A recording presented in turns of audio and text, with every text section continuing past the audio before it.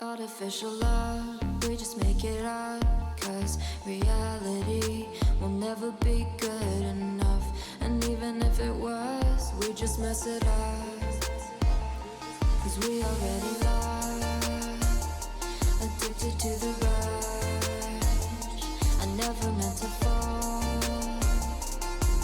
All I wanted was a touch of artificial love. We just make it up. Cause reality will never be good enough. And even if it was, we just mess it up. Artificial love.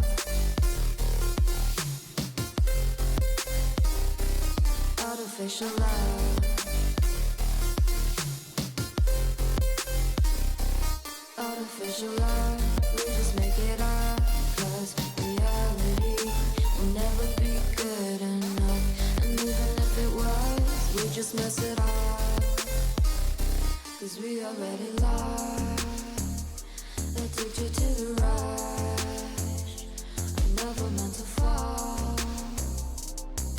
All I wanted was a touch. Cause we already lost, addicted to the rush. I never meant to fall. All I wanted was a touch. Artificial love.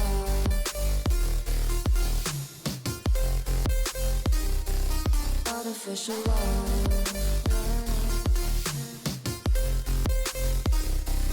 Artificial love. We just make it up. Cause reality will never be good enough. And even if it was, we just mess it up. How can you know what's in our mind? Ryan, it's been so good to see you smile. When in between the good and bad, there's such a thin line. How can you know what's in our heart? When often hate motivates and that is who you find. Artificial love.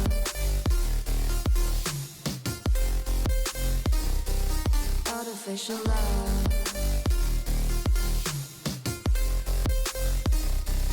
Artificial love. We just make it up.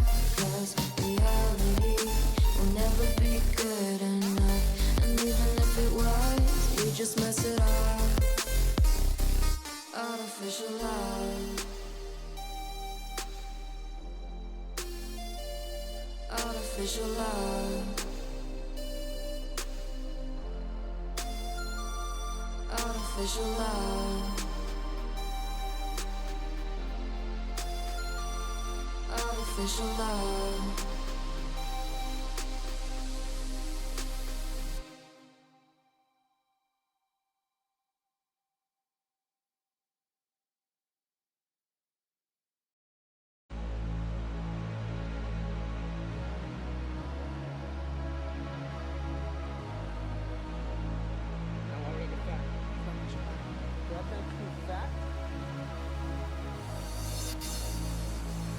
Watching as we're pulled apart, staring I could be the last time. Faces drawn but can't escape, holding on for better days. Fading in ghosts, all empty space. Silence between left just a trace. Maybe we're just losing focus.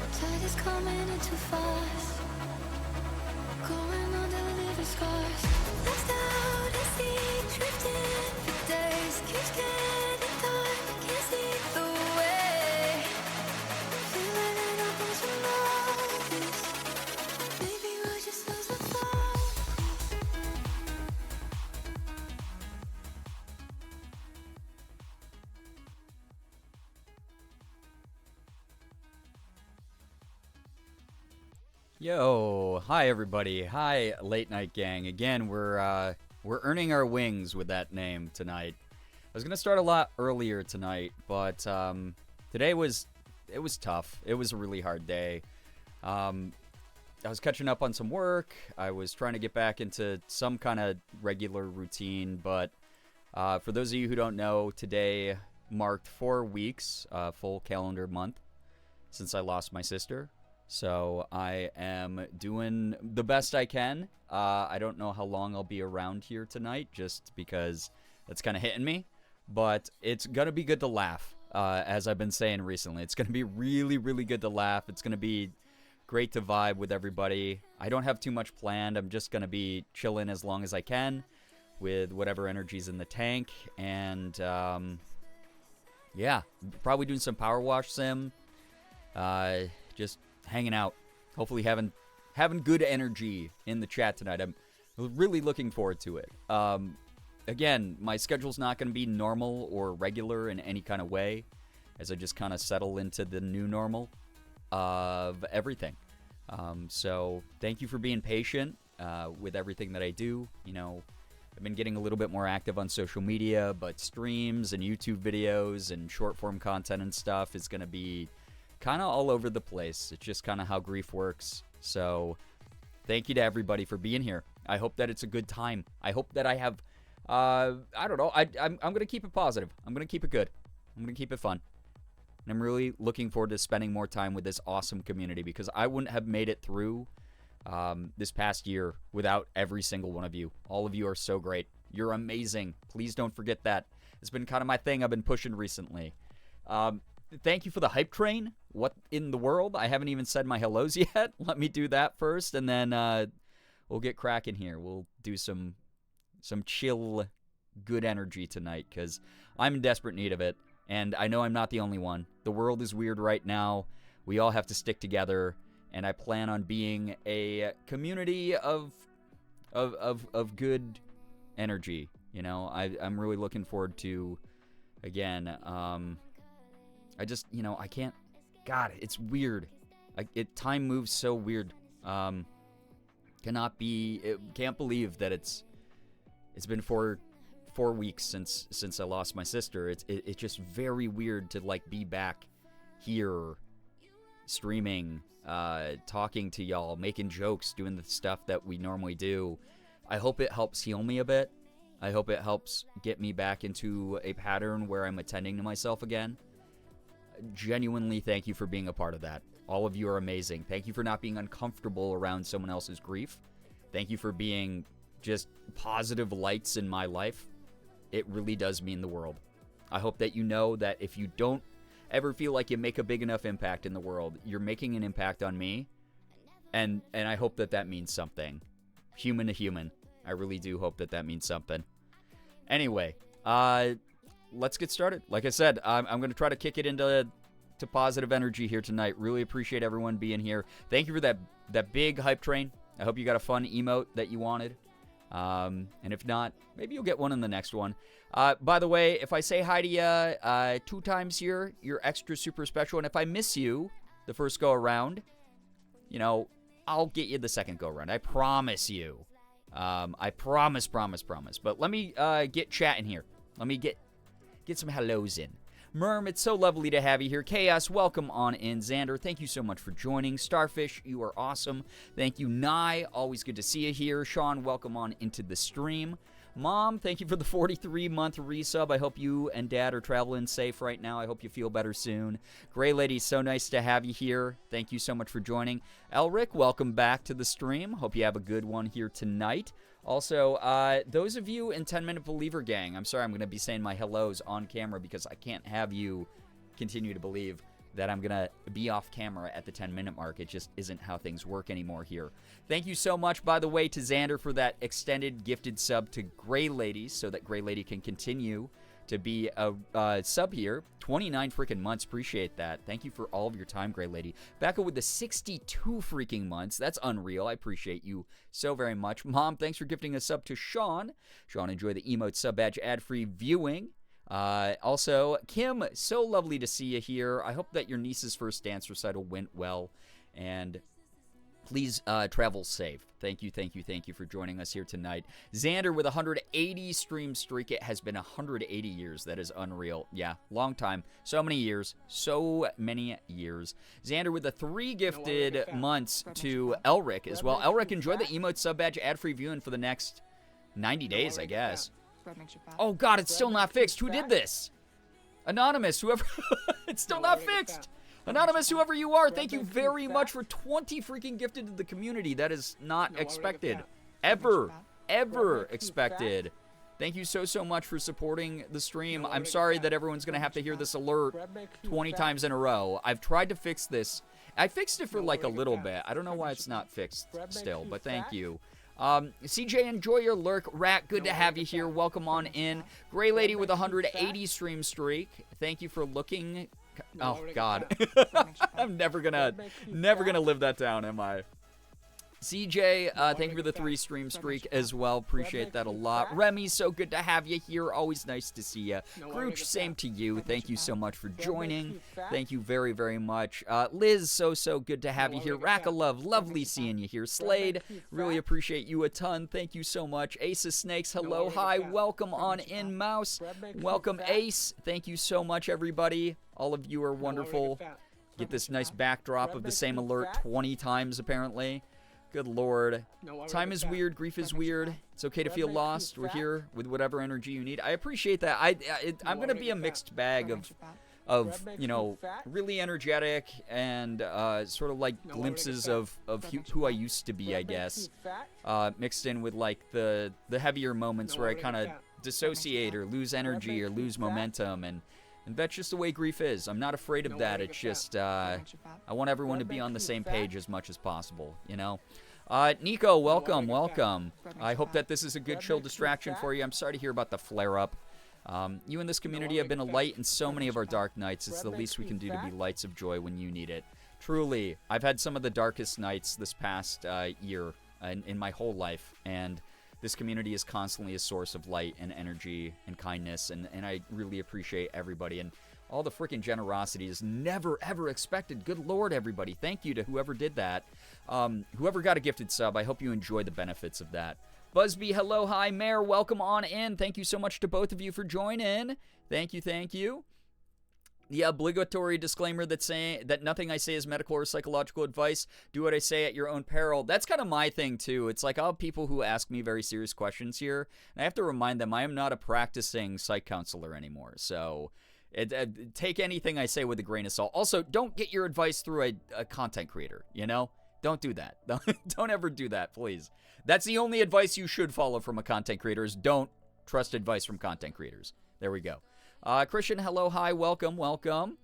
Thank you, everybody, for joining. Oliver drooled on all of us, as in, like, drooled on your screen or drooled on your keyboard. Beans82, welcome on in. I literally have no idea what day it is. Yeah, I mean, I didn't for most of the day, and then it's like, sorry again for grief maxing on main here like I do, but, like, partway through the day, I just checked the date, and it was like, oh yeah, shit, it's Saturday. It's literally been four weeks since my sister passed, and it just all hit me at once, and it really, like, crushed all the momentum that I had going on today.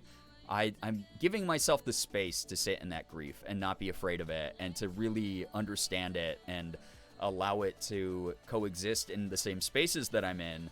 But I'm doing the best I can to not let it control me as well. It's been a very weird balancing act. Like I said, I'm going to be having, I'm going to be making a YouTube video about it soon, called Grief is Weird, or Grief is Strange, something like that. And it's not to be like, oh, compare my life to your life, or how you deal with grief and survive grief. It's going to be more of like anyone who might be like, yo, I feel a little bit insane after, you know, going through something that's caused me grief. You're not alone in that. It's okay. These things are supposed to make us hurt. They're supposed to feel bad. We're supposed to have trouble processing that, and we find ourselves again within that. And that's like the important part of it. So, can't stick around tonight. I've been up since 5 a.m. Oh my gosh. Just seeing FNAF 2 was amazing. Hey, I'm glad to hear it was fun. I'm excited to watch it. Truly. Josie, welcome to the stream. Dr. Girbeagly said I can do a backflip off a roof for my mental health. I mean, if it, the dopamine rush maybe might be good for you. Who knows? But you got to master the technique of the backflip first. So that's like the important step in that process before you use that as a coping mechanism.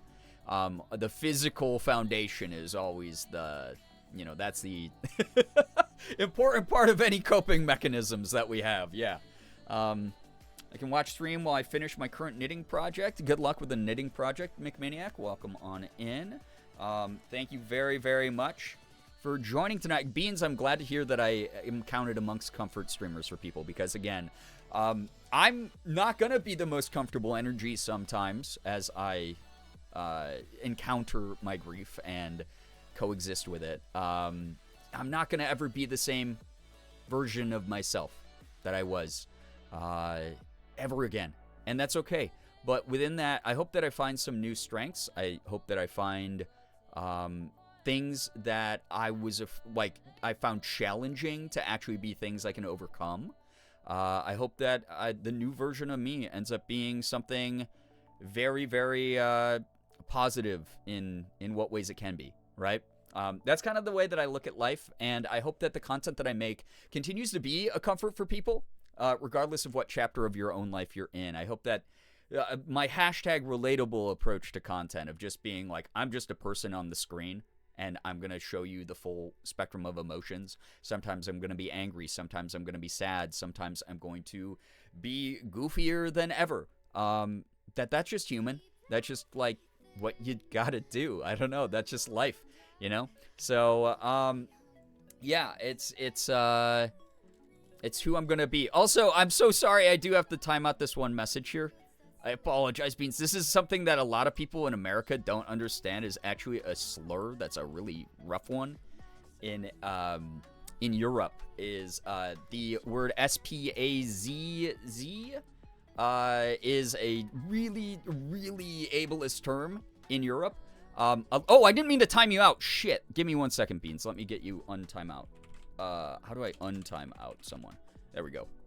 That's on me. Oh my god, Beans, you're not in trouble. You're good. You're untimed out. I'm sorry. I hit the wrong freaking button. I was just literally trying to delete a message. My bad. Oh my god, yeah. Friendly fire. This is like, I was going to make this like a educational moment, and instead I nuked someone from orbit, and I didn't mean to do that. I'm so sorry. That said, holy cow, yeah, we stay away from that term. Oh god, and now of course Beans is an ad, so if I don't know, I'll wait. Yeah, I'm a bit rusty, Mare, for sure. I haven't had to use the dashboard of different buttons and things in a while here. Dionysus, thank you for the 20 stream streak. I appreciate that a lot. I did that once. Yeah, shield. God, the shield mode stuff. I've accidentally almost turned that on a couple times. So yeah.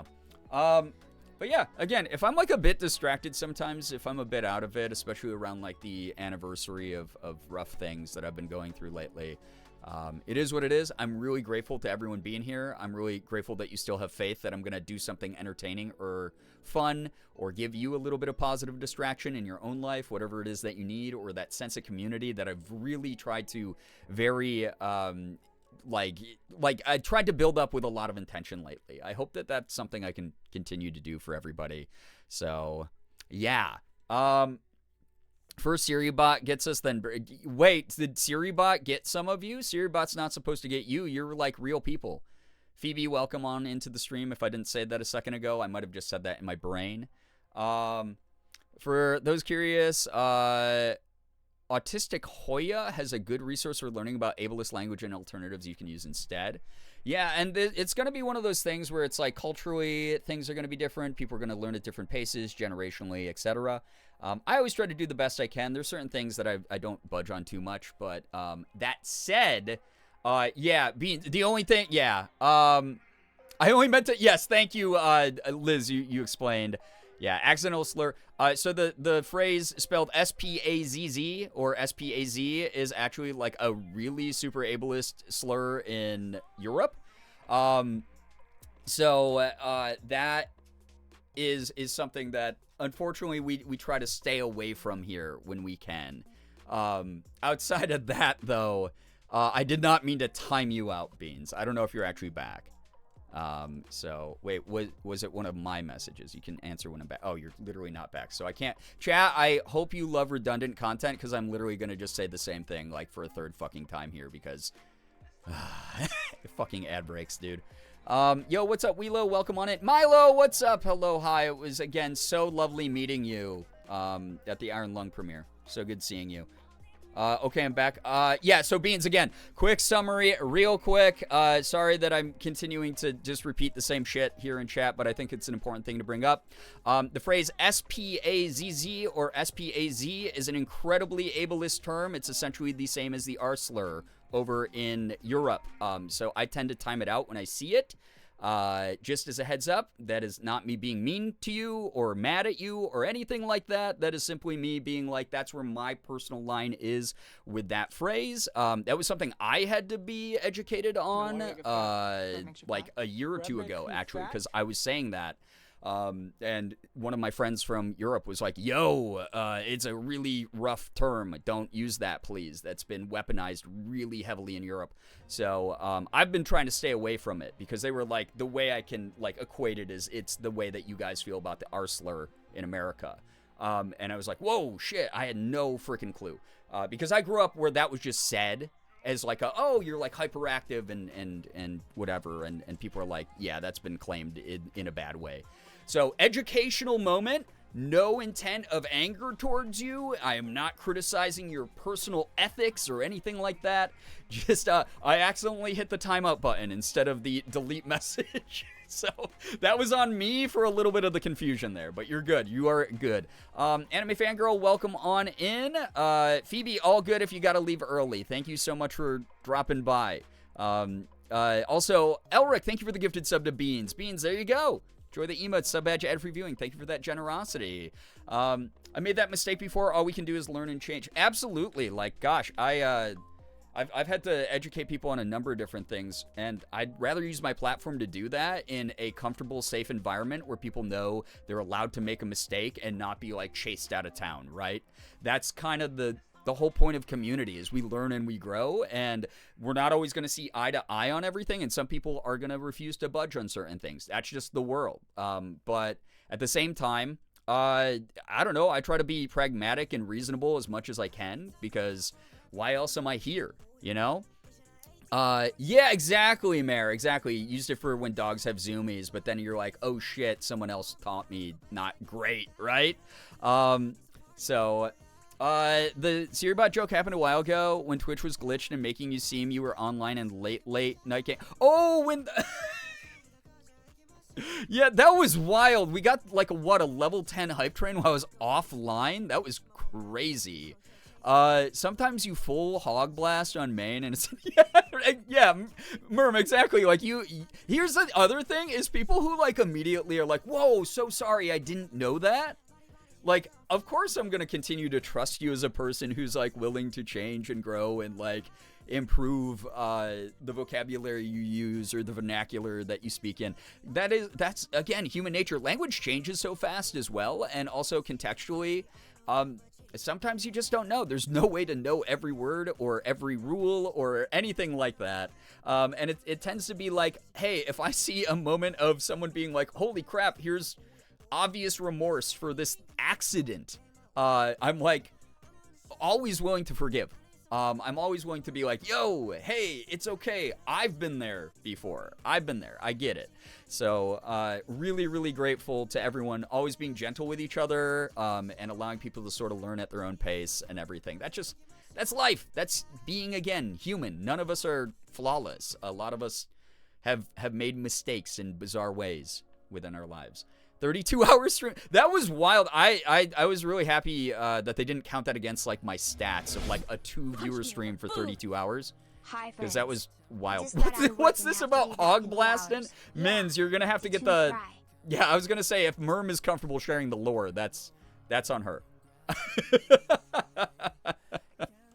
Because otherwise, oh boy, I'm not going to blow up Merm's spot. So, yeah.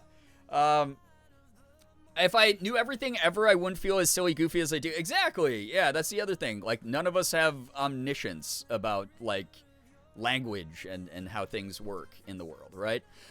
Yo, Chaos, thank you for the 8 months. Little Chaos, thank you very, very much. I hope that, oh, no. I hope you get some good rest between your shifts.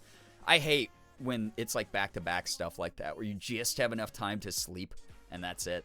Ugh, it's rough. Good luck. Good luck. This community is boundary setting and boundary acceptance goals. I think we talk about things very reasonably here. Like, that's the thing. Is like, I've had moments where I've disagreed with chatters, and it happens.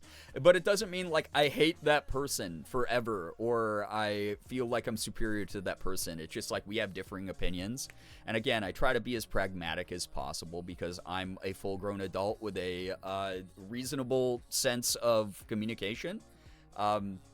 And I know that communication is, like, such an easy thing to establish between people, but it takes work. And during that time that it takes work, it is challenging, right? Like, it's easy if you both want it, though, right? And that's what I feel about every person here in this community. We've gotten really good at communicating stuff. So, yeah. Used to take those things personally and be like, uh-oh, I'm a bad person, but I've done a lot of work in therapy and I'm trying to just communicate better. Exactly. See, you understand. It's just a communication thing. It's a miscommunication thing. Like 9 times out of 10. When someone has nasty intent, it's very obvious. And then it's a completely different thing because y'all have seen the way that I react to that as well. It's a very different thing than just being like, oh, hey, I'm so sorry. I'm going to have to time out that message or whatever. That's a really different energy than being like, hey, I see that you're here in my chat trying to cause some trouble on purpose. And then that's a very different conversation.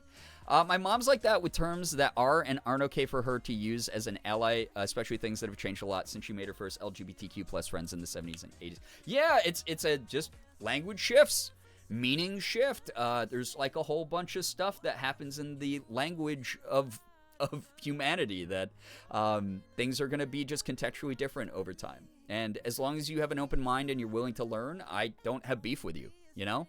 So, yeah. You're one of my favorite comfort streamers to fall asleep to, so I'm lucky tonight. Well, I'm going to be playing Powerwash Simulator 2 for real tonight, chat. So hopefully that's something that brings you some good energy, lulls you to sleep. Really appreciate everyone tuning in so late.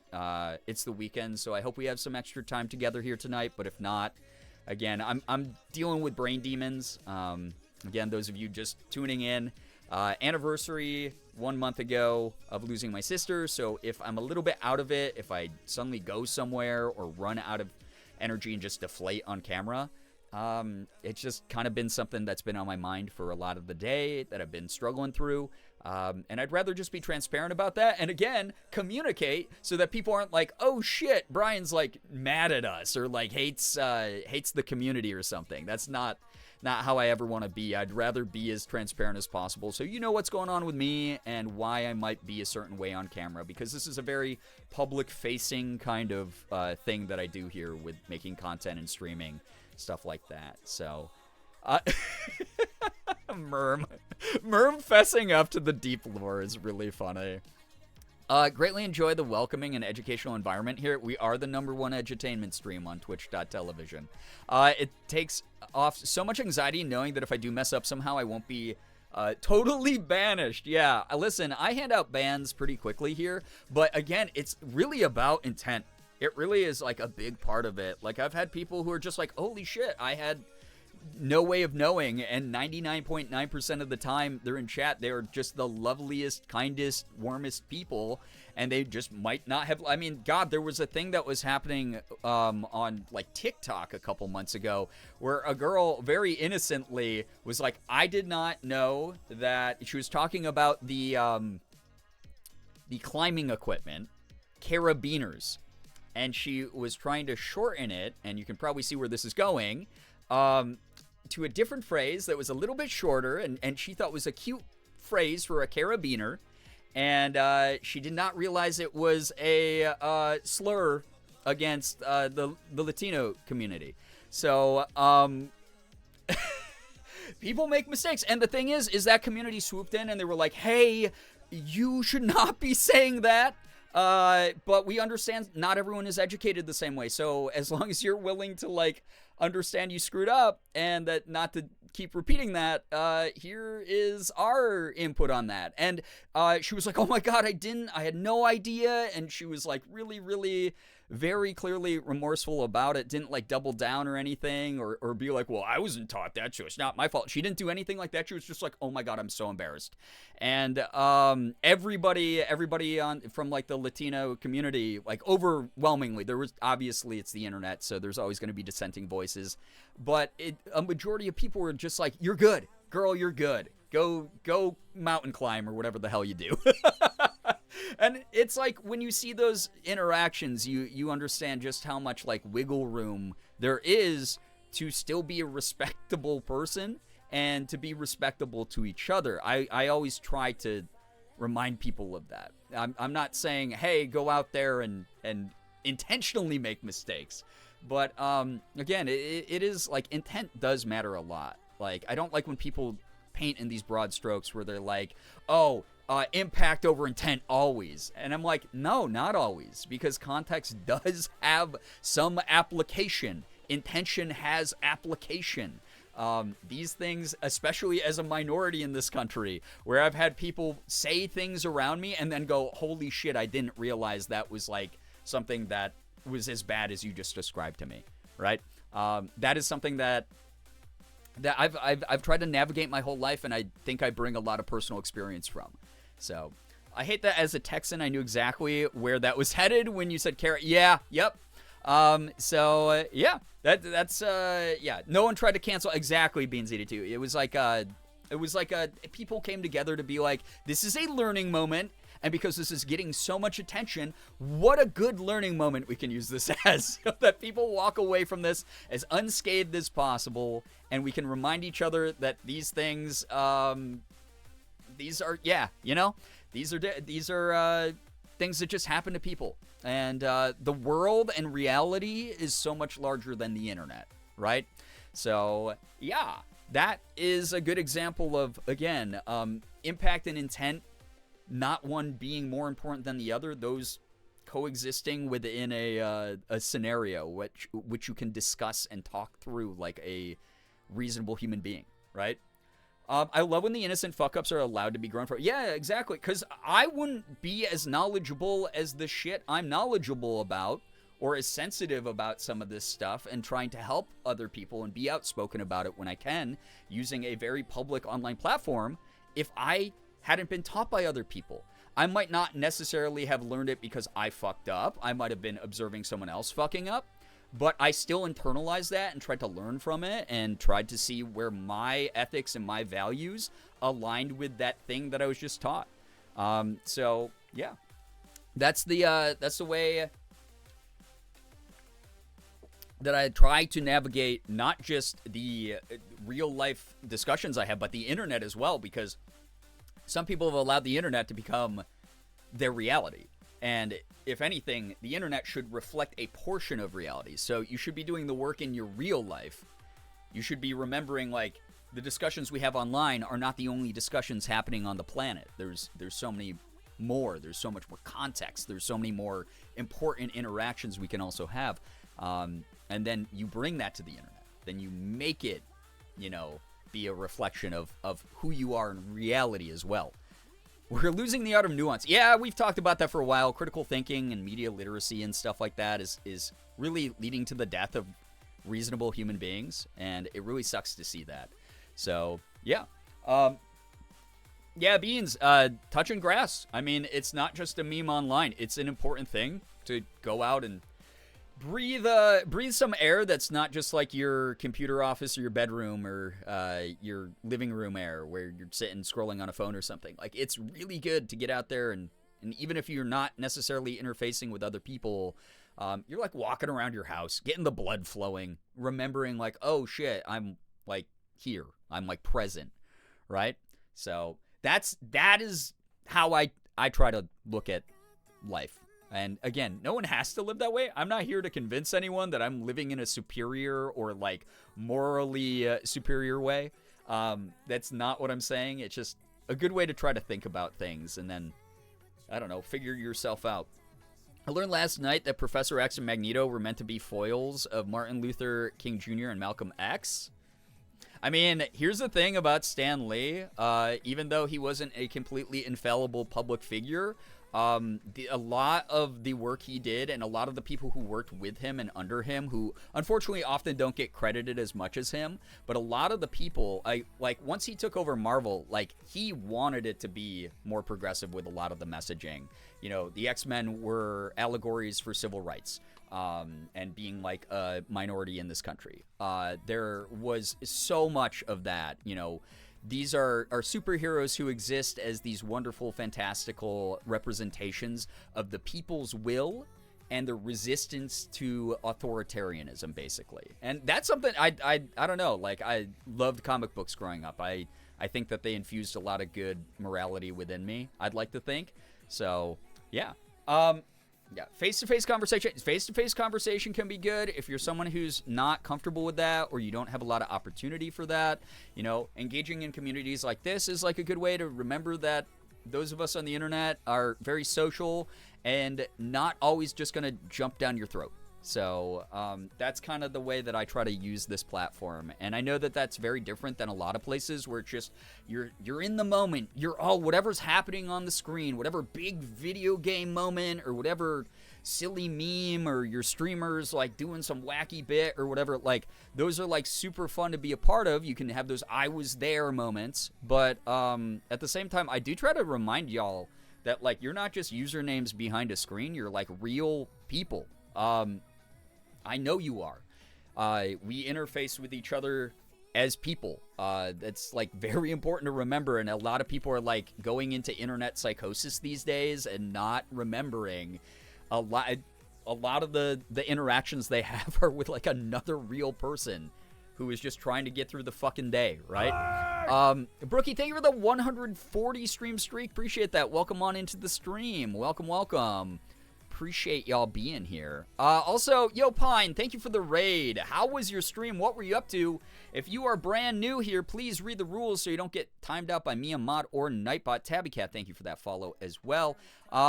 If you are someone who doesn't know me, my name is Brian, aka Girbeagly. I am a Korean American full-time Twitch partner, YouTuber, and voice actor. I do a little bit of everything. I play AAA games. I play indies. I do a lot of variety. I open up Pokemon cards. I do cosplay. Tonight, I'm going to be doing some Power Wash Simulator 2. I'm kind of in like a funky mindset.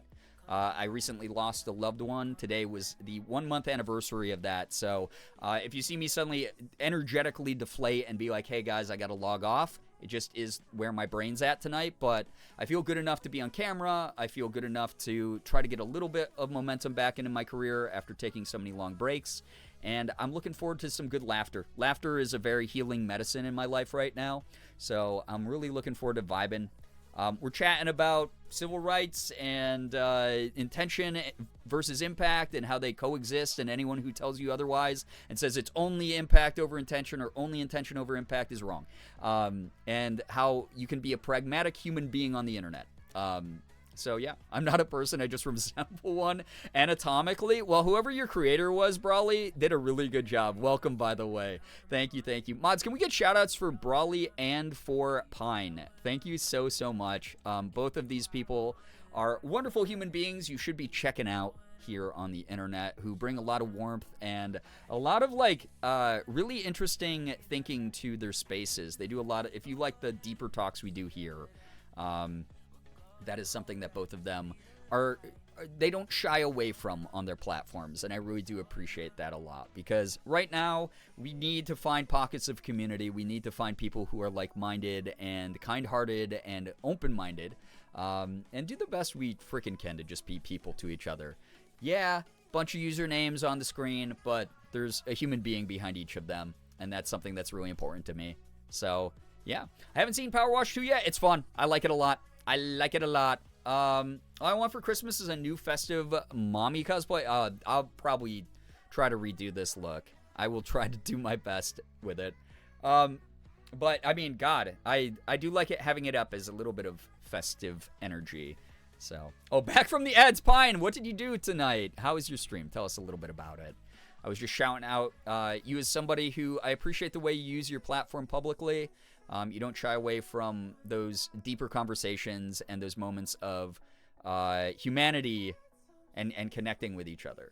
So, yeah. And also warning everyone who rated in, if you see me suddenly just energetically deflate, today is the 1 month anniversary of me losing someone very important to me. So I am a little bit tired out, but I'm doing the best I can. And I hope that tonight is full of a lot of laughter, because that is a very important thing to me right now on my healing and grieving journey. Have you all read The Invisibles? It changed my brain chemistry. I have not. It was the comic that inspired The Matrix, really. I'll have to check it out at some point. I'm very behind on my comic book reading. Finding hope within matters. Absolutely, dude. I mean, that's the way that I look at it. It's like, I don't want to, like, keep... Again, I'm not going to be, like, grief maxing in all my content online, but it is a relatively recent thing that is... It's going to just be on my mind every now and then. But going through what I did the past year with my sister's declining health, it really allowed me to put a lot of things into perspective. It really allowed me to reprioritize a lot of how I interact with other people, whether that's online, in person, what things I wanted to prioritize as meaningful things to even waste time on. Like, I don't doom scroll anymore, right? I was telling Morgan, what I do is I'll go on social media. The moment I see something that pisses me off, I'll either say something about it and log off, or I will just close my phone and go do something that serves me and my happiness and my healing. And that is something that took a lot of system shock, obviously, for me to get to this point. But that's kind of what happened during all of this. There was a slight silver lining was I'll read about streamer drama or something, and I'll go, I don't fucking care. I don't fucking care about these people. Like, I don't. I hope they heal. I hope they get better. I hope they all go to therapy. I don't need to be a part of that. So that's something that, like, has changed a lot within me. And I'm doing the best I can to, like, you know, juggle the things that really matter and invest time into the things that really matter. So a shout out, cool down. Oh, no, you're good. Thank you so much for doing that. Maj, welcome to the stream as well. Tonight, I braved RimWorld. We almost lost the colony, but bounced back. Now it's thriving and ready to progress. Yo, I love that. I have not played RimWorld, but I have a number of friends who are addicted to the game. So I'll have to check it out at some point. But yeah. Welcome, everybody who's joining. Thank you, thank you, thank you. Y'all are wonderful. Grief stays present in many people's lives for a long time. Exactly. It's not something to be cured. It will be there forever, literally. I will never not have grief in my life. Which is why I always say I'm not afraid of it. I allow it to transform around me and transform me. And I will do the best that I can to hopefully be a good, healthy example of, I don't know, just coexisting with it, truly. So, yeah. I feel like in my experience, grief never truly goes away. Yeah, exactly. Like I said, it's transformative. I will never be the same person I was before. I never will. I apparently hate myself and I'm still on Twitter, but dude, you do. But when I'm in combos, I find interesting and see chat responses. I used to feel moral imperative to mentally battle those people. No more. Their hypocrisy is a feature, and I now find pleasure in blocking people en masse. Dude, I've been a huge proponent of blocking people who do not serve you. Because like I was talking about a moment ago, the internet is supposed to be a reflection of real life, not the other way around. Some people have made the internet their sole reality and are basically just publicly experiencing, like, internet psychosis. Their only hobby is the internet and social media. Their only hobby is like, the only community that they know is the internet. And not saying, like, you know, again, I was like, oh, I'm intentionally trying to build community here, which is, like, an important thing for me. This is a far-reaching remote community. So wherever you are in the world, you can feel like you belong. I'm talking about the people who are like, I'm intentionally going out to find people who are part of this, like, horrible, hateful echo chamber. And wow, all the people in my real life have rejected me because I am so horrible and awful and they hate being around me. So I'm going to go find the other people who have also experienced that so we can all, like, combine our horribleness together. That kind of shit sucks. It sucks to see that, and it really is driving some people, like, just mental. in the worst ways possible. And so a lot of the times when I see someone where I'm like, I really don't ever want to see this person in my space again. I don't want them here in my chat. I don't want them in my YouTube comment sections. I don't want them in the replies of my tweets or whatever. I don't want them there because they're going to set off other people. They're going to cause trouble for other people, whatever it might be. I'm just going to remove their ability, a feature that's built onto online platforms. I'm going to use that feature to just nuke them from orbit and never have to even worry about interacting with them. We'll both go our separate ways. They'll get to go be a bitter piece of shit elsewhere, and I'm going to go have fun. And I'm going to use the internet to have fun and find like-minded, kind people. It's really it's really a good thing to do for yourself because a lot of these people also can't be reasoned with, and it's not worth it. It is just really not worth like keeping that energy around you or ignoring it, right? Like, I'm active about who I block because I'm like, I don't want to ignore this and have this person on an off chance find me. Because it was so easy for me to find their horrible replies to people. So there's a good chance they could find me easily on the internet and then ruin my day and ruin the day of my community. I don't want that shit, dude. I'm too old for that. Grief's like a huge fucking rock rolling around in your room. Sometimes it's over on the other side away from you. Sometimes it rolls straight over your foot. Absolutely, Mins. Absolutely. Hearing you talk about grief is making me realize some things about my own ongoing experience with it. Elric, I'm glad. Again, it's like, hopefully never something that makes people feel intimidated or like they have to compare how I'm handling grief to how they handle it. We're all individuals who are going to do this in our own ways. Some people out there are probably like, holy shit, it's only been a month since Brian lost his sister. Why the fuck is he streaming? Why is he going to LA? And that's my own personal choice. That is something that still has some weight tied to my sister and what she thought about me and what she would have wanted for me. And I get to make that personal decision myself. No one else gets to make that choice for me. How I handle things. Sometimes I don't have a choice in how I handle things. Yesterday I curled up in a ball and cried. Like, I didn't want to do that, but it's what happened and I let myself just ride that out. So, I hope that just by being honest and having the very bizarrely unique privilege of having a public platform that people want to tune into like regularly, I hope that helps normalize this shit about how messy this is. It's supposed to be messy. I hope this shows you being inconsistent in it is just part of the fucking process. You're never going to suddenly just wake up one day and go, wow, I am healed. That's not how this shit works. But if you're someone who's like, I do better when I compartmentalize and, I use time right before bed to be mournful and sad and privately, that's your thing. And then the rest of the day, I go about my duties and I take care of what I need to do. Who's to say that's the wrong way to do it? You know your heart the best. You know the damage your heart sustained the best. No one else gets to determine that. But I have the very unique privilege of being like, tons of people tune into me every single month. And if I can be really public about this in a way that's not triggering, I hope that normalizes it for other people so that they understand it's okay to grieve.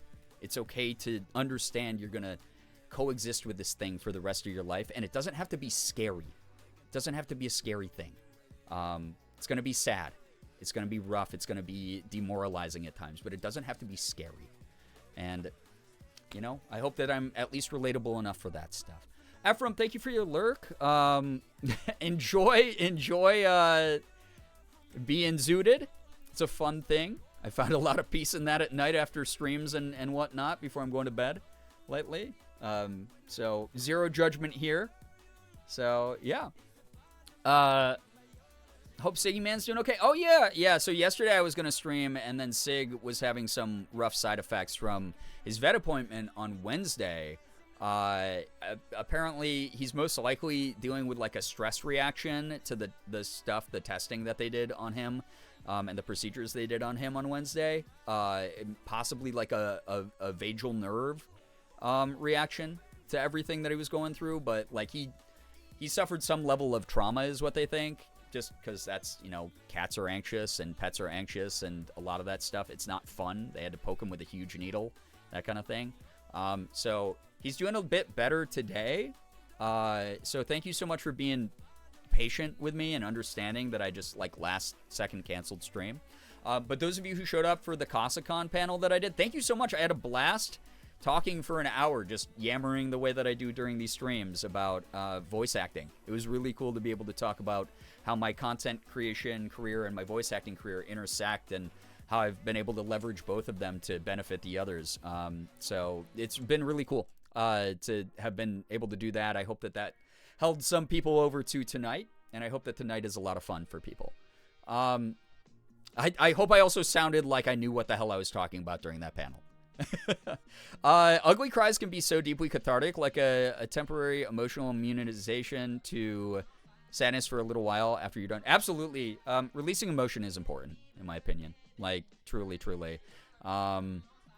It's really, really wild to feel like, to be like, I should be crying right now, and then suddenly have that, like, autopilot and take over my whole body and brain.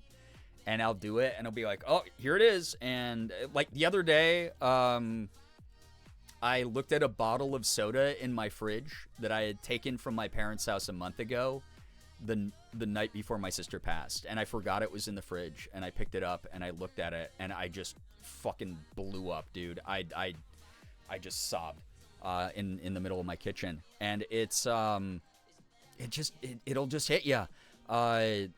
It is what it is, but I felt a million times better afterwards. I really did. If people feel like they would benefit with connecting with other people going through similar hells, grief groups are a thing. That too? Yeah, absolutely. And obviously, I'm not saying that my platform is a grief group or anything like that. Again, I'm not a practicing psych counselor anymore. I think a lot of people are aware grief groups exist as well. But, you know, I'm gonna talk about certain things here very publicly. And that is my right and my privilege. Yeah, Robin will listen. Okay, the Aladdin. All right, those of you who missed the fucking panel, oh my god, they said that it was recorded, by the way, Min. So I think they're gonna upload it to the official CasaCon. Actually, let me write that down in my phone quick so that I remember to link that whenever that goes live. So CasaCon recorded panel.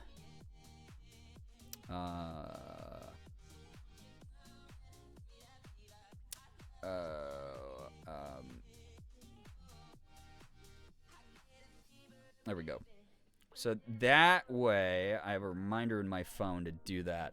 So whenever that goes live, people who missed it can watch that, and then they'll know what the hell people are talking about when they're saying Aladdin with Jim Carrey in the chat. Yeah, exactly, Ace. It's you're allowed to be wrapped in grief for however long you need to be, right? As long as it's not like it's truly, as long as it's not derailing your life like consistently, constantly, all the time, right? And even then, like, you're allowed brief moments of that. If it does get to the point where it's like so overwhelming, it completely derails your life, I do really implore people to talk to people.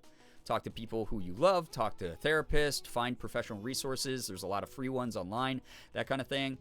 Just do something that attends to you, because you're worth healing. You're worth putting the time in to heal yourself. Again, it won't ever go away. You won't be fully healed from it ever. Leave some nasty scars, but it is something that is, you just gotta work on it.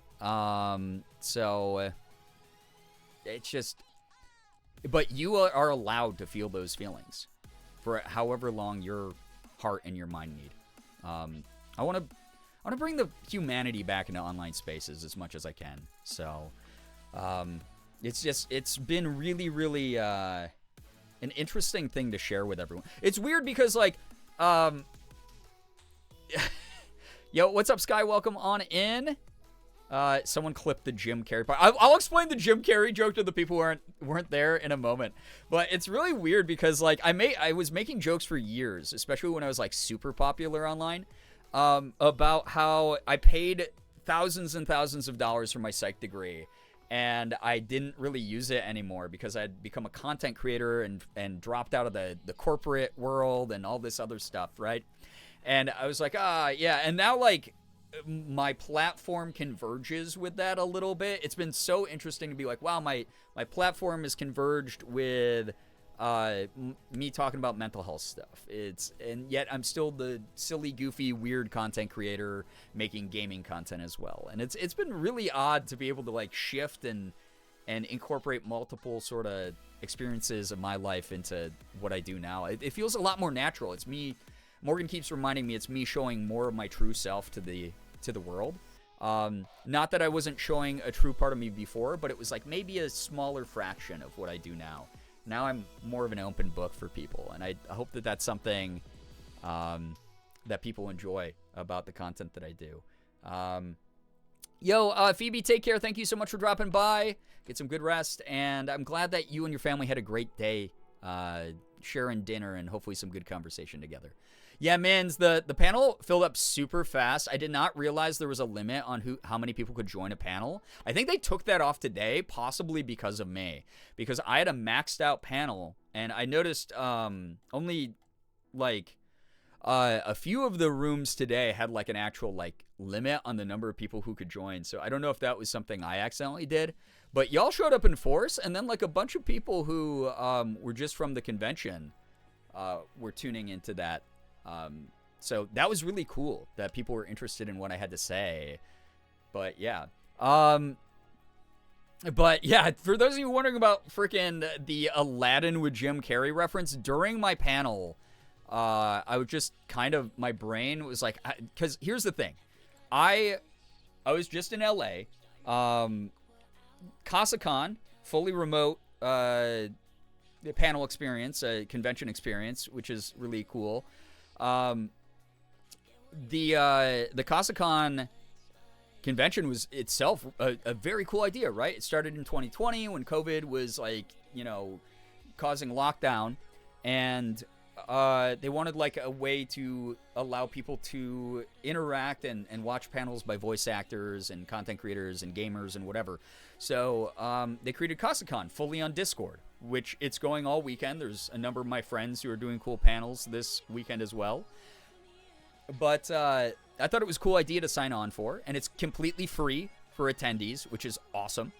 And what happened was months ago, the Late Night Gang rolled in deep. Yeah, there was a lot of you there. I'm really grateful for it.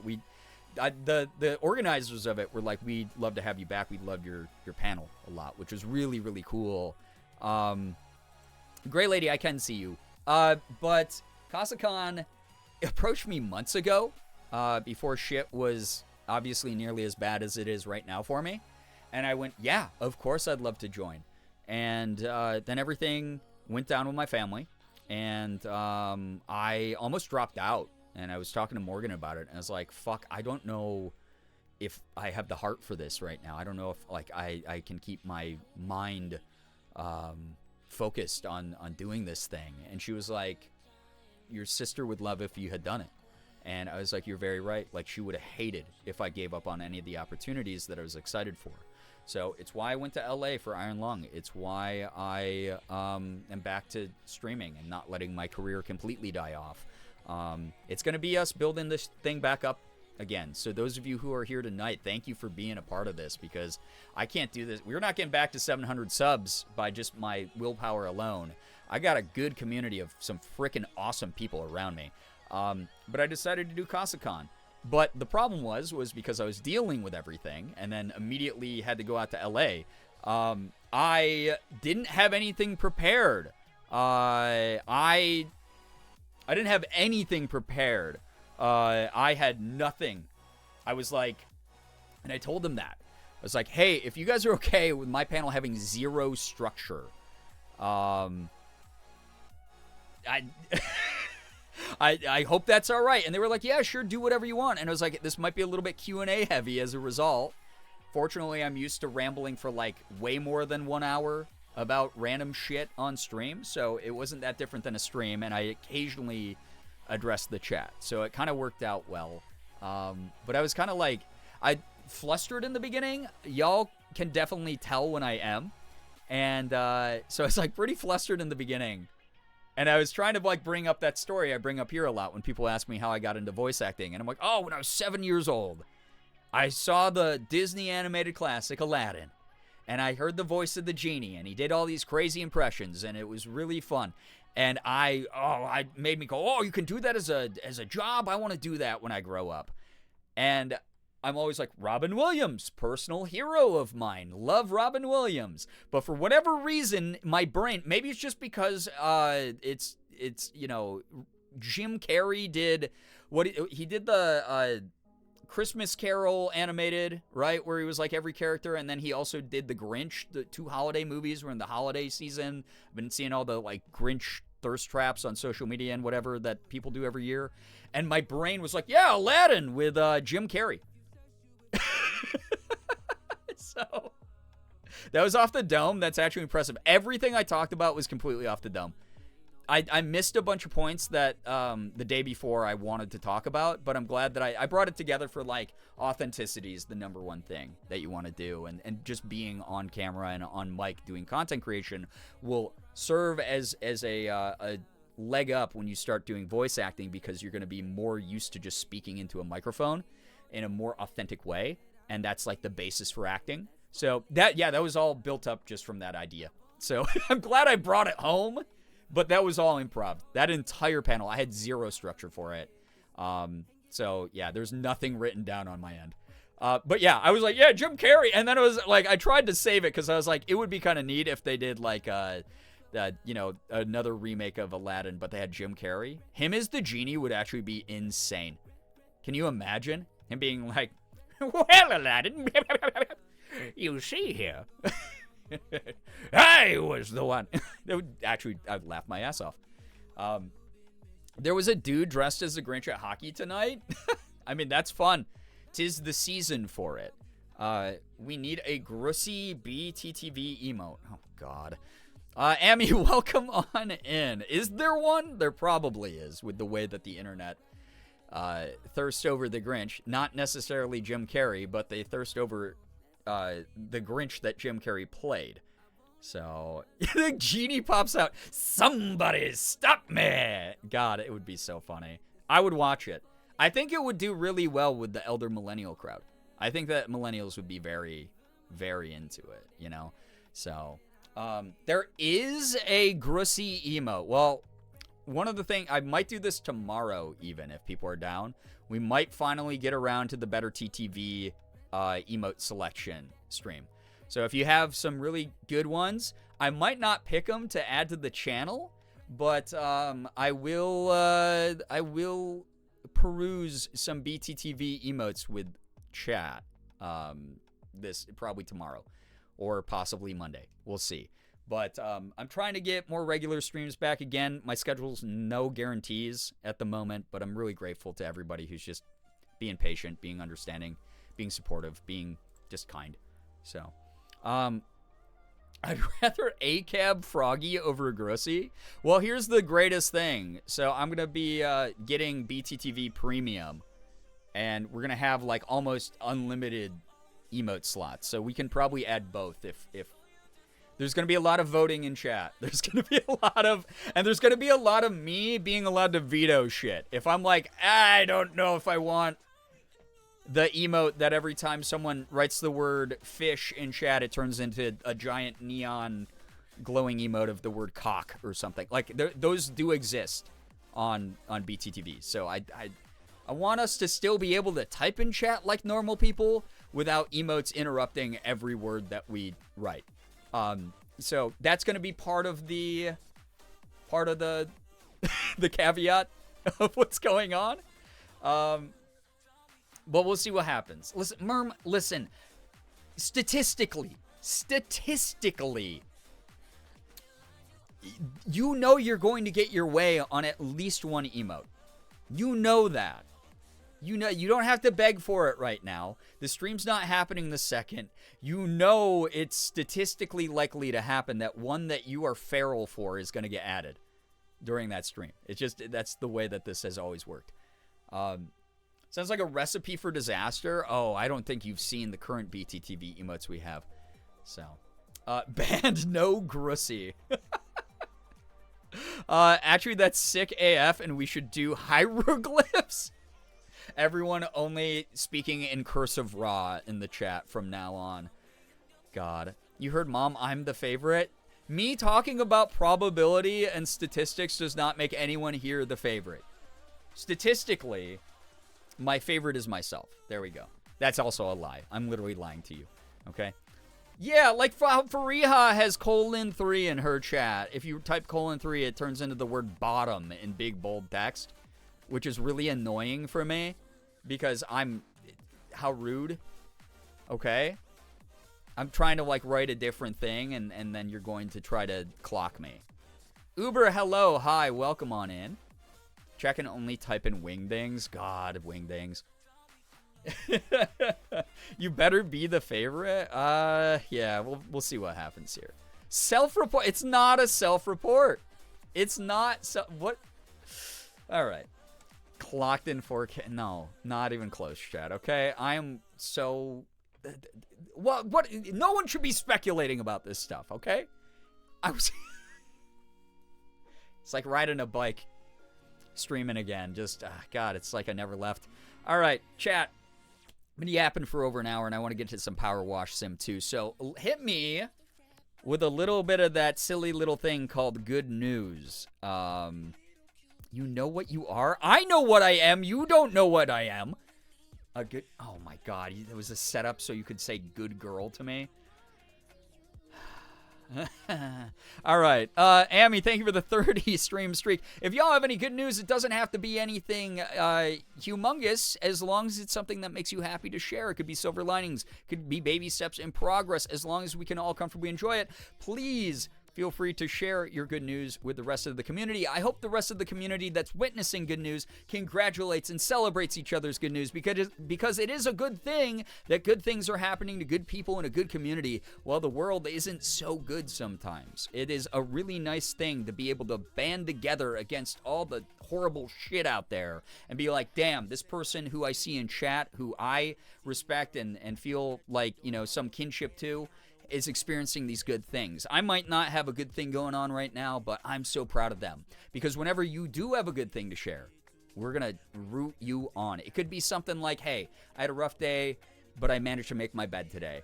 Hell yeah. Fuck yeah. You fought back against the brain demons. You did something. We're here to support that. Fang, welcome. Say it out loud. Vam bottom. 1 week from 1 year Girbeagly? Wild. I will not. None of you are compensated for your therapy bills. Good news, I'm being social tomorrow and joining a bunch of people to stare at Christmas lights in a botanical garden. I love doing that kind of stuff. It's really fun. It's a nice quiet moment to just slow down and relax, especially around like a season that is not about that. That's just about like holiday, bye, you know, social time, family time, whatever. Like, it's really good to be able to have moments like that. So I hope that you and the people that you're with have a lot of fun. Good news, I'm 40 days away from turning 40, and I celebrated by making and eating snickerdoodles. Let's freaking go. Welcome to the club soon, by the way. Exciting. Also, Isuru Chiza. I don't know if I'm saying your name right. I probably butchered that. I'm not good at speaking even English. So, thank you so much, Isuru, for the follow. Good news. I successfully memorized all my vocab for my theater final on Monday, and I'm doing really well on the practice test I've been doing. Hell yeah. That's awesome to hear as a former theater person as well. Good luck. I'm sure you're killing it, and I hope that it all goes so smoothly. By the way, I got a lot of questions about like theater and stuff while I was doing my panel for CasaCon. I know that a lot of people didn't have their questions answered or didn't get to make the panel. So if you did have questions about voice acting, I'm going to be doing Power Wash Sim 2 tonight. So you're going to be allowed to ask those. And you know, I'll be happy to talk about that stuff. So yeah. Good news today, I went to a con and met some dope people. Travis, Tellison, and Robbie Day. Oh my God, let's freaking go. And it was a lovely time. A critter family adopted me, so I got to hang out with them and their 4-month-old daughter all day. Mare, with your love of like taking care of young kids and stuff, I'm sure that was a blast for you. That's awesome, though, that you got to meet all those people as well. I'm glad to hear that the con went so well. I have good news. My streamer friends and I are charity raising for Vasculitis Foundation again this year, which I have, and it's going really well. Even if we just get the word out, it makes me really happy. Absolutely, that's a big part of charity that I tell people all the time, that you've heard a million times during May when we're raising for St. Jude, is even if you can't contribute $1, if you share the cause that I'm raising for, that raises awareness. There might be someone out there who's like, hey, I'm affected by this thing. I'm able to help out. You've done your part. You've set off that ripple effect. So that's awesome to hear you're doing that. That's very, very cool. Good news, I think I finished Christmas decorating and buying and present buying. Might still have to do some stocking stuff and put stuff back in storage. But compared to last year, I got it done much quicker and didn't procrastinate as much. Hey, heck yeah. Yeah, you got it done. You're at the finish line. It doesn't matter how long it took you. You're there. That's awesome. Morgan and I have not started buying stuff. We're prepping or even decorating our house. Again, obviously very deflated emotionally at the moment, both of us. So I said this as a joke, but I kind of almost think it would be kind of a fun thing to do. I got the idea from a lot of my Jewish friends, actually, where they were like, oh, we have Jewish Christmas, which is like you order from a Chinese restaurant because those are always open on Christmas. And you go to like a movie at the movie theater because no one's going to be there, but a lot of movie theaters are still open on Christmas Day. And I was like, what if we like did that? And then like we, found a store that was open and just like bought each other cute gifts like in person. And so we might do that this year. I have no idea. We might end up like, getting on the upswing and celebrating in a more traditional way. But I was like, that might actually be like a really cute date. Like that might be like a cute holiday date. My good news is the same as last time, which is my one pick in the survival show made it to the finale of the show. Also, I saw my cousins at hockey today and went to a local Stray Kids cup sleeve event. Saw someone I know from other indie K-pop things, which was neat. That's dope. You got local community out there doing some fun stuff. Very cool. Very happy to hear you've been keeping yourself busy as well and finding those good moments. More silver lining good news. Accidental time traveling in Animal Crossing Wild World destroyed my town and killed all my hybrid flowers, but it'll do that. I started in a new town with a cooler map and all my favorite villagers from the last town jumped ship with me. Hell yeah. Starting over isn't so bad, and even though it sucked, I'm moving on. Exactly.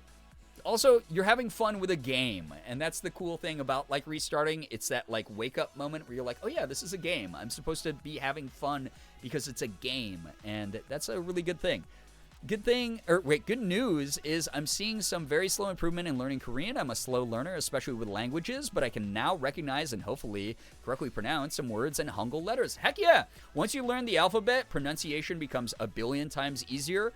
That said, it's still really hard because there's some combinations, especially of consonants, that completely change the sound of both letters that are involved. But you'll get to that point. But learning the alphabet itself in a vacuum is not too difficult. And once you do, you have like 75% of the language, the building blocks of it. And then it's just learning sentence structure, honorifics, and vocabulary. So that's awesome to hear. Good news, while I haven't been functioning well lately and it's been bad brain week, I'm determined to have a better week next week. Baby steps. Merm, I'm glad that you have a goal to work towards. I'm glad that you're not giving up on yourself. I'm glad to know that there's that light at the end of the tunnel that you can still see. I'm really proud of you all the time. I really, really am. And I'm sending you all of my energy on that journey. Truly.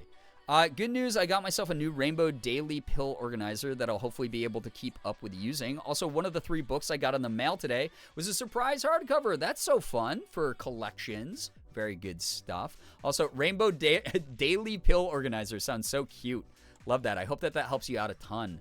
Love, love, love that. Also, Uber's news just reminded me that I started really rededicating myself to Korean. I do this every single time I see Mark, though.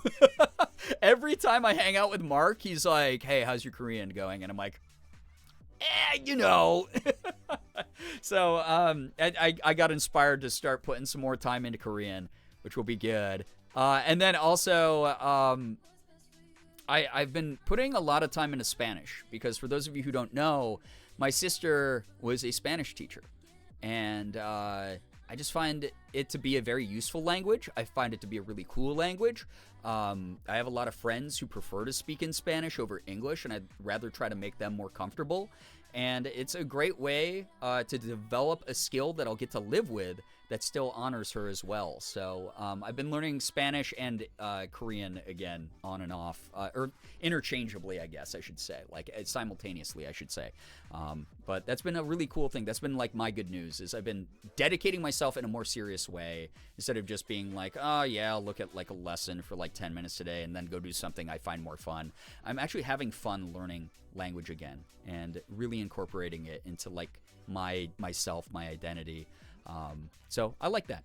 Good news, went to the plant store today. Also, heads up, I'm really far behind on chat, so if you're trying to talk to me in real time right now, I'm sorry, it's going to be a little bit before I catch up to you. I'm trying to get through it as much as I can, while also giving everybody here a moment in the spotlight, because you deserve to celebrate your good news. Good news, went to the plant store today, cleaned my kitchen, found a Google Drive with a favorite show from young adulthood saved inside, so I will be rewatching it because even though it was ruined by the writers, I miss spending time with those fictional bozos. I love that, though. Always really nice to have, like, a blast from the past with nostalgia and, like, kind of be healed. Like that younger version of you who, like, found comfort in that. You get to incorporate and talk to that younger version of yourself in some way. I love that. Also, glad to hear that you're able to get some plants, clean the kitchen, take care of your environment. Good stuff. I did that a little bit ago with finding like an old show. I had back when I didn't have access to Naruto, the anime Naruto, when I was in college, a friend of mine burned the whole entire like second season, or like it was like the Chunin exam arc, all on like CDs, like burned CDs, and I found a stack of those in like some old bins the other day, and I was like, damn, this is kind of cool to own this physically, and relive like I don't know, falling in love with anime back in the day when I didn't have too many options. Back when you had to watch season 3 episode 14 of Naruto, part 36 on YouTube, because they could only upload it in like 5-minute segments, and you just watch a playlist of that. Bonus good news, about a week ago, I was finally able to see a pain management specialist. I'll have to go back semi-regularly, but a lot of my muscle tension and pain is already so much better. I wanted to cry from the sense of relief. Wonderful to hear that you're getting that relief. Very, very important to invest in ourselves that way and, try. So, yeah, some good stuff.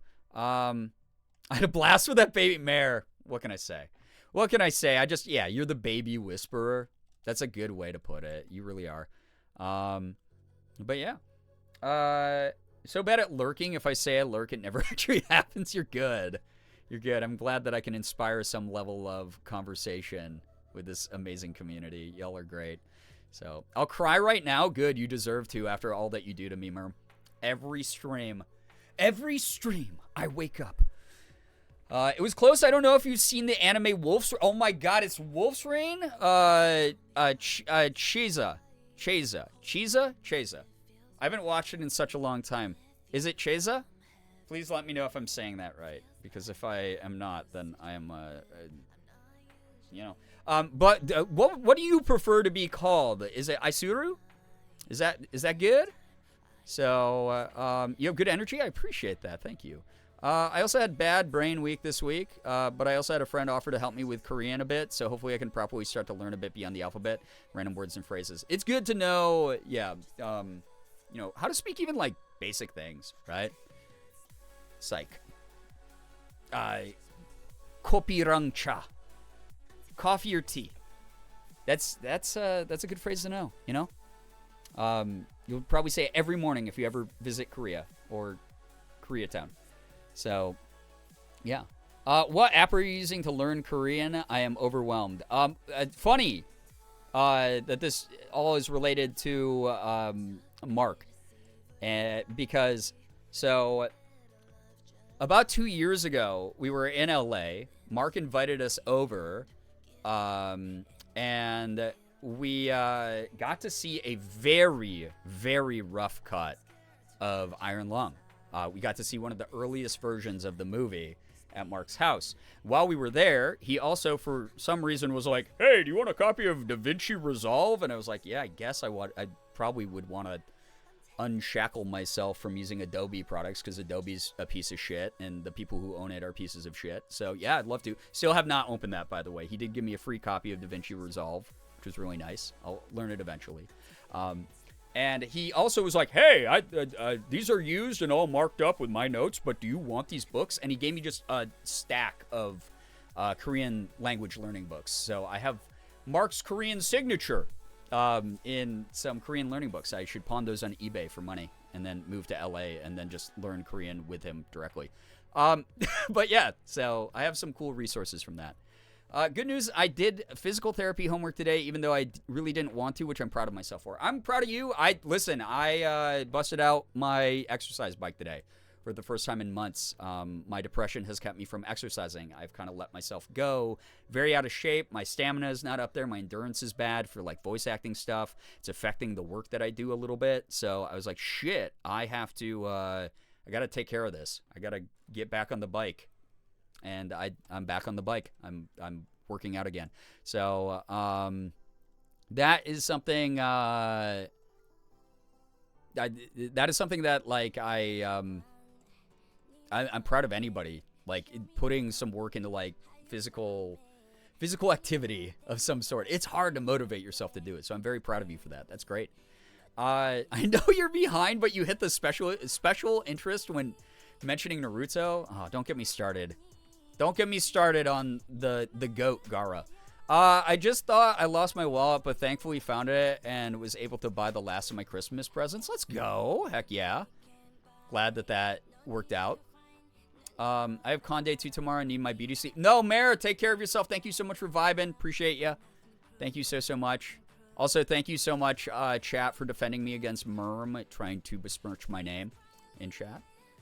Very, very good. Books with notes, the best kind. Yeah. Except sometimes the notes I can't make sense of. I'm like, man, him and I have really different learning brains. Books being marked up with notes is the best, though. Yeah, when it clicks, you know? So, most important question I have about the Iron Lung premiere is, do you think now is the Baby No Money Markiplier crossover? No, it's never happening. I'm telling you. It's never going to happen.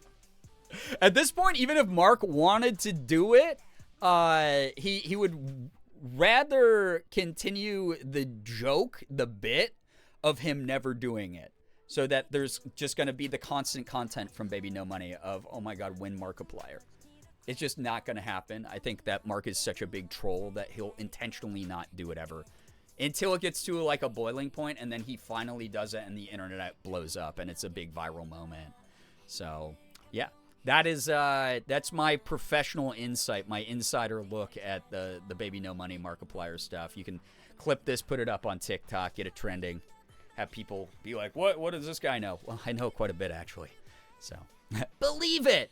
Listen, that little goofy ninja got me through the really tough finals time in college and a lot of depressive episodes I had during my higher education. So, yeah, I do believe it. That's by yo. Yeah. So, yeah. Cheza? All right. But Isuru is fine. Okay, yeah, I do have an easier time with that word. But thank you for the explanation. Gara, my beloved emo king. Dog has love tattooed on his forehead, bro. He's the GOAT. He's the best. I love him. So, I like calling Orochimaru old Maruchan.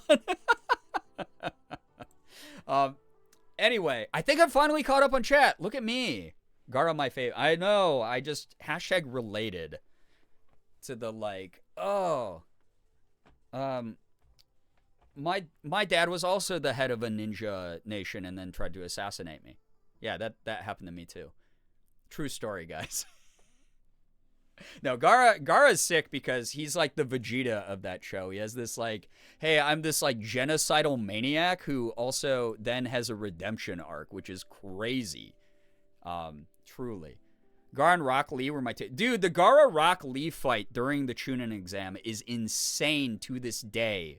It is so good. It gets me. I started a rewatch of Naruto a couple years ago, and that fight is fucking phenomenal, bro.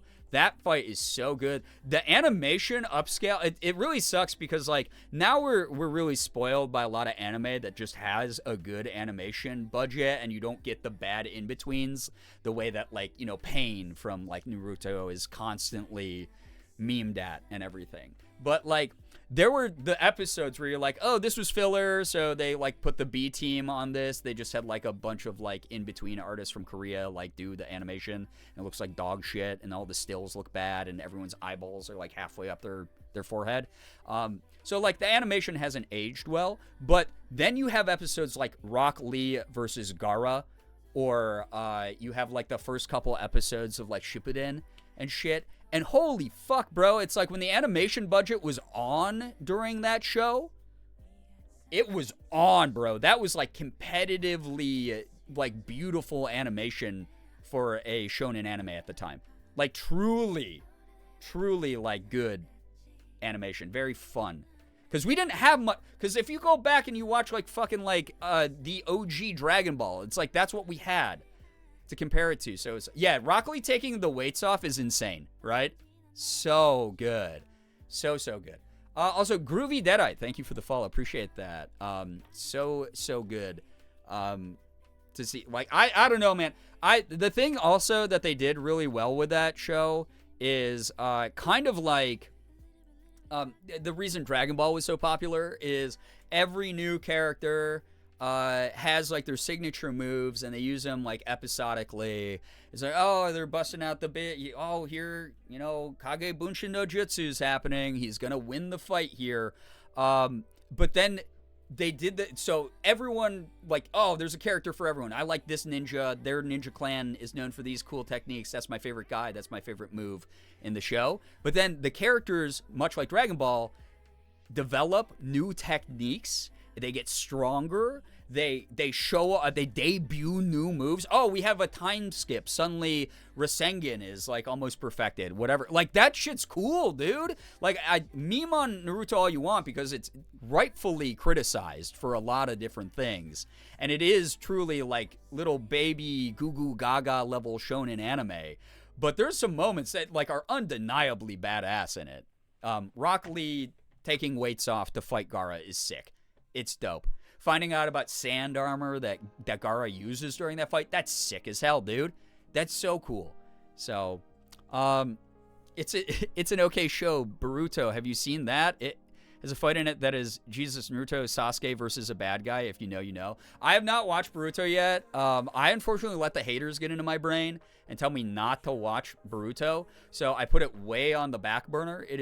It's on the list of things I want to watch simply so I have the cultural context to it, but it is really low on the list compared to like a lot of stuff. I'm in the middle of a watch of Odd Taxi, which I really freaking like. Morgan and I are watching the anime Pluto, which Sungwon is a voice in and does phenomenal work in, by the way, if you watch English dubs. I just got caught up on Demon Slayer. I haven't obviously watched the Infinity Castle stuff, but I just got caught up with the Hashira training arc, which, God, phenomenal.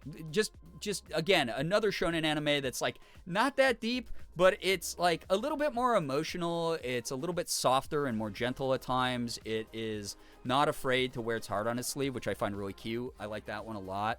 I've been trying to get caught up on Jujutsu Kaisen because I'm a manga reader, not an anime watcher of it. But I owe it to Kaylee McKee, my friend who voices Yuta, to watch her work. So I'm trying to get caught up on Jujutsu Kaisen anime as well. And I'm also, I'm in the middle of a rewatch of Frieren with some friends. And God, that show makes me violently sob. I love that. If you want hopium from an anime, Frieren is like, if you want to talk about grief in a very vulnerable, realistic, and very sweet way, Frieren. If you want hopium, that hope needs to survive, Frieren. If you want something that does things a little bit softer, a little bit more gentle than your typical fantasy shonen, Frieren. God, I love that show. It changed my brain chemistry how much I enjoyed that show. And so I've been showing it to some friends, and they've loved it as well. So, yeah. I'll not watch Boruto because why on earth will I continue to let them annihilate my ADHD King Naruto? I mean, I feel, yeah, it is one of those things where it's like, do I want to keep the good memories of Naruto from when I was younger intact? Or do I want to jump into this new thing that's very divisive within the anime community as a whole, but also even people who love Naruto, ride or die for it, are like, oh boy, you know, Free Run makes my soul ache. God, it makes my heart sing, is what it does. Like truly, Free Run it's like incorporated in me. I love the anime so much I started reading the manga. I'm now like a Free Run manga reader. Which has been phenomenal. It's been so great to be able to read a little bit ahead of where the anime is. And we get season 2 of the anime, in like February or something? January, February, right? Free Run's absolutely on my list. It is so vulnerable. Like, truly. And I say this as someone who consumes a lot of art. If you felt... I don't know if you're like a fan of like Arcane. The same sort of like deep, like in the pit of my heart, like, oh my God, this is connecting to me because I'm witnessing someone's art. I'm witnessing their emotions through their art. It gave me the same kind of feeling as parts of like Arcane, where it's just like, this is humanity. This is a human being sharing their heart with the rest of the world through the art that they make. Like, that shit is so fucking important to me. God, I love it. So, yeah. Clamoring for second season. I feel you now. I'm so excited for it. Free Run makes me feel nostalgic for shit they never, ever show. Truly! Like, Free Run makes me nostalgic for a fantasy anime life I did not live. So, I don't know. It's, Wait, Gaara gets screwed over in Boruto? They ruined Gaara's hair. I mean, bro had, like, a rough hairline in Naruto, to be fair. Bro looks like someone who spends a lot of time arguing with people on Twitter when he's first introduced, if I'm going to be totally fair about Gaara. That the boy just goes more and more bald. It's gelled down? They were like, hey, just in case you forgot, this guy is emo. Yo, what's up? Why not? Welcome. Also, I realize I don't have Powerwash Sim 2 on the screen. Let's freaking do that. I need to farm viewership. I need to become a popular online creator again and make you all proud, because otherwise I'm just someone online. And, you know, I can't abide by that. I'm way cooler than that. And you guys have shown me the support of someone way cooler than I am. So we're getting into this damn thing. All right. I am proud. I appreciate you. Please know I say a lot of this stuff just facetiously as a joke. It's not meant to be taken seriously. My self-image is weirdly a lot better than it was, like, even a few months ago. Again, a lot of my life, a lot of the stuff that matters, a lot of the shit that I used to fret over was very violently put into perspective based off of the family tragedy that I just went through. And there's just some shit I don't care about. Like, God, I don't know. Not to get into it too deep, but like the Streamer Awards, for instance. Like, I had friends at the Streamer Awards. I like a lot of streamers they show. But there's just a whole, and this is not me saying I'm superior to another aspect of streaming. Streaming is just life broadcasted, right? For me, that happens to be games. That happens to be me hanging out with all of you. Yo, what's up, Goose? Welcome. What are we blindly taking at face value? Apparently Gaara's hairline in Boruto. But as far as like the Streamer Awards go, a lot of the energy in that room that I saw, I'm just like, man, this kind of is a young man's game at times. And there's a place for everyone on it, or on Twitch or wherever you stream. But also, like, I myself, I'm not in the same corner as a lot of the people that like get all the hype, get all the showcasing, and that doesn't make me bitter. That doesn't make me jealous. That's not me trying to knock them down or criticize them or cut them off at the knees, especially when a lot of those people rightfully deserve to be celebrated. But it just really put into perspective, like, I really do shit very uniquely. with my platform. I do things really differently than the average streamer when you hear Twitch streamer. And I'm fucking proud of myself for that. And I'm going to grow this thing until it's huge. We're going to get the fucking 1,000 people watching a stream and being like, yo, I dig shit here. This is cool. This is neat that we get to just talk openly and vulnerably and be people to each other. And at the same time, people are still making weird fucking jokes in chat. Like, I want that. I want that mix of energy. I want all that good stuff. We're going to build this big and better than it ever was before. I'm making my sister fucking proud with the work I do. I know it. I'm going to. As much shit as the VGAs get, God, I do appreciate that it's mostly professional compared to the dumpster fire at the Streamer Awards. There was, God, I mean, again, I don't want to open up the can of worms too much about it because shit just gets misinterpreted online all the time. But I will say this, I was a little bit disappointed in how this year's went. The energy felt so odd. And Ethan was there. While we were staying with him, Morgan and I watched from his house him presenting at the Streamer Awards. I wasn't even like, yo, dude, let's meet up at the after parties or anything. I was just like, I'm going to just stay in tonight. I ordered like $40 at Del Taco and I got really high and just watched Ethan on the Streamer Awards. It was awesome. It's exactly the recharge I needed. But I felt like, yeah, I don't know. I felt very disconnected from some of the stuff happening. And I appreciate them trying different things, and I appreciate like the work that goes into the show and whatnot. But it's just like I'm not welcomed into that world regularly, I guess is what I should say. And that's not me being sad about that. That makes me acknowledge I've built something I've wanted to build for a long time in a space my own way, through my own methods. And I'm really proud of that shit. Yo, welcome to the stream. Hello, welcome. Vibes were off of the Streamer Awards from a viewer perspective. Yeah, and I get that. And I obviously have like a little bit of a different perspective as a streamer who understands some of the, I don't know, social dynamics, cultural dynamics of streaming. Not that we're like a protected group, but like it's one of those things where it's like, I get why some of those people act that way. I get why there's a certain catering that happens. I don't have to say it's right or wrong. I just understand why it happens the way that it does, and I'm a little bit removed from it, and that's okay. I'm very at peace doing things the way that I do them, and all I want is to hopefully just grow this bigger, get more people to be aware of who I am, like the energy that I bring to the world, enjoy the type of humor I have, enjoy the camaraderie that I offer, just have fucking fun, right? Because I don't think I talk about things that are too different than other streamers on stream.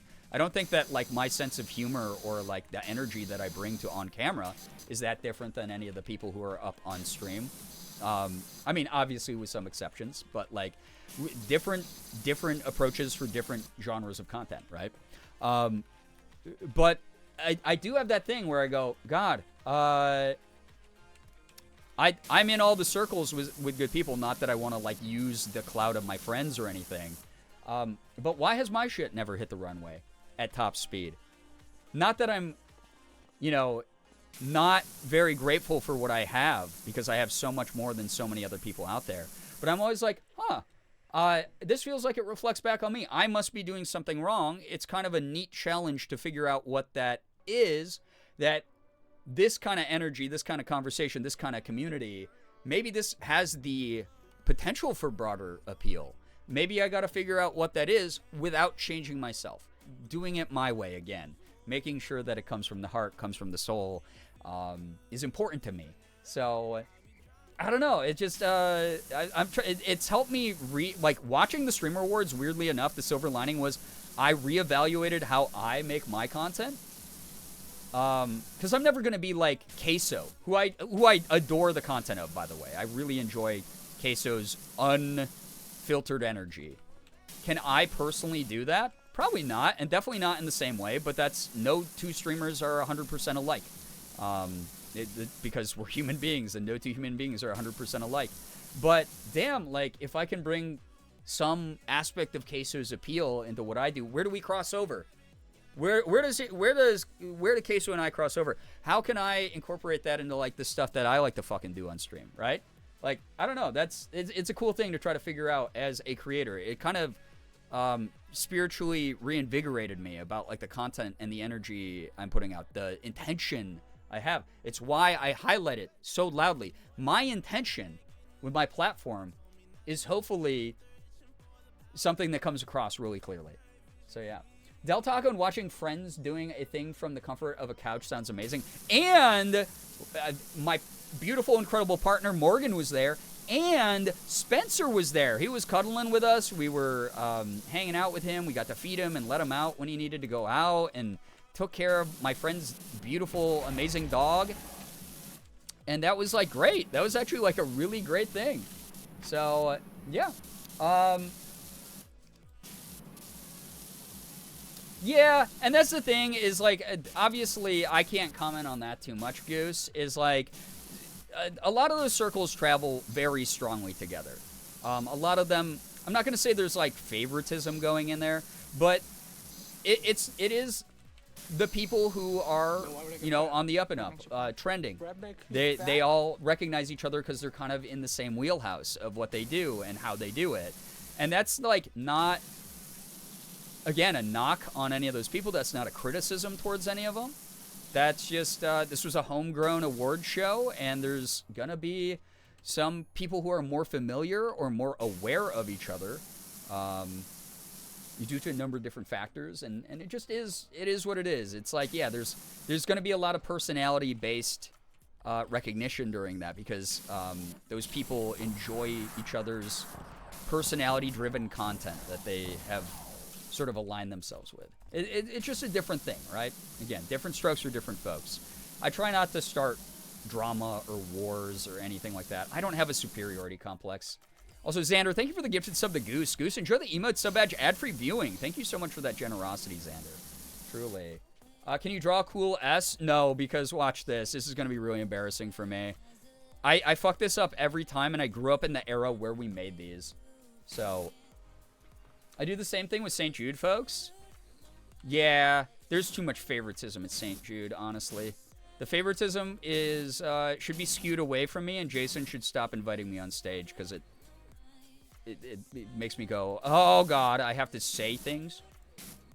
Did I fuck that? I think I fucked this up, guys. That's fucked, right? Oh God, that's a cool Z. Okay, wait, hold up. Okay, stop. Okay, I'm doing this the right way now. Okay, I'm not gonna hit you with another lost joke either, I promise.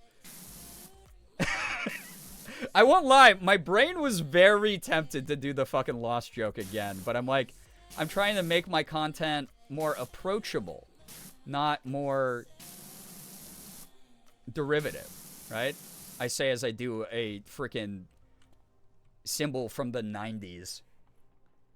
Yeah, is this lost? Dude, you have no idea how many times I've hit this community with the lost joke when they've asked me to do the Super S. I mirrored it. I did it! Chat, am I a true 90s kid? 90s kids remember. 90s kids remember when 50 companies owned everything and not 5. That looks right. Guys, screenshot this. Set this as your phone background. This shit is epic. This shit is so epic. Now Amogus is here. Sounds like we found the imposter. So, sounds like we found that imposter. Emergency meeting. Amogus. 90s kids remember who put spiders on my... Yanked out of chat by a huge hook. Oh God. Listen. I don't want this stream to turn just into 90s nostalgia because half the Zoomers in my chat stopped chatting and I need engagement numbers right now. I'm gonna be totally transparent. The channel's been dead. I fell out of the top 0.3% of streamers on the site recently. I gotta get back up there, chat. This is the only stream of income I currently have going because so many sponsorships have fallen through while I was busy mourning the loss of a family member. So I'm going to use my emotional guilt trip card to be like, chat, we need to get the numbers up. We need to get to 8 billion subscribers, CCV of 1,000. Let's do it. We have 2 weeks before the year ends. We can do it. Anyway, so the intention of my platform that I've really been focusing on a lot is, you know, stats and whatever.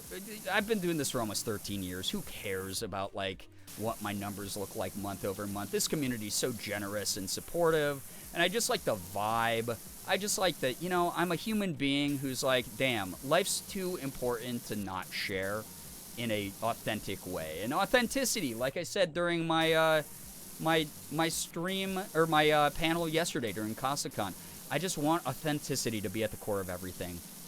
You know, so please know, whether you give 1 bit here or a kind word, you're still family, like it's Olive Garden. Why not? Okay.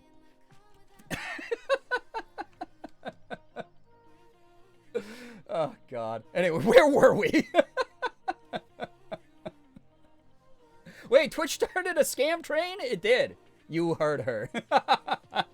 Thank you, Jules, for the 100 bits. Thank you so much for activating dinosaurs. Oh my gosh.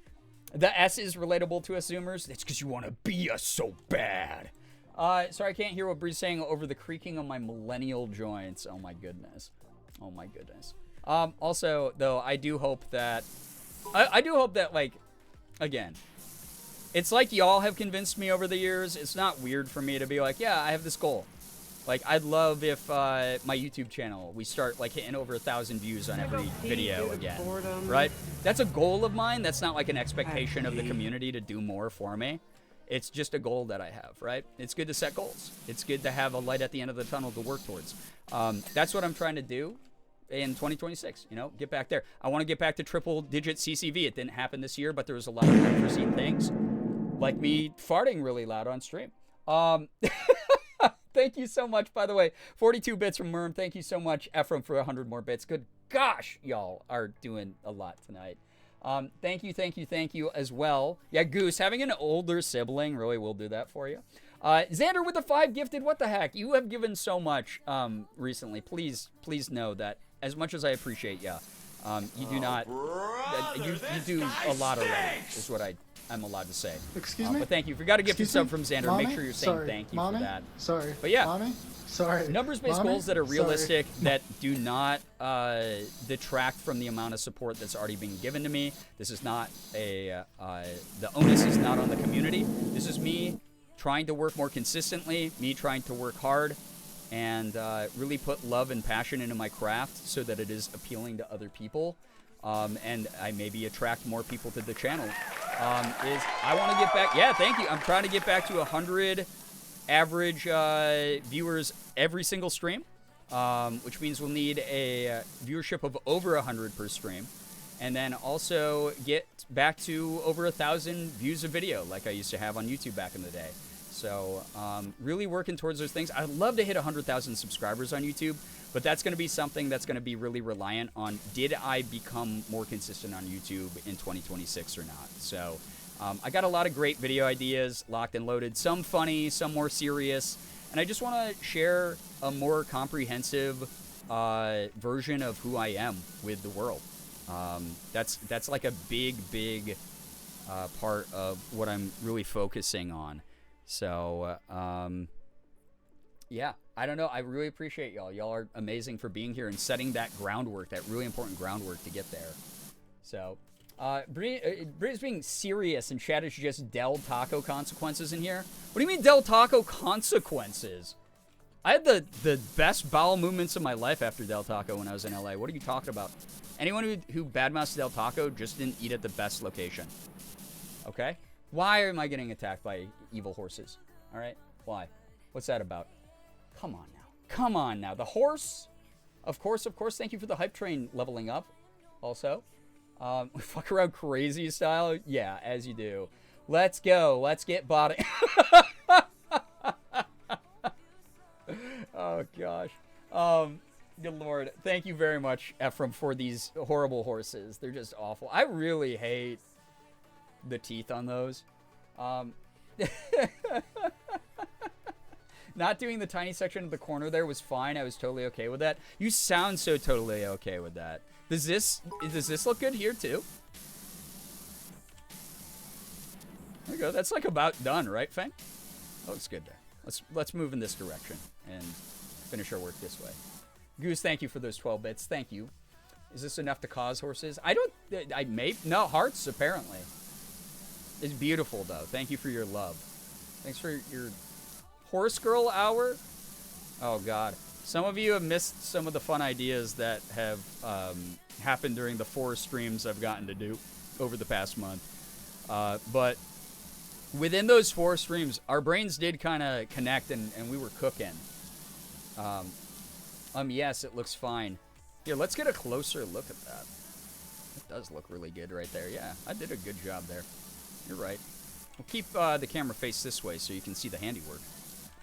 Yeah, that's good. Oh my God, Ephraim! What are we doing? This ice cream's so good. Yum. Yum, yum. That's what I feel like when all these hearts pop up. Thank you for all the hearts. Thank you. Thank you for all the bits. We don't look at the stream during power wash. You do, though, because otherwise you wouldn't have more material to complain about. See? You were so close for a second. I was so close to what? What was I so close to? This is perfect. This is looking really beautiful over here. This is good. Yeah. That's great. That's so pretty. Look at all those chickabs. It's time to medicine and feed my fur children. Link will probably trying to tell y'all that he's starved, sad little baby. Well, I hope that they enjoyed their meal. Thank you so much for hanging out here. Great lady, if we don't see you for a little bit.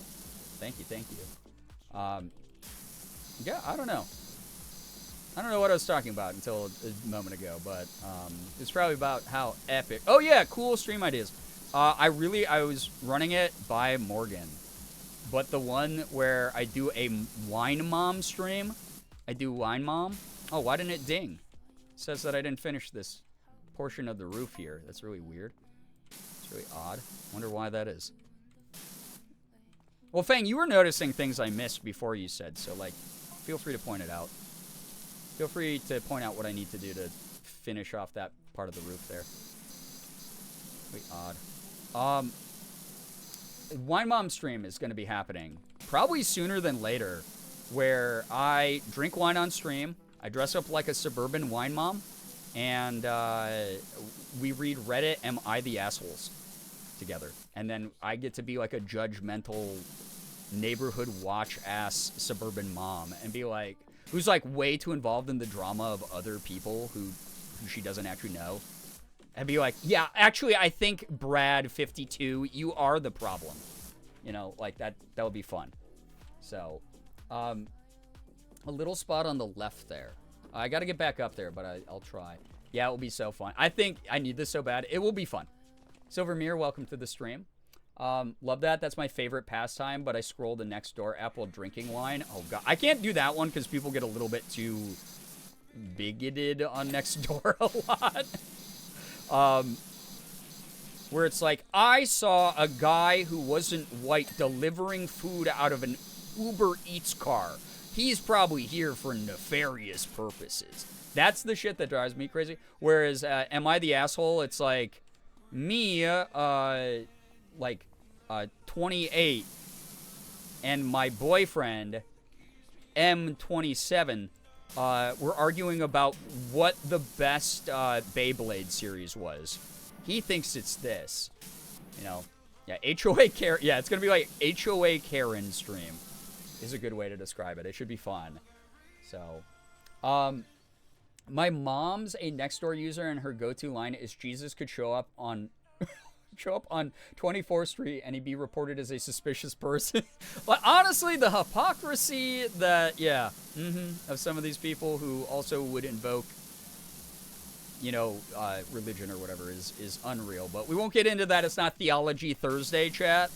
It's not Theology Thursday, So, Feng, I'm over here to the left, like you said. This is, like, very far left from this part of the roof. Uh-oh, I'm not anymore. But I'm not really seeing what you're talking about yet. I don't know why it's not dinging. I have Nextdoor because I like to be nosy. Morgan has it installed on her phone, but she, it's the same kind of thing I was talking about, where it's like scroll until you get angry and then remind yourself real life is better. where she'll like go on it every now and then just to see like if there's a lost animal in the neighborhood, because we have helped out neighbors with that before. And she'll be like, oh my god, some fuckface the street over is just being a fuckface. And we'll have to... She'll be like, I logged off immediately. I hate these people. we'll be a big part of it. What is Saturday? Saturday is I'm Sat Saturday. Chat, you're sat. And you're watching the greatest content you could watch on a Saturday, which is this. So, there you go. So, Starbucks Tumblr to complete the cosplay. Well, I haven't been buying Starbucks for, like, years now. But, I have a really good, like, fake... Like, one of those, like, travel mugs that looks like a fake coffee cup that you get from one of those places. So I use that for my Pumpkin Spice Latte Girl cosplay, and I'll probably just use that one. But honestly, if I'm going to be drinking wine, I'm just going to drink wine. I'm just going to have a fancy wine glass, swirl it around, and be like, my husband doesn't call me on the weekends. He's at work. But I know he's down the street with that little hussy. It would be kind of fun. Full and Payne, hey, what's up? Welcome to the stream. Welcome, welcome. I'm standing. You're problematic. I'm Sat Saturday. Chat Sat Saturday. Oh, I like that better. So, yeah, and you're watching. My brain went to the Disney Channel. Yeah, like anytime someone says, this is very rare that this happens, but it is like sleeper cell level activation. Because Morgan and I used to watch the Disney Channel a lot to go to bed too. And they used to have these little segments called What a Life. What a Life on Disney Channel. And it would like follow like an interesting kid. Like, oh, this is a kid that surfs in Australia. And normally for some reason it was just Australian kids. So every time I hear What a Life, or something along those lines, or like What a, and then someone says it kind of like in the same inflection of what these kids would do for the promo, they go, What a Life on Disney Channel! Like that. That's all I can think of in my brain. Every single time. And then there's another one where if someone mentions red peppers or red bell peppers specifically, they used to do this like Disney Channel from around the world, because like obviously we had our shows on Disney Channel, American Disney Channel shows, where you know, you're used to the cast of Wizards of Waverly Place or something. But they do these like, yeah, Pass the Plate. Exactly, Jules. Thank you for reminding me of what it was called. Yeah, What a Life. Yeah, exactly. Pass the Plate. Yeah, the French act. Merm, you know exactly what I'm about to say, right? Except it wasn't the zucchini. It was it's the French people. They're at a French market, and they were from some French Disney Channel show. And the one kid, I think his name's like Jean-Pierre or something, is like following around the other castmate, and she's pointing out all the different, she's like, we are at the supermarket, and we are finding, we have the zucchini, and we have the, and he's like, oh, I love zucchini, and she's like, the bell pepper, the red bell pepper, he goes, oh, I love red bell pepper, and he does it in this super thick French accent. And so anytime I'm at the grocery store and I see a red bell pepper, I go, I love red bell pepper. Like every time. It is, I can't stop myself. I literally cannot stop myself. Morgan knows it's about to happen every time before it happens. And she lets it because she knows she can't fucking stop it. But it's like, and there's a red bell pepper. Oh, I love red bell pepper. Every time. It's bad, dude. It's up there in my brain. It's stuck there. Why? Why can I remember that, but I can't remember, like, who the 15th president of the U.S. is? I don't fucking know, man. Why do I think of that? Why is that taking up space inside my brain? What's that about, bro? Tylenol. Hope this helps. Okay. Very unfair as someone who is recently diagnosed with autism for you to bring up my limitations. Unbelievable that you would, yeah, it doesn't all just get swept under the Tylenol rug, okay? I'm a person, multifaceted with many complex multitudes within me, okay? All right? So, literally couldn't remember who did a specific move in a wrestling show I was at tonight. Glittergoth, hello, hi, welcome, welcome. Isn't it like John Cena's last wrestling match or something wild? Everyone listen to John Cena's rap album as in tribute of a legend. There's a 15th president. Mr. President, a 15th president has hit the presidency. It was probably an awful white man. We don't need to remember it. It was, he lost, but it was at an indie. Oh, you were at an indie show. Dope, dope, dope. Yeah, does anyone else remember the John Cena rap album, by the way? It really happened. That man has done everything. Honestly, my favorite John Cena thing, though, and we've talked about this a million times, is Bing Chillin'. And if you have not looked up Bing Chillin', he learned Mandarin, I believe, for that commercial. He actually learned Mandarin and, like, knows semi-fluent Mandarin, which is crazy. The multitudes of Russian nesting dolls of autism. Excuse me. Speaking of Russia, oh, dudes, you want to hear something weird as hell? I own that album. Not sure how I feel about that. That's awesome. I love that. I love that a lot. Very fun. But yeah, Pixie says hi. Hi, Pixie. Speaking of that area of the world, this, I mean, kind of fucked up mnemonic because you said Russian, and then I thought of the Ukraine, for obvious reasons. But I thought of Ukraine, because I found out, I don't check my YouTube stats very often because the channel's so old, and I have literally almost 13 years of content on it, so I don't really give a shit, and nothing really affects, like, the up or down of the channel. I just am who I am online. Again, I had a fucking YouTuber with millions of subscribers pull me aside, Charlie Slimesicle, during the Iron Lung premiere to tell me I inspired him to become successful at YouTube, which is crazy, right? Like, that's all the accolades I need for the impact my career's had to other creatives. But I was checking my stats, and within the past 30 days, the number of likes to dislikes that came onto the channel that were dropped on videos is 66%. So that means only 66% of people versus dislikes. So out of every 100 interactions on a video on my YouTube channel, 66 people hit like, 33 people hit dislike. And I went, oh my god, fuck, am I like on Reddit trending as being like super problematic? Is like one of my old videos going viral? Or did I say something on a stream that just pissed off so many people I got like downvote bombed? What the fuck is going on? Like over 500 like dislikes were left on my YouTube videos over the past 28 days. Completely overshadowing the number of likes that I've gotten in the past 30 days. And I don't upload very often, so I was like, what happened? Is it like on an old video where I streamed with a problematic person who like recently got canceled? What's going on? So I looked into my analytics. Turns out 100% of those dislikes almost are from what I'm assuming is a bot farm, like dislike bot farm in Ukraine.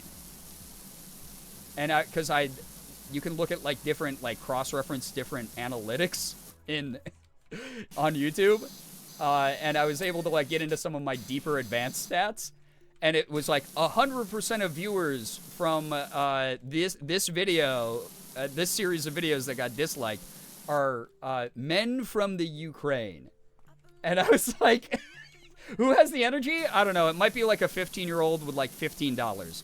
Because if it's a bot farm, it's very easy to buy likes and dislikes on YouTube, unfortunately. Or it was like, yeah, just a bunch of like, I don't know, someone on fucking Kiwi farms that led a hate campaign against my channel or something because I talk about being pro-trans rights or something silly, right?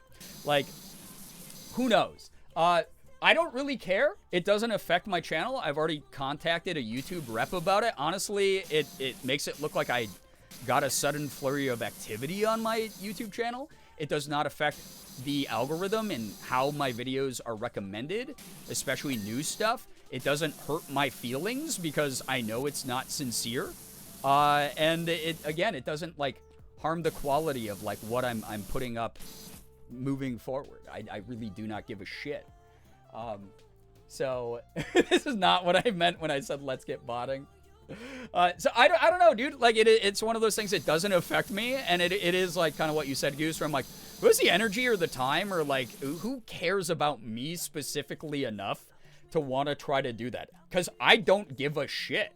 Like I don't give a shit about it at all. So like very weird that someone else is having like one-sided beef with me potentially, or maybe they're just going around doing it to random channels. Like that happens all the time on YouTube. Again, I have been the target of many dislike campaigns over the years that I did not earn the ire of. So always really weird to be like, wow, someone is a lot more bored than I am on the internet right now. Someone is feeling a lot more pathetic about themselves than me. That means I gotta start liking every video to make up for it. I don't know if you can fight the number of dislikes that came through onto the channel. Just means I gotta upload new stuff and hope that it just cancels all that out. But again, analytically, all the dislikes don't do shit to me. They don't do anything to my reach. They don't do anything at all. I mean, they took away like being able to publicly see dislikes, so it literally serves no purpose at all that they did this. But I just thought it was weird. When I checked it out, when I checked out my stats, I was just like, I wonder how this short that I just put up, because I put up like a funny like rage bait short about like Iron Lung on Instagram and TikTok and YouTube Shorts, and I was like, I wonder how this is doing, and like one person disliked it, and it was like, good, people have a sense of humor and are actually genuinely excited about this movie. That's cool. They understand I'm not really allowed to say more than I have said about it, but. And then I like looked at some of my other stats, and I was like, holy fuck, what happened? Who hates me right now? Weird. Apparently Ukrainians. Or like a bot farm that has been VPN to look like they're hating me from Ukraine. So, Merm, get some wonderful rest. Thanks so much for hanging out. Appreciate you. Take care of yourself. Again, very proud of you. Someone took the pretending to be a Gerb rival bit to heart, apparently. The fact that unless you have the browser add-on, only the creator sees the dislike. Yeah, exactly. And I don't understand ever why most viewers have the browser add-ons unless they are also content creators themselves. Because knowing your analytics doesn't affect what public reaction your content's going to have. You kind of just have to figure that out yourself, right? Through, like, public sentiment to a degree. But seeing how someone likes someone else's video, most of the time, you have a pretty good idea of if people actually like the video or not from the comment section.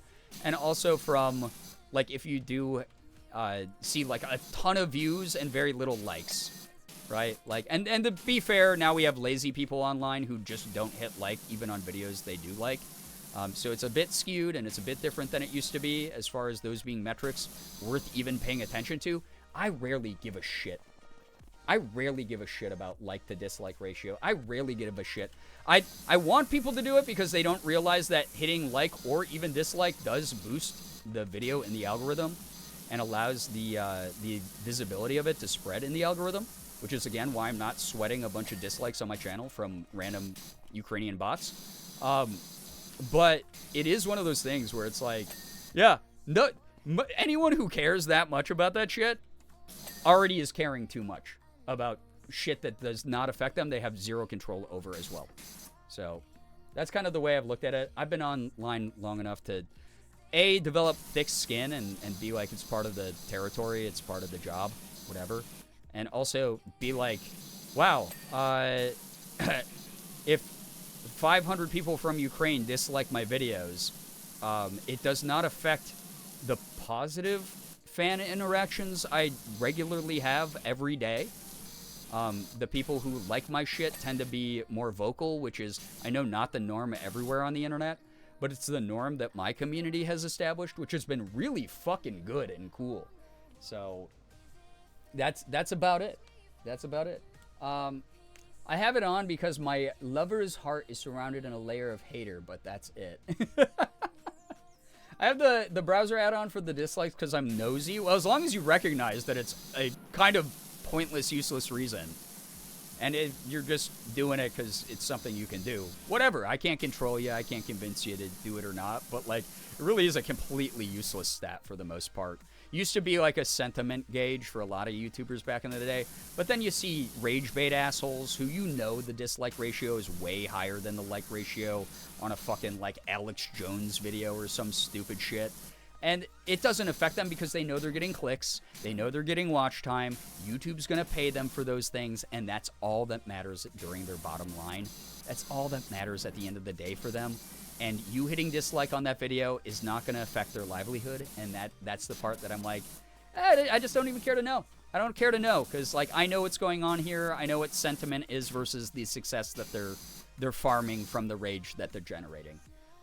I can't control that. I can't affect that, really. I can speak out against it. That's about the extent of, like, awareness I can raise and the difference I can make in a scenario like that. But I'd rather keep, like, myself in my own lane, focused on the shit I can control and have fun with and want to create, and use that energy to, instead of being, like, nosy about, like, a right-wing YouTuber's video stats, like, hey, yeah, I'll go work on some shit I hope people end up liking. That's where I'm at. Biggest loss in my mind when they took away the dislike button is that the Futurama, I have no strong feelings one way or the other clip no longer has an exactly balanced like dislike ratio. That is so sad to know, right? Yeah, because that is like a legendary meme in the world. I think it also shows how genuine you are too. A creator that cares a lot about analytics like that comes across so disingenuous and fake. I was wondering why I was moving by myself in the game. My controller somehow got turned on again, even though I don't use it for this game. All right, I think I'm good now again. Oh God, it's doing the thing where it took over my mouse. There we go. I'm glad I come across as genuine because I really don't know any way to be. Good, bad, whatever. I'm blunt. I'm just upfront about shit. If I have a strong opinion about shit, you'll probably hear it here. So I'm glad that that's something people actually enjoy about me because I don't know how to be any other way. And I think the autism diagnosis really cements that. So, yeah. Yeah, watch videos that you like. Exactly. If you start going, wow, I don't like this video partway through, you have the freedom to click off that video and go watch something you do like or try something else instead. It's okay. As a fellow remove YouTube dislike extension user, I can say a subset of people are in diametric opposition of Google's business decisions. Well, that's a different, gigantic, ugly can of worms. It's just, yeah. It's very, yeah. Yeah. Reversing some of the things that they want to do on principle, I get it. But that's a way bigger, broader conversation that I think people are aware Google's owned by shitty people right now. The same way that Twitch is owned by shitty people right now. The same way that TikTok's owned by shitty people and Instagram's owned by shitty people. And oh my God, 5 dudes own everything in the world. It sucks. It's rough. It's a dynamic that we have to be aware of. But like, I tend not to dwell on because at the end of the day, I support artists, and obviously there's an ethical line that always needs to be thought about and drawn whenever possible. But also, like, damn, I know some really fucking good streamers. I know some really great YouTubers. I know some people who work at these companies that are doing the best they can to fight things and change things internally, who often aren't listened to as much as we'd all hope they would be, but who are still trying. So it's, again, like the sort of surrendering myself to not ignorance, but to understandable levels of powerlessness. Not that I've given up. It's almost like my hope keeps me more positive about it than like constantly thinking about like they took away the dislike feature because they don't want dissent on their like pro-Israel army ads or whatever the fuck, right? Like that kind of shit. Like I unfortunately as a consumer can't do too much about it except complain about it publicly. Do feedback surveys whenever I get one, talk about it occasionally with my community, but like dwelling on it, making myself really upset about it, angry, tired out, exhausted, that serves me less And it's why it's like, man, I'm not even going to open up the can here on stream tonight because, holy cow, the things I could say about it, that you've heard me say about it a lot. That's the other thing. It's like, man, it's not going to serve any of us at the moment. It is nice to know we have righteous anger collectively, though. I fucking like that part about it. Finding community that's, like, mad about the right shit. We deserve to have a little bit of anger as a treat. Mika, hello, hi. You're cleaning my house, the carnival, because I'm a clown? My God, you must know my my biological dad then. That's great. Tell him that it kind of sucks that he... I just get really deep and existential all of a sudden based off a one-off joke. I've been trying to work on that. I worry about so many things that I can literally do nothing about, plus all my own worries. Yeah, exactly. Make space for your own worries. Be a little bit selfish and prioritize, like, the shit you do have a little bit of, like, say in versus the shit that, like, at the end of the day, like, holy fuck, man, what am I going to do outside of what I already do against a billionaire, right? I protest things, I don't use certain services, or, you know, I've canceled subscriptions for things, I don't buy from certain chains or whatever. Out of principle, I regularly speak out against stuff, I sign petitions, I raise awareness, I donate to causes that are in direct opposition of shit that I hate. We have these great talks here together, but outside of that, like, I don't know what else I can personally do. I'm not going to be able to be like, hey, Jeff Bezos, everyone fucking hates your guts. You want to know how you can get people to stop hating your fucking guts? I unfortunately don't have that privilege, right?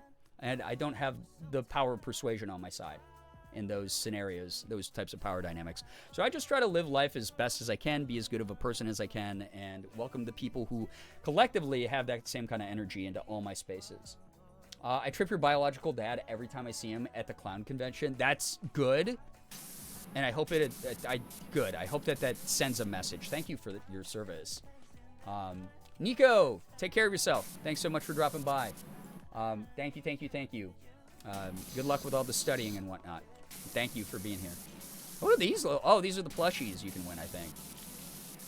I don't think I'm going to be able to win any of them, which kind of sucks.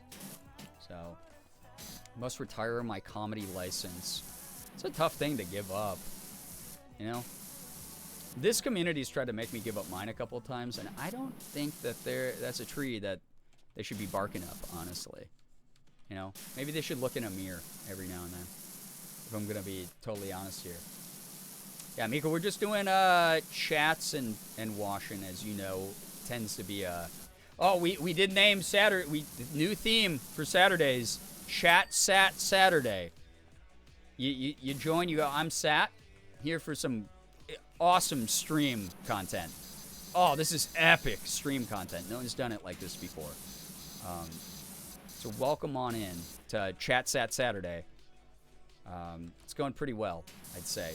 I'm really grateful. I am genuinely grateful for everyone here to listening to me just ramble about whatever the fuck. Auntie yells at cloud ass vibes in the stream tonight. Really appreciate y'all being here, though. Thank you for hearing me out. The inconsistency in my focus is probably a sight to behold, as usual. Truly just really impressive content being made. Probably going to be invited to host the Streamer Awards next year, actually. From this level of content. The thought, the planning that went into tonight's stream. The just unorthodox approach. So much creativity in what I'm doing right now. Kind of wild. Yeah, you can't stand up. Chat Sat Saturday, you have to be sat for this. And enjoy it. So, I love when British people say that. I'm sat. You are past tense sitting. You're so right for that. Thank you. You're sat for beans and toast. That's great. Thanks, British people, for being sat here. Thanks for inventing English and then allowing me to weaponize it against my community. It's been pretty good to psychologically manipulate people into giving me money. All I have to do is go, guys, I've been really sad recently. I think I deserve money. And then here you are, being psychologically manipulated on a parasocial level in an unfair power dynamic skewed against you by an adult who should have the emotional maturity and development and adjustment to know that me saying that would actually psychologically manipulate you in this really unfair and frankly problematic way. It's been really cool. So thank you, British people, for colonizing the bank accounts in my chat as you have colonized a large portion of the world. There you go.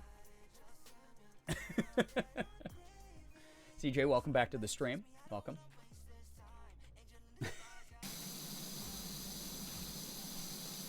Yeah, why else do you guys think I became an English and psych major? So I could learn to use the English language to psychologically manipulate people, because I knew one day I'd go, man, oh man, the corporate work world is awful.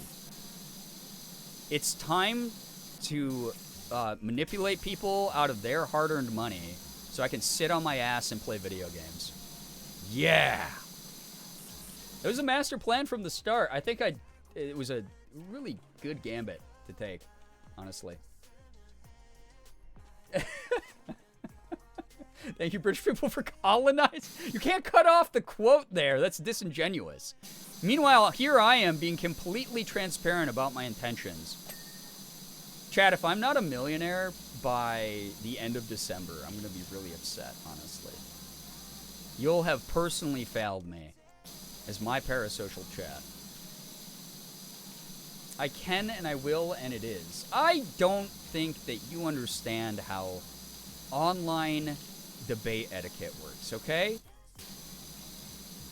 I am someone who was raised by the Steven Crowder meme of change my mind, the way that the rest of you were as well before we all went, oh yeah, that guy actually is fucking terrible. Oh my God, why did we make him a meme?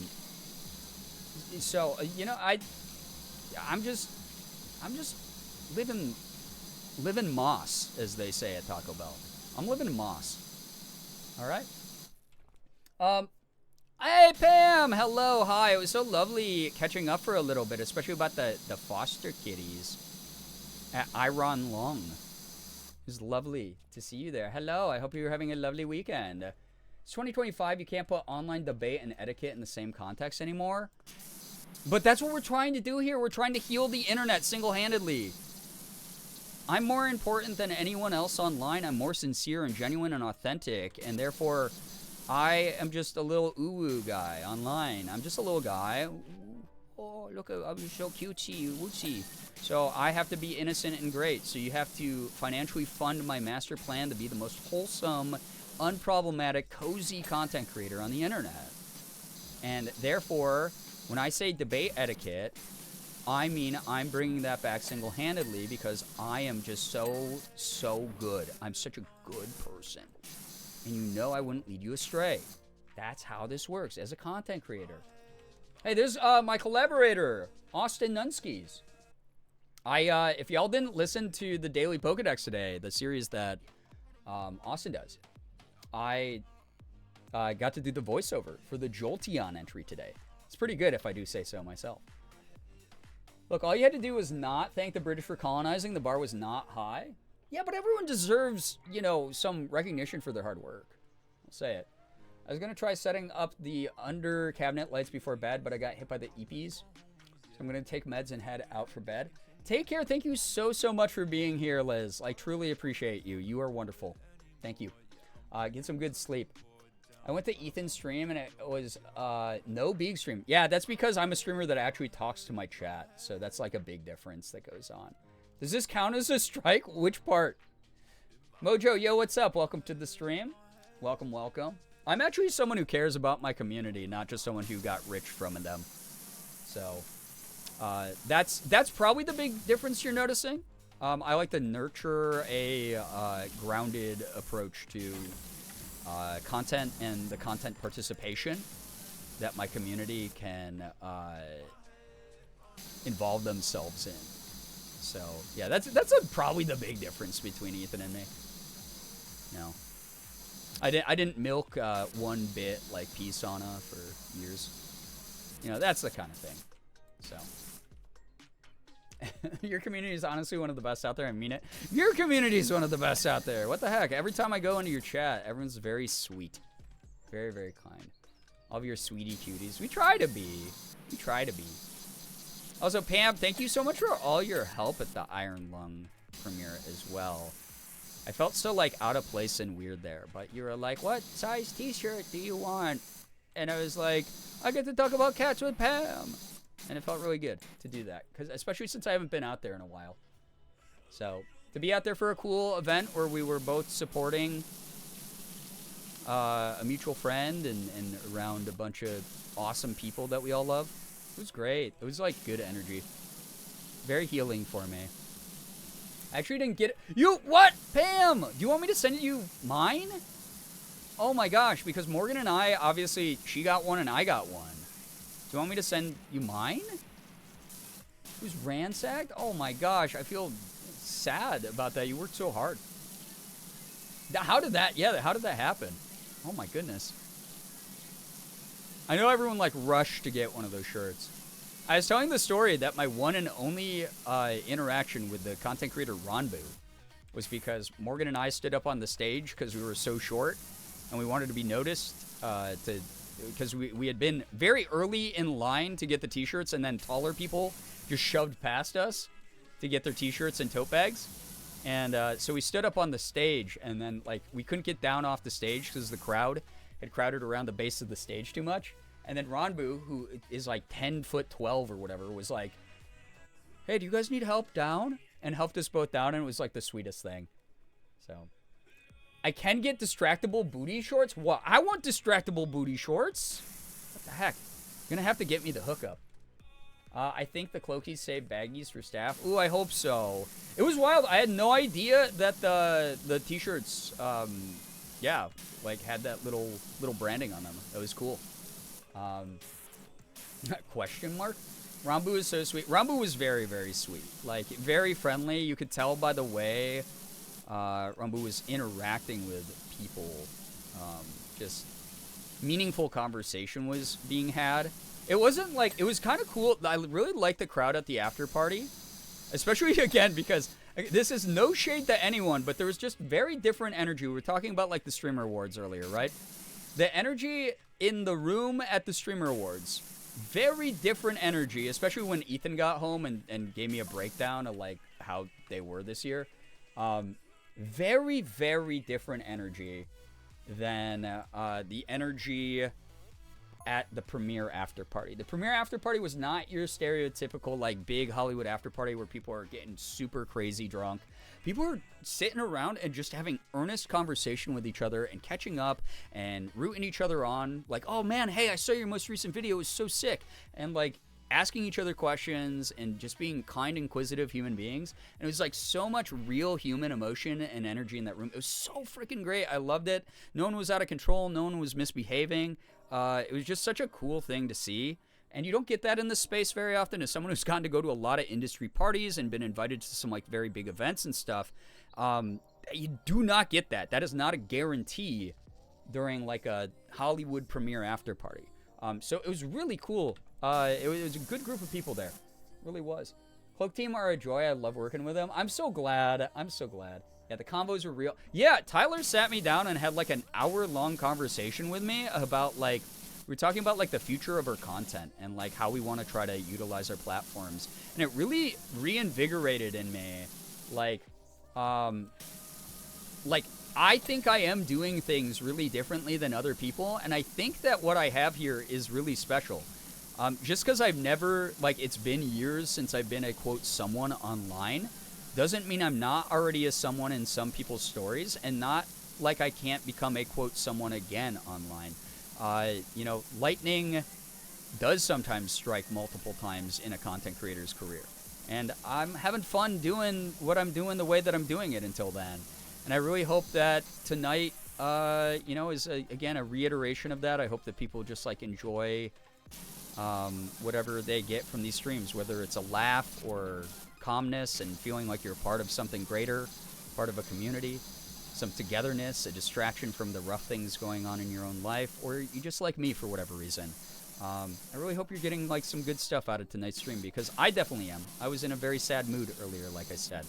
Really rough anniversary to sort of weather today, around, you know, the passing of my sister. And like being here with good people who I know care about me talking about that stuff, who care about me as a human being, not just like their favorite content creator. That's really cool. I think we can build this into something really special and great that gets noticed by way more people again.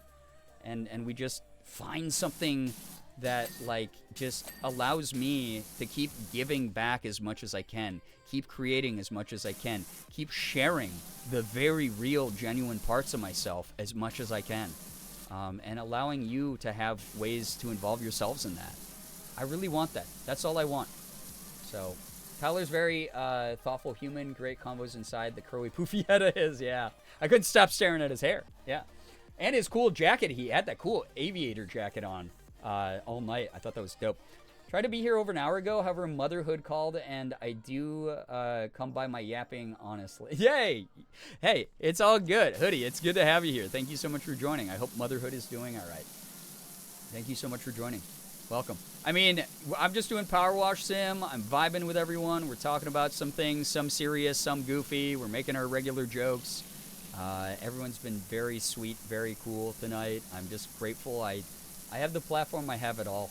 I'm really, really fucking grateful for all this, everybody. All of you are just amazing human beings. I cannot believe the career I've gotten to have. And again, not to grief max on Maine too often, but like, quite honestly, my sister, like, part of the reason I do what I do is because when she first got sick, when she first got diagnosed, she looked me in the eyes. We were hanging out. I was crying. She was like laughing at me crying over her. And she just went, "You can't let this destroy you. You cannot." She's like, "I'm so proud of all the stuff you've gotten to do, all the cool things, all the cool stories, all the cool people you've met. You cannot let this stop you from continuing to do cool stuff." And I spent the past year being there for her, being there for my family, concentrating on only her, putting everything on the back burner, and doing the best I could to make sure that I was honoring that. Still doing the work that I could do when I could show up for it, but also at the same time, I was distracted. I still am, right? It's going to take a while. The grief is still very fresh. This grief is still very strong. But I'm going to figure it out. And like nights like this remind me I am capable of figuring it out. I'm capable of having more adventures. I am capable of creating more stories. We used to meet up at like Olive Garden every couple weeks or every month or so. And she'd go, "What have you been up to? Oh my God, I saw that you did this on like Instagram. Tell me all about this." Or, "Oh, you did this thing. God, that seems so cool. Like, what was it like to go to a movie premiere? What was it like to get to do like a panel for people? What was it like to like meet hundreds of fans over the course of a weekend or whatever?" Like stuff like that. Like she was enamored by those stories. And that's, again, me doing a good job doing what I'm doing, hopefully using my platform in a responsible and fun way, is me continuing to live and honor her in all the ways that I can. And you are all a part of that. You really do so many wonderful things for me and have allowed me to keep doing this thing that she loved that I did. Part of the reason that I put up the picture of me in the like sort of like Santa girl cosplay that I have, the Christmas cosplay, that outfit, and why I want to do it again, was that was the last outfit I did where she DM'd me and she saw me in it and said that I looked really pretty in it, that I looked really good in it, and that she was happy that I did that look. Because y'all remember, I did that technically earlier this year. I was late to Christmas because I was dealing with all the family stuff, and it wasn't until I think like mid-January that I did like a Christmas thing, and I dressed up in that outfit and I did that look, and she DM'd me and she was like, "You look really good in that." And it meant a lot to me because I come from a family where I haven't always gotten like the largest amount of support for being openly queer and gender fluid especially, and someone who presents femme at times. You know, I have a lot of extended family that are outright against it. And to have her in my corner, you know, my closest family member, this person I love so much, really meant the world to me. So to have her not in my life anymore really hurts from that perspective as well. But that kind of support lives in me forever, like always. So I'd love to redo that look in honor of the holidays, but also in honor of her. And I don't know. I'm just really grateful I get to share these types of stories with you and let you know like the reasoning of why I am moving forward in the way that I'm moving. All of you are, again, an awesome part of that. Thanks for letting me keep doing it. It's really weird anyone wants to just see me make content while I'm just being myself online. It's really weird, very surreal, but very, very, very awesome of you all. Yo, what's up, Nervly? Hello, hi, welcome. We're having some chats tonight over Powerwash Sim 2. Some serious, some a little less so, and just big vibes tonight. Big vibes. Yo, what's up, Logo? Welcome. Been lurking for a while, but wanted to pop and say hi. That's very sweet of you. Thank you so much for being here. Thanks for supporting my stream. That's really cool of you. But yeah, I'm determined. If one thing, again, I don't know anyone. I said this at the beginning of the stream, talking about grief, and I'm sure there's people out there who are like, what the fuck? Brian just lost their sister. Why is he streaming already? What's going on with that? Like, did it mean nothing? Or like, wow, it seems really insensitive, or fucking capitalism killed, whatever. And people are allowed to have those opinions. I can't change their fucking mind. I'm just doing what I think is right and what I want to do at the moment. I happen to have the energy to stream. But then I explain it in that way. And I hope those of you who... I guess it's not even like I need you to have a more meaningful reason to watch and support me, but like, I hope you know this silly... me playing a silly, stupid power wash game while talking with a bunch of people that I enjoy talking to, a community that supported me during the hard times and the good times. That's important to me. That was important to my sister, and it's a way of me living and honoring her, and a way of me to investing my time and my energy into something I genuinely love doing. So I hope that that's cool. I don't know. I hope that that's just really cool. Just how, again, my success, my career, the things I've worked hard for, the things I love doing and sharing with the world, that's how I choose to move through my grief right now. I hope that's cool. I don't know. I hope maybe that's inspirational to someone else who's like been having a hard time loving themselves during a moment of grief or a moment of sadness. I hope that it reminds you that those two things exist independently of each other, and you're allowed to invest love and time into the things that you love. I don't know. I was going to say earlier, there's no universal grief process or timeline. It's weird that people try to implement one. Yeah, absolutely. And again, that's why I'm going to make a YouTube video about it, reiterating a lot of these points, is because I want something more static that people can like go back to, that's a little bit more focused and on topic, that will allow people who are maybe going through what I'm going through right now, or 2 years from now, or 10 years from now, that's going to be evergreen up on YouTube, and people can tune into it and go, damn, I feel fucking crazy, because all of this sadness, all of this heaviness is weighing me down, and I feel like I should be doing something else, or I should be doing things differently. And it's just a good reminder that everyone is very independent and different in how they handle grief, how they deal with their emotions, and that's okay. And this stuff is supposed to be hard. It's supposed to drag you down. It's supposed to slow you down. It's supposed to make you feel a little bit nuts. It means you cared. It means you do care. And it's a big message I want to try to get across. Because, like, I had so many of you and of my friends and of just even complete strangers reach out to offer love and support during this whole thing. This is my way of giving back. It's all I really know what to do. I have a public platform. Why not share this stuff as publicly as possible? And people who are comfortable with engaging in it are going to hopefully get something meaningful about it and not feel as alone. Ooh, that's cool out there. That's like, I don't know, that's just like something really important to me right now, is like utilizing my platform in a responsible way. And maybe even if it's not considered responsible, in a way that makes sense to me. Like, this makes sense for me to do, talking about this live. It's good for me. It might be good for someone else out there. That's cool to me, that words have that kind of power, that community has impact, that I'm building something that has a little bit more meaning behind it than just the game content that I've done for over a decade. I don't know. I'm glad you had such a huge and incredible moment with her. One among many, I'm sure. Absolutely.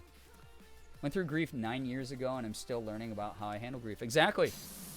Again, like I say, it's not something to be beaten or overcome or something to cure. You can't. It's going to be with you forever. It's how you deal with it. It's going to change. How you feel it is going to change. There's no shame in that at all. It's how you grow.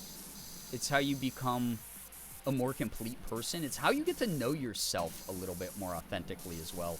I know aspects of myself that if you had asked me a year ago when my sister first got diagnosed, what I thought about a certain aspect of this process, I would go, that is going to fucking kill me. I'm going to take myself out whenever that happens. Like, I would have been earnest about that. I would have really believed that. I've survived this shit. It sucks. It's tough. It makes me sad to do. It tires me out. It makes me feel fucking weird to talk about it publicly sometimes. It makes me feel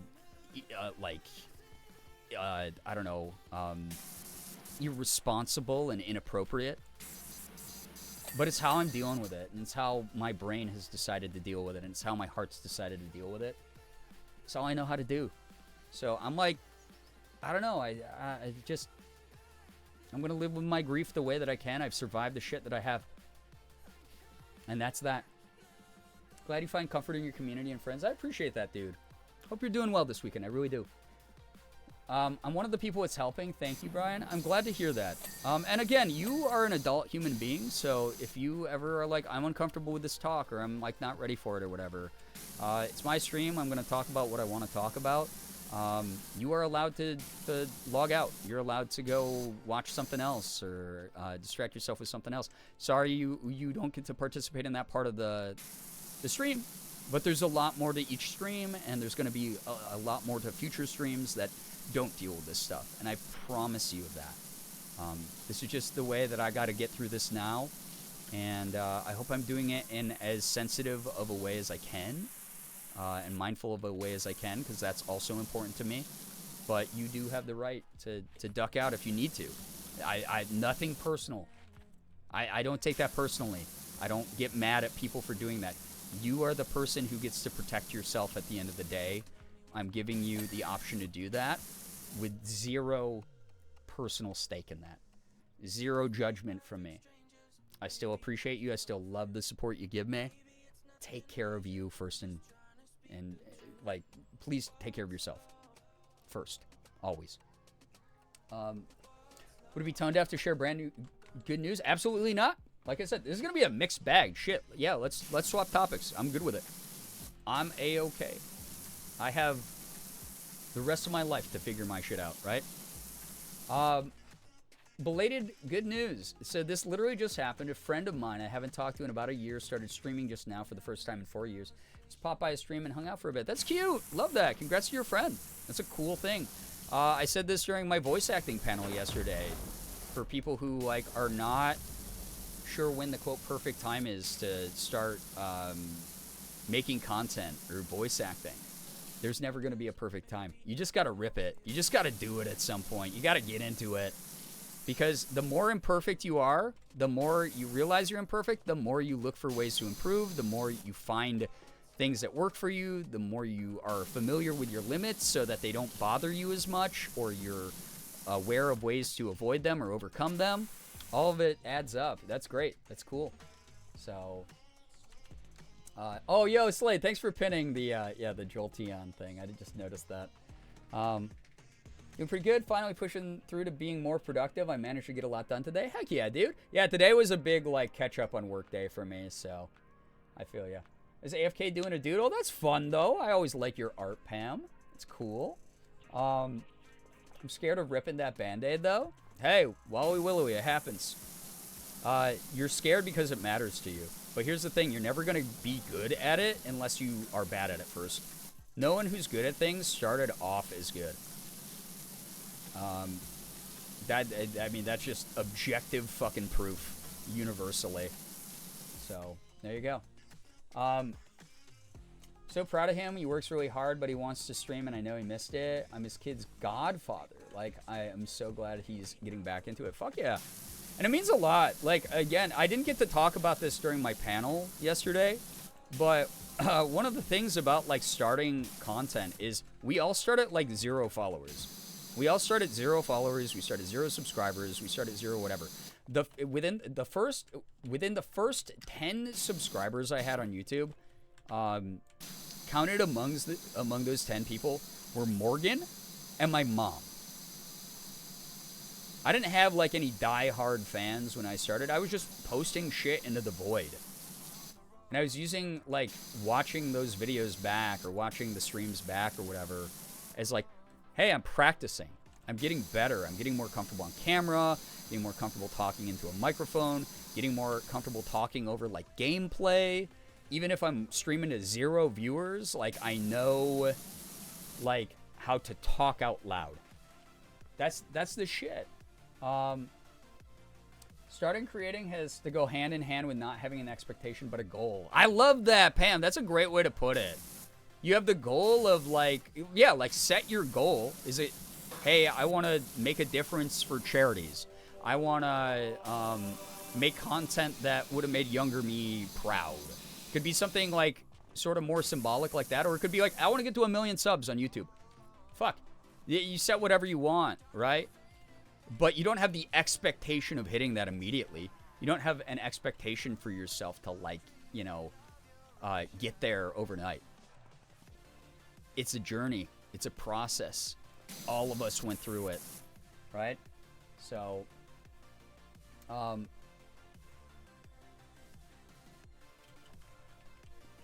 yeah. Well, Willie, then do it. But at the end of the day, you know your heart best. But I'll say this much. I wrote this on socials the other day. For people like you, you're not going to be, like, old looking back at your life, like, on your deathbed, and go, wow, I'm so glad I didn't do that thing I wanted to do. I'm so glad I cared about nothing. I'm so glad I cared about less than other people. I'm so glad I limited myself. There you go. If you expect numbers and money, you'll look past the work you've done already. Yeah, you'll actually fail very hard. And even if you're getting numbers and money, just having the like want of more clout, more fame, more whatever the hell, people will also see you for that and really dislike you. And also on top of it, it's like you're just, yeah, you're set up for, if maybe not failure financially or fame-wise, happiness-wise. You're just going to be miserable behind the scenes all the damn time. So, don't mind me pinning it again. No, you good. Every time I'm feeling positive and motivated, I tell myself I want to carve a space for myself and maybe other women doing figure photography. Then I'll think about it too much and go, I won't be successful. See, that's where you got to get out of your head and just, I know it's harder than just taking the leap, but I'm going to let you know it's also not. Because I wouldn't be here if I didn't just take the leap. I remember exactly what I was doing, where I was with Morgan, the day I uploaded my first YouTube video. I remember what I felt like. I remember what I was wearing. I remember all of that. And I went, shit, no one's going to watch this shit. But I fucking did it, and I just tried. Yeah. See, and that's the other thing, Wallowy Willowy, you're deflecting right now. That tells me that maybe your heart's not really in it yet. And that's up to you to determine when it's the right time. When you're like, shit, I have to actually care about myself and invest in myself. So once you're there, good luck. Kick it off. Start it up. But until then, if you continuously find yourself being like, hey, someone just told me I can do it, I'm going to deflect. You're probably not ever going to start. I hope you do. Like I said, I want every single person who watches me to be inspired to just start. Whether you're doing it as a hobby or something that you want to be like a lifelong career. I want you to start. I want you to feel fulfilled, to feel happy, to be able to share an aspect of your creativity with the rest of the world. But until you start believing in yourself and giving a shit about yourself as much as you want other people to potentially, it's not ever going to happen. Silly response, okay, but I am glad I didn't get the Black Widow tattoo I wanted when I was 18. That stuff, yeah, that's a little bit different because that's like obviously, yo, what's up, Cheeky? Welcome. That's a bit different because obviously like optional thing versus like this is something I want to enrich my life, right? Those are like the differences that I see. Do you see yourself making content adding to your net happiness in your life? If the answer is yes, you got to figure out why you're holding yourself back, right? If it's like a tattoo and it's like this is completely optional, maybe it's good to put a little bit more thought and second guess yourself a little bit. For sure. I motivate myself by thinking about sharing my next meal with my friends. I like that. That's fun. I mean, that's cute. That's like really cute. You share the meal, you get to have something cool to talk about, right? Again, I just shared this a second ago. My sister and my thing was anytime we got a chance, we go meet up at Olive Garden and we catch up. And I'd always try to have a story for her. Oh, damn, we did this crazy, silly stream where I dressed up as like this weird character and I just did a funny voice the whole time while we watched infomercials. She'd be like, what? That's so crazy. Why did you do that? That's so weird. That's great. And, you know, she'd laugh her butt off and stuff. So, it's just, I don't know. Think of it as you're creating adventures. Think of it as you're creating future stories to either reminisce about, you know, future you will go, damn, I'm so glad you did that past you, right? Or with other people that you love who you hope will be proud of you, right? That's kind of the way I try to look at everything I do. Cringe or otherwise. I don't know. You got to fucking free yourself of that stuff because no one else can. No one can handhold you through this stuff. It's all you. It's you at the end of the day because no one can share your heart or your desire of what you want to create with the world. No one can do that for you. Only you can do that. So, figure photography is what I did for my final project. Now that it's graded and I'm done with class, I should post more of my photos, not just on Discord, but on other social media. Yeah, that's a great thing to do. That's awesome. You already have like a backlog of work, right? That you're like proud of. Like, that's cool. And at the end of the day, is everyone going to be as proud of your stuff as you are? No. That's also something like you got to, like, it sucks. It's a complex you got to get over. Sometimes I'm like, I put fucking 14 hours of work into this YouTube video, and it will flop. Or, man, we got this special incentive stream that everyone told me for months they were excited for, and 50 people showed up. And it's cool those 50 people showed up, but then I'd get people who'd be like, oh, hey, dude, I saw that you were doing the incentive stream. Sorry, I couldn't make it. I wanted to watch a different streamer's event. I'd be like, oh, shit. Okay, cool. The VOD's up there for you to watch at your own time. Kind of bummed out. Darn it. Oh, I thought because you were one of the people who told me you wanted this the most, right? Like, that'll happen sometimes. I'll get, like, a little bit sad about it, but, like, not in a way that's going to, like, crush me. Because I'll go, I still did it. And those 50 people who showed up rocked. And had so much fun, and we had a blast together, and shit, why would I look that, like, why would I take that for granted?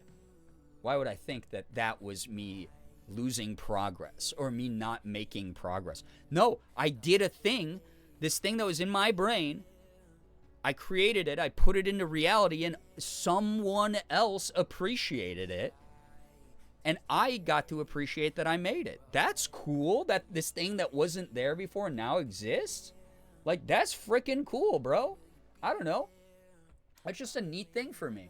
So, you got to kind of find out, like, where does your fulfillment lie as well? Because if your fulfillment is, wow, I want to go make content, or I want to do voice acting, or I want to make art, and I can only receive positive feedback about it, that's a deep thing you got to examine and figure out why. Versus, I'm going to have so much fun learning. Oh, man, I made a mistake editing this part in the video, and the text popped up 3 seconds early and ruined the joke. Ah, darn it. Crap. Well, funny meme for me in the community to have, or funny thing I can reminisce about when I'm a much better editor. Stuff like that is, I don't know. It's like a very, very important part of the process of being a creative. Because no creative who has ever expected to be perfect 100% of the time has ever been successful. I'll tell you that. No creator who's been like, oh, I messed up, now I gotta give up. I messed up in an imaginary scenario in my brain before I even started trying to do the thing. Name a person who, like, went somewhere. Who got caught up in that. It's not like they just used mental powers to will into existence the thing that they wanted. They, like, they got over the complex and they went, fuck, that sucks. I'm going to be nervous because I hope that this turns out okay and that people like it. And I'm sharing, like, this part of myself that's, like, personal. Right? Like, I don't know, dude. It's just, like, it sucks that you have to be the carriage driver of that yourself. It does suck. Sometimes I wish I could fully detach myself from my brain and just have, like, my body know what to do and, like, make the shit that I have stuck in my brain pop out randomly. But, like, it's not the reality of it, unfortunately. You gotta stop saying no at some point and say yes to yourself. Off topic, but very much on topic, I've been thinking about getting a DJ mixer to try my hand at it and maybe do some party streams. That is dope as hell, Nye. You should, like, I love that as someone who used to make music that was in the EDM genre and also has had the opportunity because one of my friends is, like, a DJ and has, like, turntables and the whole thing. Learned how to, like, spin from him for a little bit. It's a cool thing. It's a really cool thing. I hope that you can get into that. Being able to take an L or roll with a mistake is a huge life skill universally. Absolutely. It's also why you see, like, a lot of the worst behaved content creators who, like, truly kind of suck as human beings whenever they have a moment where, like, oh, there's constructive criticism coming my way. I'm going to have a big tantrum, a big shitty meltdown that proves to everyone I'm not a very well-adjusted adult and I'm kind of a shithead. Because, like, as long as it's not, like, unwarranted hatred, people are going to constructively criticize, like, shit that you do sometimes. And, honestly, like, you don't want to be one of those people. Don't be one of those people. Laugh at your mistakes, learn from them. Live, love, and laugh your mistakes, chat. That's, like, the big thing. I get very blunt about this shit because, I'm aware of the ticking clock behind you as well. I'm aware of the fact that you have a limited amount of time. And I want you to do things that make you genuinely happy and connect with your soul. Because what the fuck else were we put on the planet for, dude? Except to advocate for ourselves and to do things that make us happy and make us proud and make us go, wow, I contributed to some aspect of my existence. Why the fuck else are we here, dude? I don't know. If you're only here to consume and you're happy with that, that's one thing. But if you're someone who goes, oh my God, I want to make stuff, but I don't want to make stuff. Like, I don't know. Like, that's on you. You got to walk the walk. Extremely hard for us neurodivergent folks, but important nonetheless. Absolutely. Listen, I have ADHD, and I'm not saying we're all the same. Again, we all handle things very differently from each other. But, like, shit, I don't know. Who am I? I'm a little idiot from Rochester, New York, who started recording video game gameplay on a trial version of Bandicam that had the bandicam.com watermark on it in a dictation headset from an office my dad gave me and a 10-year-old Dell laptop using Windows Movie Maker to edit my iPhone 4 facecam footage onto Let's Plays. What the fuck kind of start is that, right? What kind of start is that? So,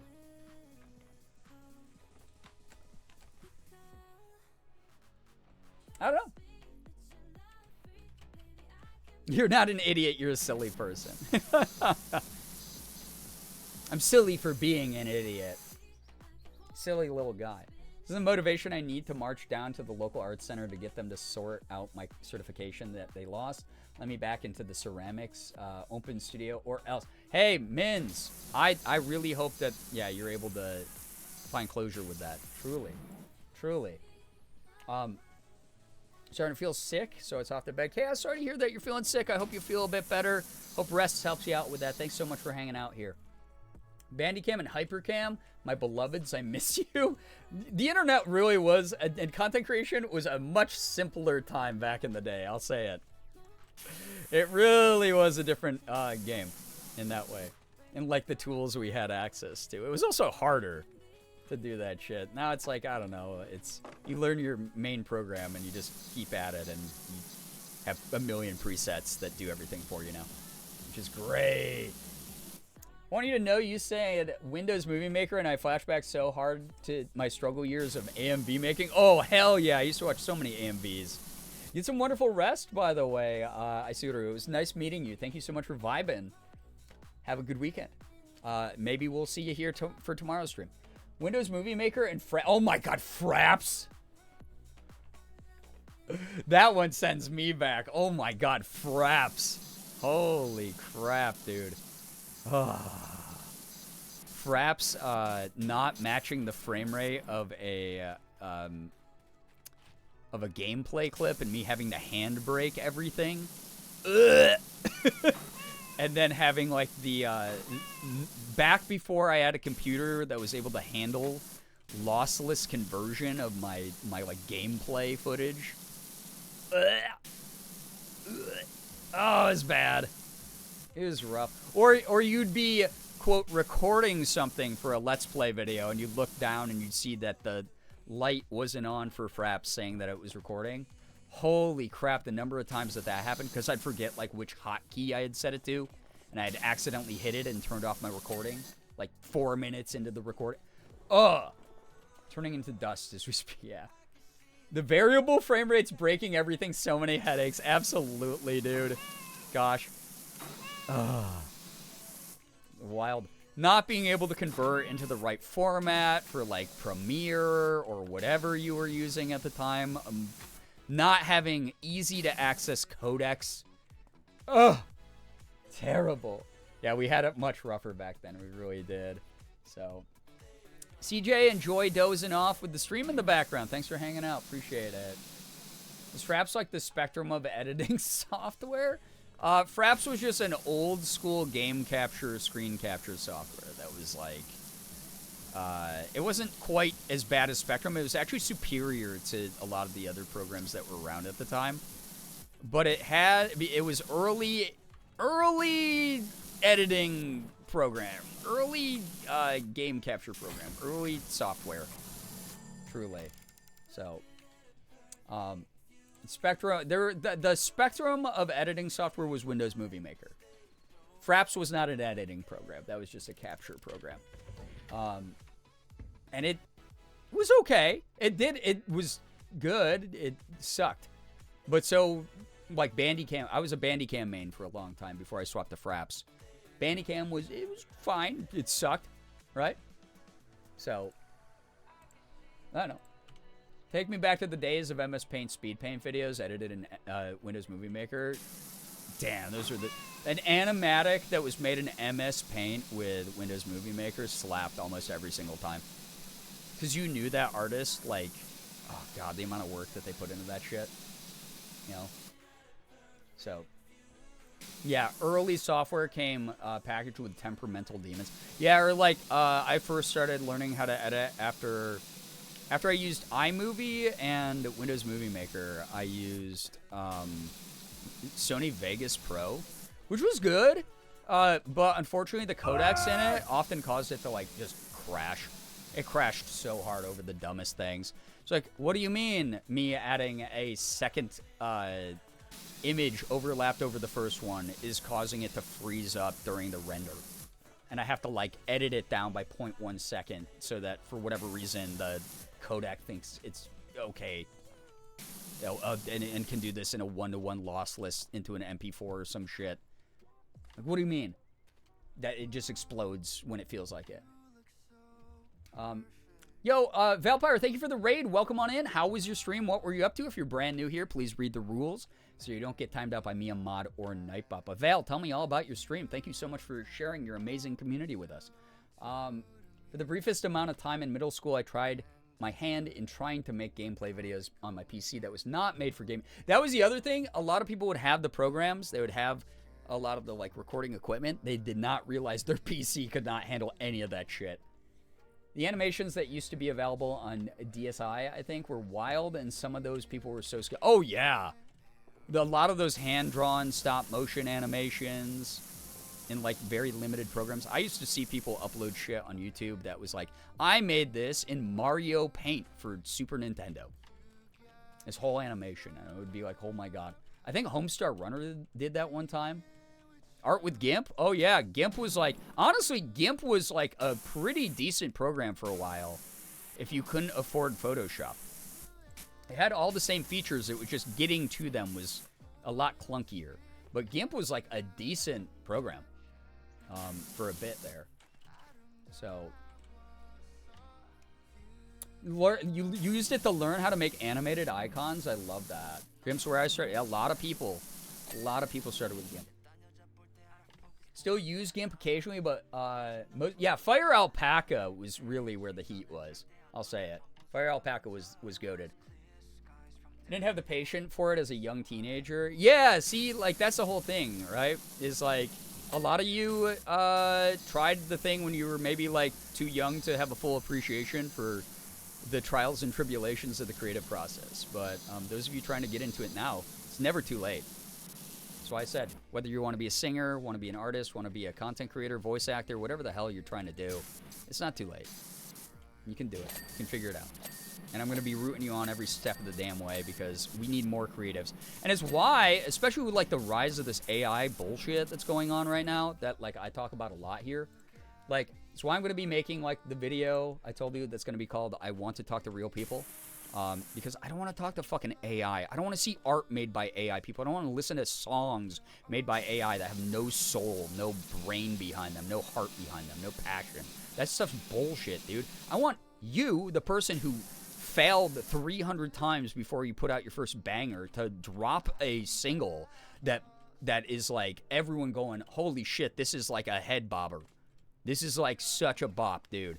Like, I want to see that. I want to see the culmination of effort. I want to see the culmination of love put into art form that I get to then consume and go, wow, I can't do this. Or even if I can do this, someone else did this? That's so fucking dope. When nothing existed there before? That's so cool. Like, I want that, dude. So I'm going to be making a video about that. But mainly it's about, like, community and real connection. Again, the intention of this community now is I want to have human connection. And a big part of that is being staunchly anti-Gen AI, as I talk about here pretty regularly. Y'all have heard it. I won't go onto my soapbox about it again because you know my thoughts on it. I don't need to draw out the conversation longer than it needs to go. And also I want some material that's, like, new for my YouTube video when I ever make it. So... Used to make absolutely goated photo manipulations in GIMP before I got Paint tool side. Oh my gosh, yeah. What a upgrade though for you. I miss her every day. GIMP, I mean, GIMP does, I think it's still around, right? I think GIMP is still, like, it's the same way that Blender is a free and available resource for people who want to get into animation. The same way that, like, Fire Alpaca's out there. The same way that, like, there's like a, yeah, it is, okay.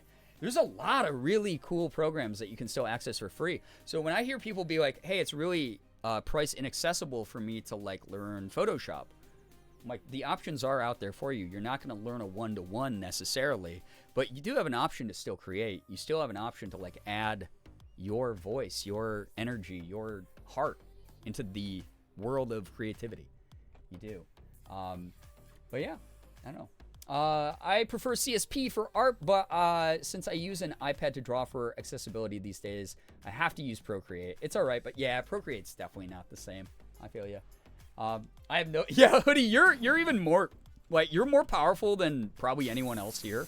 No offense, everybody.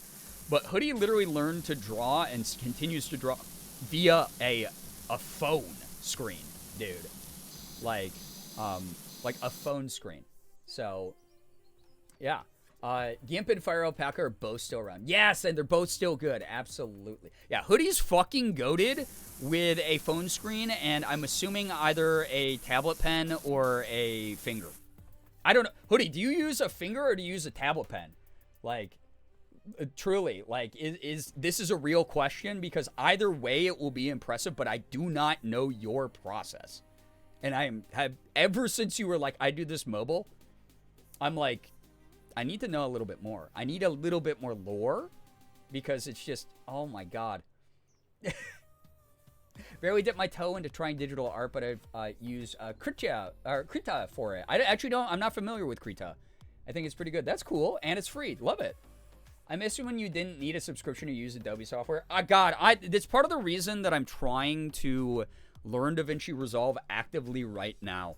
Because I use Photoshop for like thumbnails and crap, but they are inserting a bunch of AI features I don't fucking want and I refuse to use when I use the software.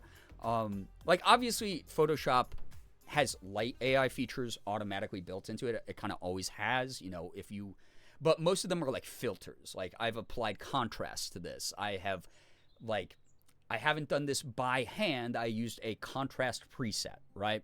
There's a program, an algorithm.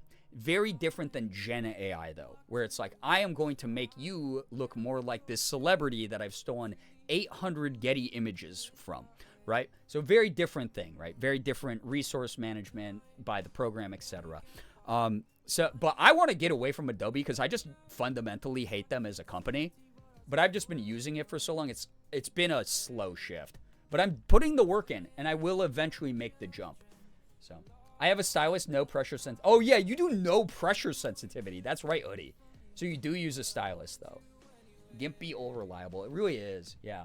But yeah, it's one of those things where it's like I am actively, as someone who adds my own energy and content to the creative cycle, I am actively trying to find ways to like do it in a way that feels right to me. And then also like Adobe's just expensive as fuck, dude. I hope that people know that when you are supporting my stream, you're helping me continue to make YouTube videos as I'm making the transition to be a non-Adobe user. So, and the other part of it is, unfortunately, I do use like Adobe Stock. I use a bunch of other Adobe programs. So it's one of those things where it's like, I might not utilize like the whole suite or whatever anymore. But yeah, it's like, God, it's tough. It's tough, dude. When again, like 5 evil dudes control everything, and are insistent that their like pet computer program is gonna take off more than the other pet computer programs that every tech billionaire inserts into all their shit that no one asked for. DaVinci Resolve so good. Yeah, dude. So Nervoy, before you joined, I was telling Chad about 2 years ago about Morgan and I got to go to Mark's house and see an incredibly rough version of Iron Lung at his house, which was nice because we had creator commentary then. Because I got to be like, hey, how is shooting this shot? How is doing this? Blah, blah, blah. And then while we were there, Mark was like, you should take all these old Korean learning books that I have no use for anymore. And I was like, okay, thanks, man. I have limited space in my suitcase. And he was like, also, you should take this copy of DaVinci Resolve. And I was like, I guess, sure, man. And he was like, you should learn DaVinci Resolve. It's really good. And I was like, okay, I don't have time in my life right now. And he was like, take the program. And he just gave me, I think it's like sitting right here on my desk. I haven't even installed it. So that was, yeah. I've been trying to learn it, though. Like, I've been watching tutorials. I haven't been doing it in practical use yet with a file yet. But I swear I'm going to start doing it in 2026. Really excited. Really excited. I've heard it's super good. Pet computer program. It's the only way I can describe Gen AI. Because at the end of the day, this is the other thing that people don't understand about Gen AI. That, like we call it artificial intelligence. And this is not a new point to this conversation. A lot of people talk about generative AI like it has some level of intelligence in it, but very much like we talked about like, oh yeah, there were games like Zork back in the day or whatever, right? Or God, what was it? What's the name of the game that you go to the couple's house and you can't say melons or they get pissed off, but you like write prompts in and then they react to like the things that you're writing into the chat or into the Facade. Thank you. Yeah, Facade. It's like Facade, where Facade was just a data bank of all the shit, right? Data bank of all the shit. And so you'd say like, hey, it's great to see you guys today. And then the characters would pause and the CPU would like think for a second and be like, hey, it's great to have you here. Sit down on the couch. And they'd react that way. That was all from a database. Generative AI is theoretically from a database as well. It's just a database where it stole everything from everywhere else on the internet. And tech billionaires have started admitting this. It's starting to plateau because there's only so much material it has access to on the internet. But it will never be able to actually create anything that isn't derivative from things that pre-exist on the internet. So it's just stealing stuff from everywhere else. It's stealing its answers. It's stealing, if you have it generate a piece of, quote, art or a song, it is just a Frankenstein's monster hodgepodge of random shit it stole from elsewhere. It's not actually creating anything. It's not actually intelligent. It doesn't have a brain. It doesn't have any sort of, like, goal in mind when it makes stuff. It responded to a prompt. So, like, it is one of those things where, fuck, what was I even saying about this? Oh, yeah, pet computer program. I call it a pet computer program for these tech billionaires because this is just their stupid pet program they happen to program into code the way that every other program exists, and they're trying to force it down everyone's throats when everyone's like, this is a piece of shit and no one wants this, dude. Go away. Also, Sam Altman saying they don't know how to become a truly profitable. Yeah, every time I see an article that's like, Sam Altman lost OpenAI like $22 billion, I'm like, good. Die in a gutter, bro. Like, I don't care about your humanity, Sam Altman, because you don't care about others. Like, God, what a piece of shit. Yo, Cheeky, have a wonderful lurk. Thank you so much for being here. Truly, truly. The AI Ouroboros is choking on it. Yeah, it started. Here's the thing. The bubble is popping because generative AI is feeding itself generative AI and now becoming so disturbingly, like, sparse in, like, its, quote, believable humanity. It's starting to, like, destroy itself. It's starting to misinterpret what art is even more than it did before. It's just really fucking funny to see. I cannot wait for the bubble to completely pop, dude. So basically make life, then ask it how to make money. Yeah. So it is an Ouroboros. It is, like, becoming derivative of itself. It's watering itself down. It's just very, very just, yeah, it's really funny. So I'm really happy to see it starting to burn down. I am very annoyed at companies like Disney doing what they're fucking doing, investing in it. But they're like, hey, what's a quick $1 billion to the company that has more money than God, right? But hopefully it's a gamble that just purely does not pay off, and everyone goes, we remember you making this decision on top of all the other weird ones, the weird ones that you've done. We will not trust new technologies you push, weirdos, or support. So we will see the destruction of Gen AI within our lifetime. Absolutely. Say it with us, chat. Yo, what's up, Maddie? As a graphic artist at a print shop, the amount of AI that customers bring in makes me rage. I bet. That's awful. I'm sorry that you have to deal with that because, good Lord, it's just like, yeah. Glittergoth, watermarking is, like, such a smart thing for, like, authors and stuff. The other thing is, like, we do have things like Nightshade, a program that's designed to confuse and poison Gen AI algorithms. So they try to steal something, and it's like, let's say there is a, quote, picture that you put through Nightshade of you holding a cat, and someone's like, I want to use the prompt of person holding a cat, and they type it in. But little did they know, Nightshade transformed your picture of you holding your cat on a very small pixelated level into millions of other pictures of things that are not people holding a cat. So when the learning model analyzes that picture, it goes, oh, someone holding a cat looks like this, and it puts up a picture of a blue whale crashing into a skyscraper. Like, and that is hilarious to me. So there is, like, yeah, people are doing digital watermarking. People are taking a lot. And I think just the creative sphere's pushback is just the sentiment going on right now is no one wants this crap except idiots who are making money from it. And it's kind of nice to see us collectively as a group of creatives be like, we reject this. And anytime I see a creative who's like, no, I'm all for this. I am pro Suno AI. Everybody make music with Suno. I'm like, I just have to block you. And then I never have to see your slop again.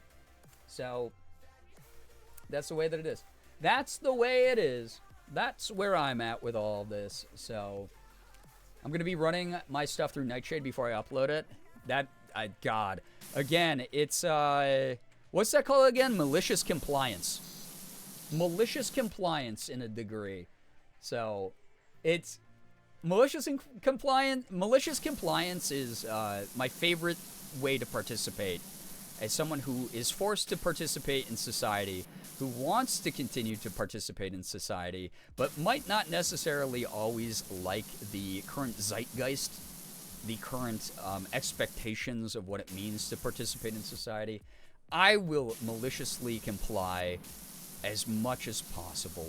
I will technically do everything by the book that you want me to do, but I'm going to do it in a way that's going to make your job harder and disrupt whatever you're doing and make it a lot more annoying for you as well. Like, I am such a huge fan of that, because I'm from the do no harm, take no shit camp, and the moment I start getting shit, I don't take it.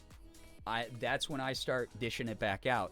But in the meantime, you know, I try to use as much of my time as possible to fill it with things that actually do serve me. But in the moments I'm forced to participate in a certain way, malicious compliance all the way. That's the way that it is. Keep getting local ads from this cleaning company that insists on using AI. Dude, I've been getting Suno AI ads. I started listening to, like, I talked about this the other stream. I listened to this alt rock station. I started listening to traditional radio again because, for those of you who don't know, I inherited my sister's car, which was a really nice thing for her to leave behind for me. And I inherited her car, and I didn't change any of the radio presets because I was like, I am, you know, it's a driving memorial, basically, in some ways for me. I haven't, like, changed the decor inside or, like, the silly knickknacks she has around. It's, like, a really important thing for me to keep it up and running and keep it fairly close to what it looked like when she used to drive it. And so I was listening to traditional radio, and I was listening to this alt-rock station that's local. And as a result, they're like, oh, we got a, like, alt-rock station, so we're going to get, like kind of alternative brands to, like, be our sponsors for the radio station and advertise on our station. So they got, like, some, like, interesting shit there. But then occasionally they'll have, like, a plumber, and it will be like, oh, this is a plumber with, and their jingle, instead of, like, a traditional jingle, is like a punk rock song. Except it's a punk rock song with that really obvious AI vocal distortion in it, and it sounds like shit, and you hate it. The moment you hear it, you're like, this isn't real, and it's not good, and it sounds like crap, and it's, like, not even funny because it's, like, so badly done in Gen AI, like Suno AI crap. And it's like, every time I hear those, I'm just like, God, this is awful. I gotta move out of the city. And also, if you're so lazy that you ran a bunch of prompts to make your fucking jingle, I don't trust that you're gonna do good work for me. I don't trust that you're gonna do good work for me when I hire you to do my plumbing. Like, I fully expect you to be like, hey, ChatGPT, how do I fix a hot water pipe? Like, while you're there. I just expect you're gonna be like a completely useless, like, bag of skin. And that's kind of the way that I look at that shit. It's just like, the moment that you're like, yeah, I use Gen AI for, like, everything. I use Gen AI for this, like, important, like, very, like, visible thing that I do. The optics aren't good as far as me trusting you as, like, a reliable, like, again, well-adjusted human being. Like, if you're like, hey, ChatGPT, what's a good opener at this social function? It's like, there's a good chance you have nothing interesting to talk to me about. So, yeah, it sounds like they're singing or talking through a tinfoil tube. Yeah. If you're cutting corners with AI, what else are you cutting corners on? Exactly. So, it's just really one of those things where it's just like, it destroys, like, I don't know, it just destroys trust. Like, just destroys a lot of trust. It's really annoying. But anyway, I was like, I'm not going to climb back on the soapbox because we've had this exact same conversation like 50 times on stream, and then I gave you guys a rerun tonight. Thank you so much for all of your money, you absolute suckers, paying for a rerun here on twitch.tv/Girbeagly. Oh, man, I just released another version of Star Wars on DVD, and you bought it again, and there wasn't even any new features, you absolute fools. Call me George Lucas the way I'm doing that. My mom keeps sending me AI-generated pet video. I know. I've had to have the exact same fucking talk with my mom. I've been like, Mom, I love you, but there are 8 billion real cat videos out there. Please stop sending me the very clearly Gen AI ones. You know? So, I don't know. It's tough that it's eroding, like, people's, like, ability to trust what they're seeing. But, yeah. It's nice to be angry about AI together. Good. Because I get feisty on stream a lot. I just hope the things I get feisty about, like, other people feel are worth getting feisty about. I don't ever really want to come across as, like, boomers screaming at cloud. I want to come across as fed up, reasonable citizen who is trying to find real community with the platform that they were somehow blessed with. That's how I want to come across. So, yeah. My mom keeps falling for AI-generated images of robot toys, and I have to keep breaking into her that no, they're not lifelike. Yeah. Yeah. It's tough because generationally, this is no insult to older people, but it's more of like an objective observation. Their generation was like the hardest decision that they had to make involving technology is the car I'm about to buy gasoline or diesel fueled? Like is this a phone that I have to put money into or not to make a long distance call? That was what their generation was equipped for. So I don't blame them for being confused by this, but they really are not equipped for it. They were not ready for this. Most of us weren't, but especially older generations that were like, I used to pay a nickel for candy. Like this is weird. This is a fake reality that they were unfairly thrust into.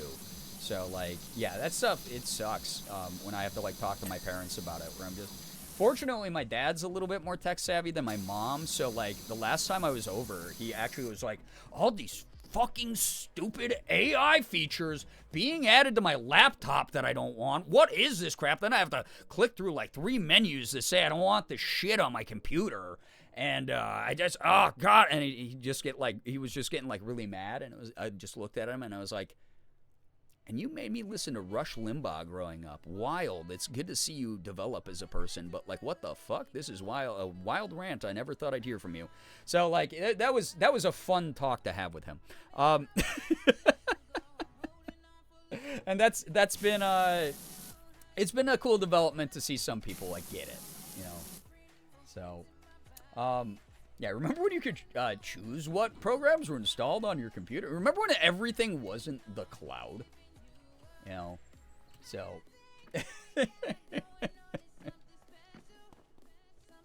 absolutely wild to see the way that the world has shifted, though. Absolutely wild. Meanwhile, you know what? And then you got stuff like this, right? Powerwash Simulator 2. Shout out to Future Lab for sending me a code for this excellent game.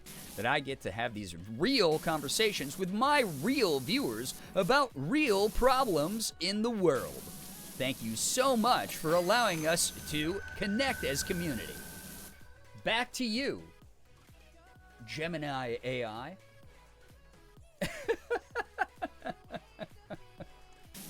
Okay, segue. Yeah, hey. What can I say?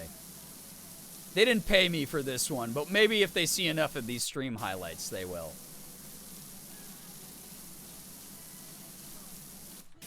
Love this level of Power Wash.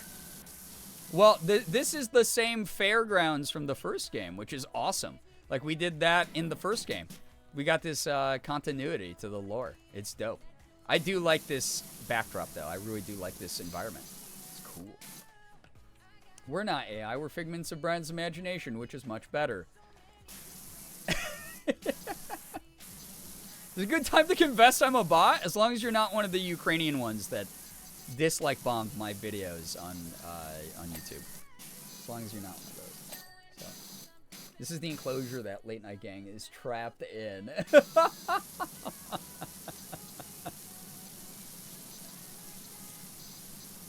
Crocodile? Ooh, he's got cool teeth. Anyway, chat. Here, I'm gonna pretend like I am a streamer like Ethan, quick. Chat, what did you have for lunch today? Alright, I gotta wash over here a little bit. I gotta wash here. Oh, I like to wash. I like to wash. I like to wash. Washing my ass. Washing my ass. Washing my ass. Washing my ass. Chat, you ever just wash your ass? Washing my ass. Washing my ass.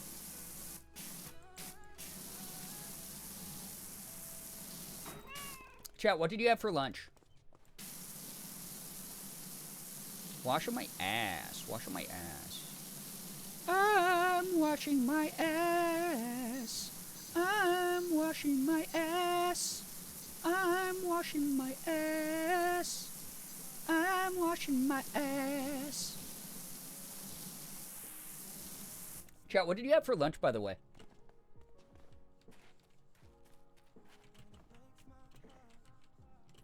And there you go. Multiply that by like 50, and there's Ethan's stream. There you go. That's actually kind of accurate. I know. I've known him for almost 11 years now.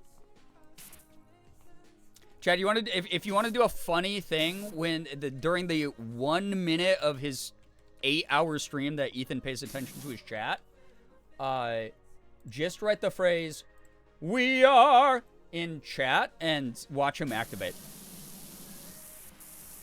It's the words "We are." With like, and then like if you add like the music note emojis on either side of them, you'll watch something. I just stayed with Ethan for almost a week, and I made one joke about that. That's the only AI song I recognize. AI generated song I recognize is the "We Are Charlie." That one. I sang it one time in front of him as a joke, the first day we were there. And he sang it 55 like fucking times while I was there. Like good God, dude. It was non-stop. It would just be like, we'd be having a conversation. There was one night we were talking about like acting because we're both actors. Actors. And we were having like a good conversation about shit. And then he just went, "We are Charlie," like in the middle of it. And I was like, dog, this is why I visit you once every, like, year and a half. This is why I come over once a year, bro. Just non-stop, dude. He would be like, "Hey, what do you want to order?" And have, like, Uber Eats up. And I'd be like, "Oh, dude, I don't know. I'm kind of, like, in the mood for, like, Indian food." "Oh, Indian food sounds so good. You know who else would like Indian food? Charlie!" Like, and it would just non-stop, bro. It just never stopped. It was like... Anyway, do that. Go, yeah, like...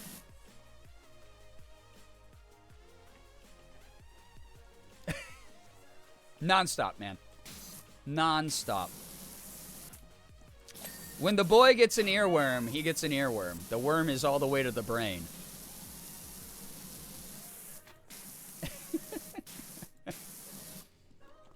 Are you still planning on moving to LA? Probably. Every time I go there, I go through, like, a little bit of, like... I don't know, I get, like, depressed. Because I'm like, shit, I went out there and 8 billion content creators who want to, like, make videos with me are like, "So, when are you moving to LA?" Or, "Hey, where in LA do you live?" Well, dude, we went to Eddie Burback's birthday party, and while I was there, everyone was like, "Yo, dude, I haven't seen you around in a while." And I was like, I don't live here. They'd be like, "Oh, what neighborhood do you live in now?" And I'd be like, "I don't live in LA." "Oh, I thought you did, man. Like, fuck, you're out here so much. Oh, God, you know all of us. I just thought, you know, I forgot. I thought you did." I'm like, "No, I'm actually 3,000 miles away in Rochester, New York." So every time I go to LA, I'm always like, shit, there's like a million people who are like, "We got to do a video together. Oh, we got to hang out more. We got to go to lunch, whatever." And then also now with voice acting stuff, it's like, you know, I talk to my voice acting friends, and they're like, "Dude, we gotta get you out here so you can do like in studio stuff for like major video games, or like do anime dubbing or whatever." And it's like there's a lot of guaranteed work if I go out there, but it just getting out there is so expensive. I've had a lot of you suggest over the years, set a sub goal, set a tip goal. We'll get you out there. I refuse to do that. I don't even want to put up on screen how much Morgan and I have calculated it would cost for us to get out there. But if it's meant to happen, we'll make it happen through hard work and figuring it out. That's not on this community who has already given me so much and lets me live this life here in Rochester, New York. It's not like we're dying to get out of our house that we have right now. It's more of like if it happens, it happens. But it's like I'm very privileged. I get to do this thing that most people do not get to do in their lifetime, which is be a full-time content creator and have fun making cool things and having a lot of great friendships remotely and getting invited to cool opportunities and stuff. Like I'm allowed to do that from where I'm at, which is kind of neat. So it's one of those things, like eventually it will happen. It will happen. Yeah. So it doesn't help that you live on the literal. Yeah, it's really expensive to get out there. Even to visit, it's very expensive. Again, which is why I say thank you to everyone who's been recently supporting the crap out of these streams and the crap out of me, especially when I couldn't work. We wouldn't have been able to have that very, again, rejuvenating trip where I got to see, some of my best friends in the world and take part in this really awesome event that normally I wouldn't be able to do. I'm really grateful to everybody. It means the world. So it's gonna happen. We'll see. We'll see if it happens. It's just like, it's one of those things where it's like, I'm getting older and I'm kind of willing to just go into debt to do it. Because it will have return. Dividends will be good. It'll be a return on investment. But it's just getting out there and then starting over in a new spot, basically, in some ways, is gonna be tough. But it's gonna also be a quick turnaround for when I start getting cool opportunities and doing stuff. I mean, shit, Ethan and I have 8 billion, I was gonna say movie ideas, we do. But also, we have 8 billion video ideas that I know would absolutely kill it, and we'd have a lot of fun, and we'd get to be around each other more. And just, let our joint creativity sort of blend into each other. Not gonna lie, dude, the thought of moving there has been in my mind, too. Though from Europe, yeah, you have an even harder journey, dude, so I get it. It's tough. Because it's like being around all those people all the time, every time I go. God, shit, the time before this one, when Morgan and I were there, we met up with Amy at a barcade. And while we were there, Amy was like, you guys have to move here. Why are you, you guys are, an important part of our life. Why aren't you here? And I was like, we just don't have the money. We don't have the money. I don't know if it's, the right time to go. There's a lot of things holding me back right now. And she was like, but we just know that, we want to have you here. And there's, a ton of people. God, there's legitimately dozens of people out there who have had that exact conversation with Morgan and me. But it really is just that's a privilege to move. Moving is a privilege. It costs a lot of money. It costs a lot of time, a lot of effort.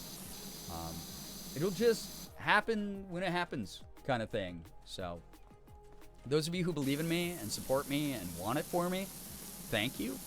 But it's the same conversation we've had for a while now, where it's just right now, especially with the way the world economy is, we're trying to save up right now. It's been a really uphill battle with that. Content spaces have been affected in a big way. I've had a bunch of sponsorships fall through because I could not attend to them with losing my sister and all of that. And it's been a lot of just things stacked against me recently. So when it happens, it happens. That's sort of my realistic look at it. So, yeah.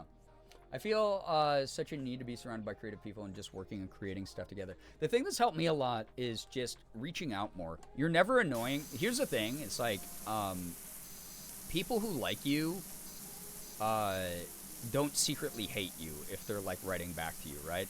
So, like, I reach out to people a lot who live far away from me, who do the same kind of stuff I do, or even completely different things than I do, and try to just keep that creative energy within, like, my constant realm of conversation and inspiration. That's helped me a lot. That's dulled the edge, the bite of not being physically around a lot of those people. It's been very nice, honestly, to just talk to Ethan a lot more. Like, we talk all the time anyway, but, like, we talk a lot more now, right? He's been so sweet during, like, everything with my family and my sister. You know, Mika, Ashley, Kat, I shout them out all the time. Like, it's great catching up with them. Ashley especially is, like, probably one of the closest friends I've ever had in my life.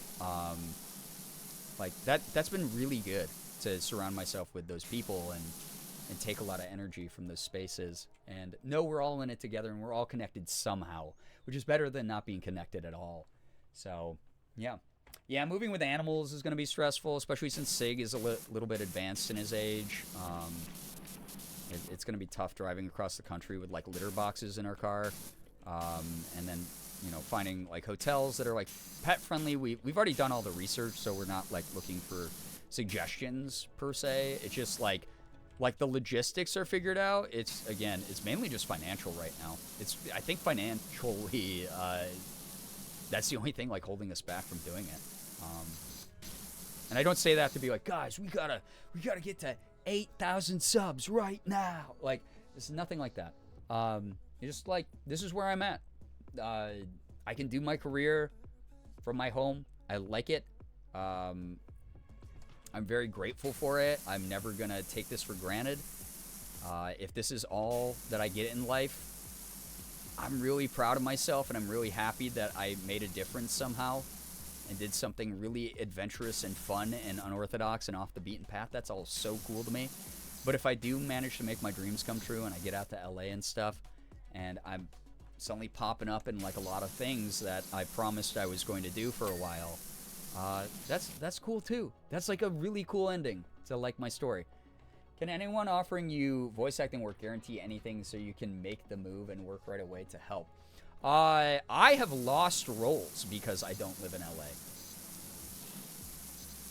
I can't talk about it too much because a lot of the stuff's NDA'd, and even vaguely hinting at it is, like, a little bit, you know, iffy with that. But I have had people who are like, can you sign on to do this thing? You're gonna have to be in the studio, like, Monday through Friday, in LA. And I go, I can fly out there occasionally and do that for, like, a week at a time and stay with a friend. I love reasons to go out to LA, and they'll be like, it will be for, like, a whole thing. And I'll go, I can't promise that, dude. There's been some shit I've had to, like, I've been passed up for, as a result. I'll go, hey, we can do this remote, but we're going to prefer in-studio talent for it. So, hey, even though you were our first pick, you can't make that work. Next guy. And that's okay, right? I'm really happy that those people put in, like, really great auditions and they were deserving of the attention and the like, role. That's great. I'm not, like, mad at those people. That's not their fault. But it's the reality of the gig. I was just sitting in on a CasaCon panel, actually listening as an attendee, not a panelist today, where three remote voice actors were talking about that. During COVID, remote stuff opened up in every industry, not just voice acting, but every sector. We all know this. We've had this talk. It's possible to do, but greedy execs like the in-office control and the, they're paying for the overhead, so they want to be able to write that off as, like, a tax write-off and whatever, and blah, blah, blah, whatever reasons. Voice acting moved very remote. I was eating good. I was getting auditions daily, pretty much. And it's dried up a little bit for remote voice actors because things are back in studio, back in office. You have a lot of studios that are investing in these, like, $30,000 studio spaces, and they want to use them. And I don't blame them because they have all this professional grade equipment and all this staff that is also employed. And I don't want that staff to lose their jobs. I want them to be able to have a workplace to go to and be on a regular payroll and stuff like that. But, like, it's not possible for me to participate in that. And I get a bit sad about that. But I'm also not the main character of that process. I might play a main character, but I'm not a main character of that process. There's casting directors and acting directors, and there's engineers and people who do clerical work and whatever, and it's all part of this big machine, and it's tough to do what I do remote as often as I used to be able to. But the people who take a shot on me and go, yo, I don't care that you're remote, your acting is good, we're gonna give you this role anyway. Like, bless them through and through. They're awesome, and they keep me pretty well fed. So it is one of those things where I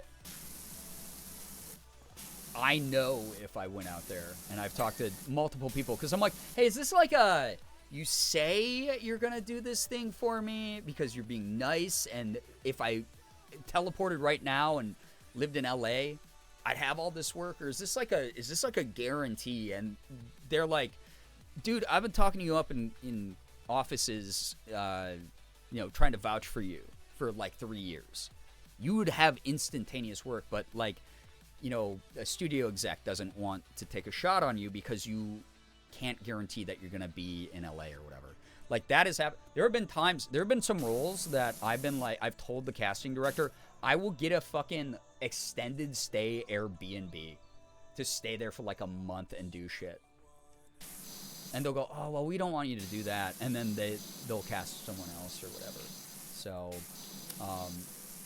it is something that, yeah, it would be guaranteed work. There would be a bit of an adjustment period. Obviously, I'd have to, like, handle getting like my new residency, my new residence like registered, and swap over a bunch of like legal documents, and taxes would be a goddamn mess and things like that, but and then just the moving process in general would be awful. But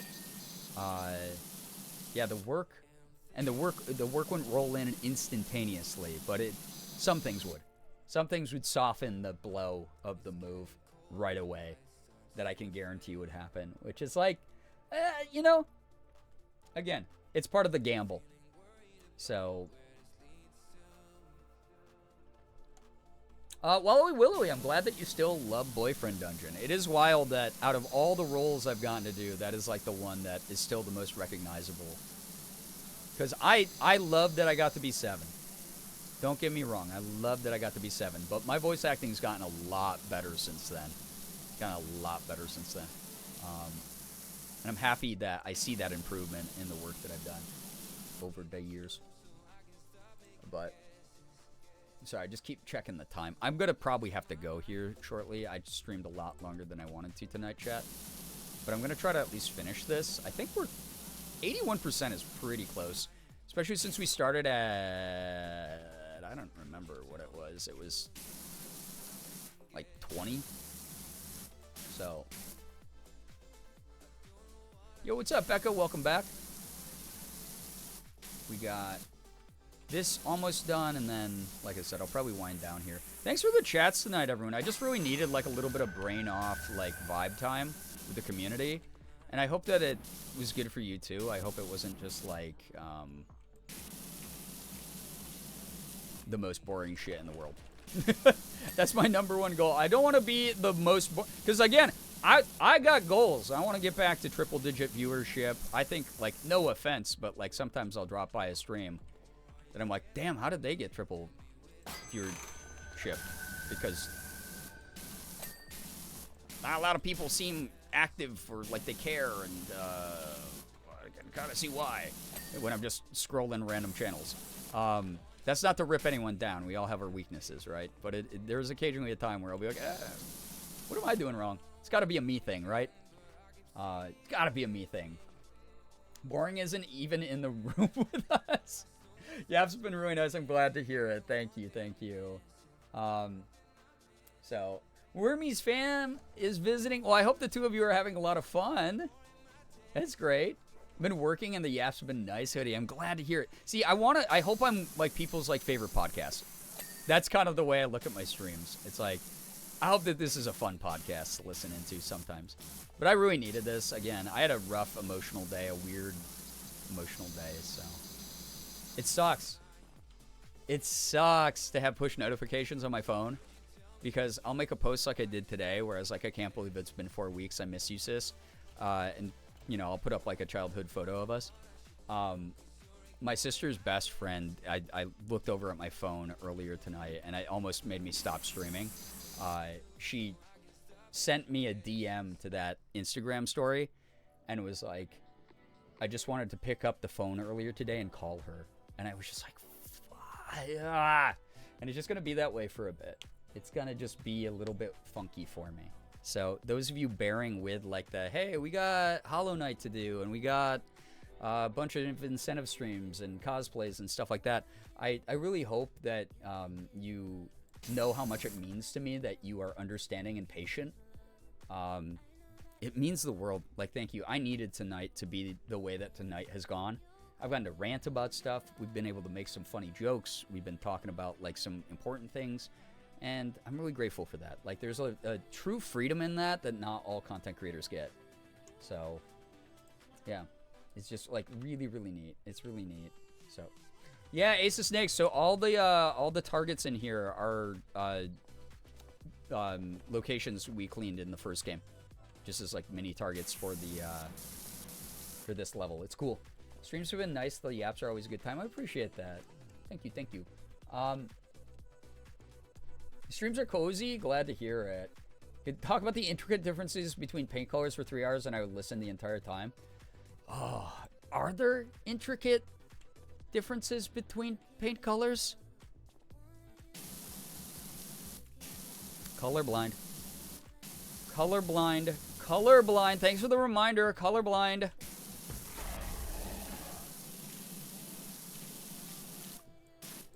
Colorblind. Mods, cancel that viewer for 4 years. And then when you try to come back to stand-up comedy saying, I think I've been canceled long enough, and I think I've grown enough, I'm coming back and I'm investing in my career again. And then you wonder why people have a negative reaction to that. You know? Ableist gays back at it again. Yep. We would still want to hear your interpretations on it. Guys, I think it's so cool that green sometimes can look red or brown. And I think that it's cool that red can sometimes look green or brown. Does that happen to any other chatters experience this? My mom has been gone since 2012, and there are still times where I think to myself, oh, I should call my mom. Yeah. Big part of the reason, I think I shared this a little bit, but there were moments during the after party with Iron Lung where it's like, I can't be around people for a second. Where I just duck away into like a quiet booth or just leave the venue for a second and stand outside and take a couple deep breaths before going back in. I did that several times throughout the night, and it was normally shortly after I'd watch someone do something funny, or I would like I took a picture of like the fun cocktail that I showed on stream that they were making for the after party, and I would be like, oh my god, I gotta text my sister, and I just all wind in the sails gone. And I was able to like rough it out, and for the most part, like I said, I wasn't as social as I wanted to be during the after party, but like I got through it, and I'm proud of myself for that. I got through it, and I was patient and kind and social with the people who did take the extra effort to like talk to me and sort of fill in the gaps that I wasn't able to. So I'm proud of myself for that. Hearing about how colorblind people would describe colors they can't see, / how they distinguish between them would be very interesting. Number one trick that will summarize most of that. We don't. We don't differentiate between a lot of colors. There are times that I will just be like Morgan will be like, oh, did you see that crazy red car that just drove by? And I'll be like, babe. And she'll be like, I know, but it was the only red car. And I'll go, babe? What do you mean? What is red? What do you mean? But again, that's something that like differs between colorblind people. We all have different levels of severity of it. So there are some people who are colorblind in different ways, like for different colors. Some people just straight up can't see certain colors. Some people, the color looks the same as another color to them, like for me. That's very common. It's really interesting. It's all based in the rods and cones and how light is filtered through our eyes. It's really neat. Some people do have identifying things. Like for me, red light, green light, yellow light. People ask me this one a lot. Wait, you're green, red colorblind. How do you see the difference between... My dad fucking asked me this like 2 weeks ago. We were driving around my hometown, and he was like, hey, I got a question for you that I don't know if you know the answer to, because you're colorblind. But when you drive up to like a red, green, yellow light, how do you know which one to stop for? It's like, come on, man. I was like, you waited almost 40. You waited 40 years to ask me this question. But I was like, for me, it's just red top, green bottom. Yep. Because for me, fortunately, they're different enough shades that they don't blend together for me, so I do have that to my advantage too. But like red, the red light doesn't look red to me. It just, I mean, it doesn't look the way that I see a strong red look, I should say, right? But fortunately, that's the same for the green. The green looks white to me. When I drive up to a stoplight, it looks like it is red, yellow, white. And I've just memorized, when I see the white light, it means go. When I see the bottom light up, it means go. Top light that looks reddish is actually red. So that's the way that I've learned to do it. But if you were like, I'm going to swap these three into different slots, that would be the only way I'd be able to tell those apart. I mean, yellow is easy, but like, yeah. So that's how I tell the difference. And I explained that to him, and he went, and that was it. He did the dad thing where he's like, I asked you a question that could have turned into like an involved conversation, but instead I'm going to like caveman grunt and then like turn up my talk radio. So that was that was a surprisingly recent conversation I had with somebody. That's really interesting. I'm glad. I hope that like you can kind of envision it now. The way that Morgan has learned how I see the world is when I was doing like all the testing on my eyes before I got the Enchroma glasses, and I was and she's seen this my whole life, you know, whenever I go to like the eye doctor or whatever. The way that she describes it making sense to her is the way I see color is the way that most people see color at dusk. So if you have non-colorblind eyes, if you are not colorblind, the way you see color at dusk, where it's like a little bit washed out, the contrast is like not as severe. It's like a little bit muted tones. That's the way I see colors. All the colors I see are very muted, unless it's like a super strong, super bright pigment. And even then, sometimes my eyes will filter that out, and people will be like, what? That's bright pink. And I'll be like, that looks gray. Desaturation, exactly. Yep. So, like, the way you see stuff at dusk is kind of how I see regularly. And then the weird thing, and I don't know if this has to do with my color blindness or just because of my eyes, because some people are better at seeing in the dark than others, but I see, like, really well in the dark. I see very well in the dark, and Morgan does not. And I don't know if those two things have anything to do with each other. They might. Like, being able to differentiate, like, the depth of objects because I don't see the color in them anyway. My eyes filter out the color in them anyway. I don't know if that does something. I'm not someone with a background in knowing that stuff. But I see way better in the dark than Morgan does. And I don't know. I haven't asked other colorblind people if that's the case for them either. I haven't even looked up anything about it. But it is like a weird, quirky thing that it just might be coincidental. But I think it would be kind of cool if there's a little bit of a reason for that deals with my colorblindness. So, yeah. Hopefully that answered some questions. I was thinking when you said something about bright colors is I wonder how you'd interpret some of Stuart Semple's bright colors. Wait, Stuart Semple, is this an artist? I'm not very cultured, you see. I just talked about Naruto. so you know. My culture only goes so far. That's my appreciation of the arts, is Rasengan.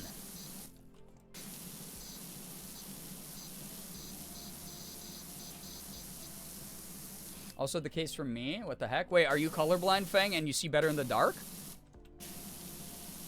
That's awesome if that's the case. That's really cool if that's the case, actually. That's really freaking cool. The guy who started the Blackest Black paint beef with the guy who made the Chicago Bean. Oh, yeah, okay, yeah. You guys said he has, like, extreme color palettes, right? That's right. Thank you for the explanation. Now I'm back on, I'm on the same page. Yeah, I wonder, because here's the thing, again, it's like, it works for certain colors. Like, I can see really bright blues as really bright blues. But every now and then, Morgan will be like, wow, that's like a really beautiful, brilliant pink. And I'll go, that's like orange to me. That's like gray or something. So, it's interesting. It varies. There's no consistency. I mean, there's consistency to it, but it's consistency I don't understand. Because it's physically within the rods and cones of my eyes, filtering the light. So, it's kind of neat. I don't see very well at night, but I can tell intricate differences between colors. Exactly. There's the trade-off. It's, what's that called? Heavenly restriction in Jujutsu Kaisen. You have heavenly restriction applied. For me, I can see in the dark really well, but I can't domain expansion. It sucks. Hey, what's up, Savannah? Welcome. Seeing rainbow zigzags, that means I'm about to have a migraine. Oh, no. I'm so sorry to hear that, Uber. That sucks. I hope that you feel better soon. Those are the worst. Morgan had a terrible migraine yesterday. The lab that made Vanta Black chose Anish Kapoor. He didn't block access to it, and Stuart Semple made a smear campaign. Yeah, I'm aware. Yeah, I'm aware of the lore as soon as you mentioned the scenario. Y'all educated me about that, what, a couple weeks ago or something? Fortune say is someone who can tell the difference between even the slightest shades. I can see real well in the dark, but I was raised by cats, so it might be an outlier. Yeah, the cat thing might kind of factor into that. So.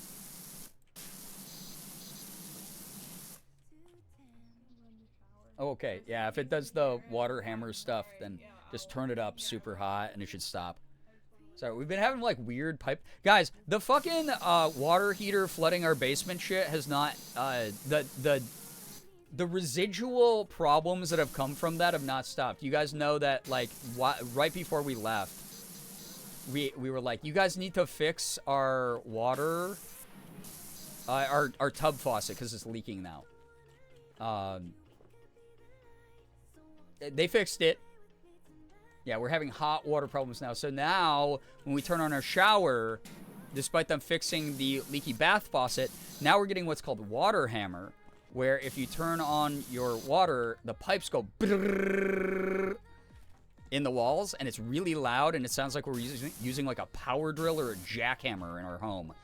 And I feel bad for our neighbors, because it's like Morgan takes showers at this time of night, so I'm always like, we can't be doing that to our neighbors.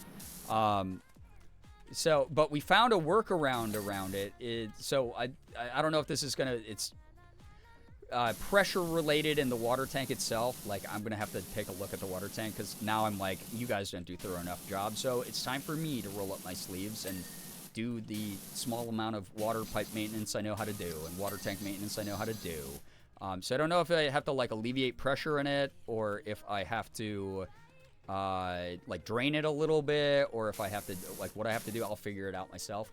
But if we flush our toilet, if we turn on the water only to hot and then turn it back down slowly to cold, it goes away. If we turn on other faucets, it will sometimes do it. It sucks. It's rough. That's not good for the pipes. Yeah, no kidding. That's what my shower sounds like sometimes. Yeah, it's ours. Ours does it in a way where it's like, I'm like, we just got all this repair work done, like where they like went into the walls. They're the little rats inside of our walls. So this needs to be 100%, or I'm mad at the lack of thorough care that was put into this work. So I we'll hopefully handle it soon. And if I come across a problem that I'm like, I'm not skilled enough to take care of this myself, I'll just let them fucking do it. And I'll be like, you guys got to get in here, but I'm going to supervise the whole thing. Because when they fixed our bath, they fixed the bath while we weren't home. So we just got back from LA and we turned on our bath and we were like, what the shit, dude? Like, what the hell, bro? So, yeah. But we'll figure it out. Like I said, I am intermediately versed in this crap, unfortunately. Hell, I took care of this when we had the basement leak, when our basement flooded, and the emergency maintenance wasn't answering the phone. I took care of that. That was me. I did it. I did 90% of the work. All they did was they came in the morning and replaced the water heater with a new one. That was it. Everything else I did myself. I shut off the water. I drained the water tank. I alleviated pressure so it wouldn't implode. I did all of that myself. So I think I'll handle what I can handle, and then if it's beyond me, like I said. It's complaining time. And this is another reason I was talking to Morgan about this. I was like, fuck, dude, we both want to move to LA because it would be good for both of our careers, especially now that Morgan is a full-time content creator. And it would be very beneficial for us both. But, like, is this the universe sending us a goddamn message to just go? Is it just like a message from the universe? Like, get the hell out of you guys got to go. This is how the universe gets you to move to... Oh, my God, Xander, I didn't even see your message until now about that. That's so... Yes. It might be. It really could be the universe being like, guys, get the hell out of there. What are you doing? Go make $1 billion bajillion dollars, move out there, and then go make $1 bajillion billion dollars more by being out there.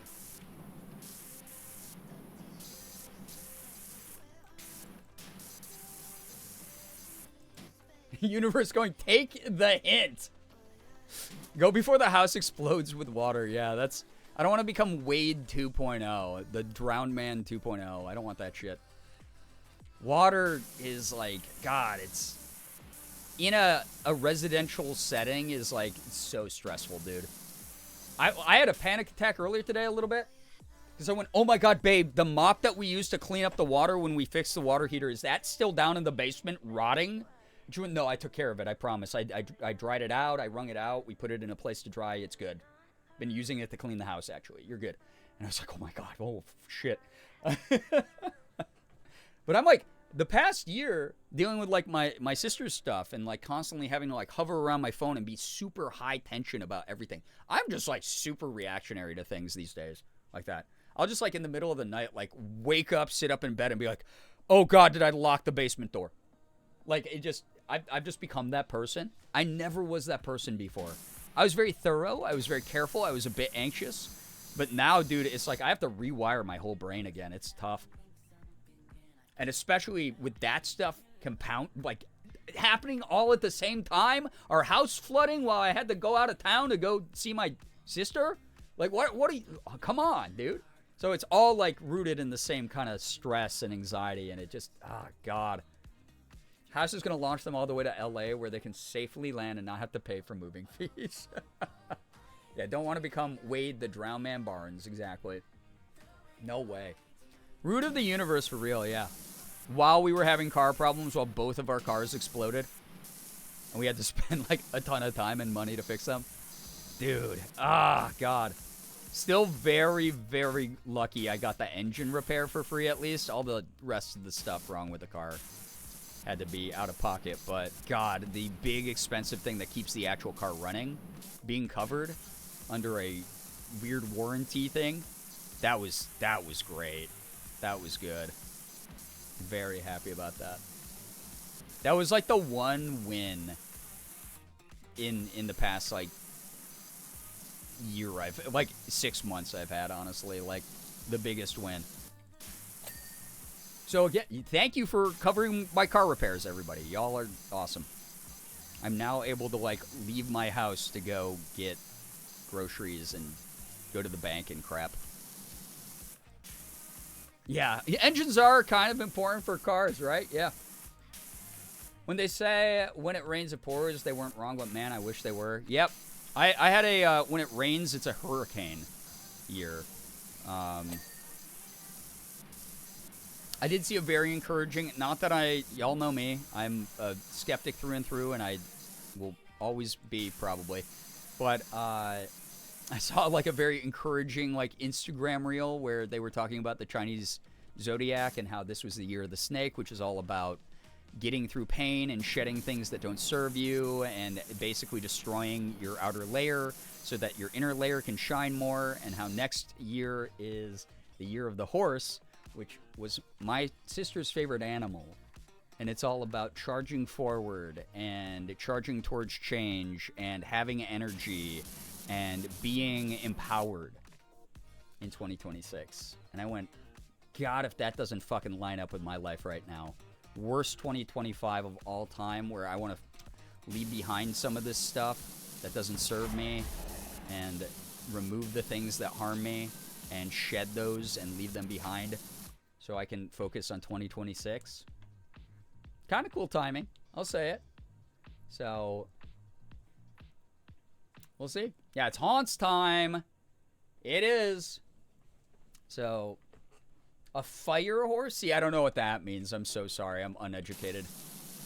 I live with a self-proclaimed witch. And yet, does my brain retain a single thing she tells me about this stuff? No.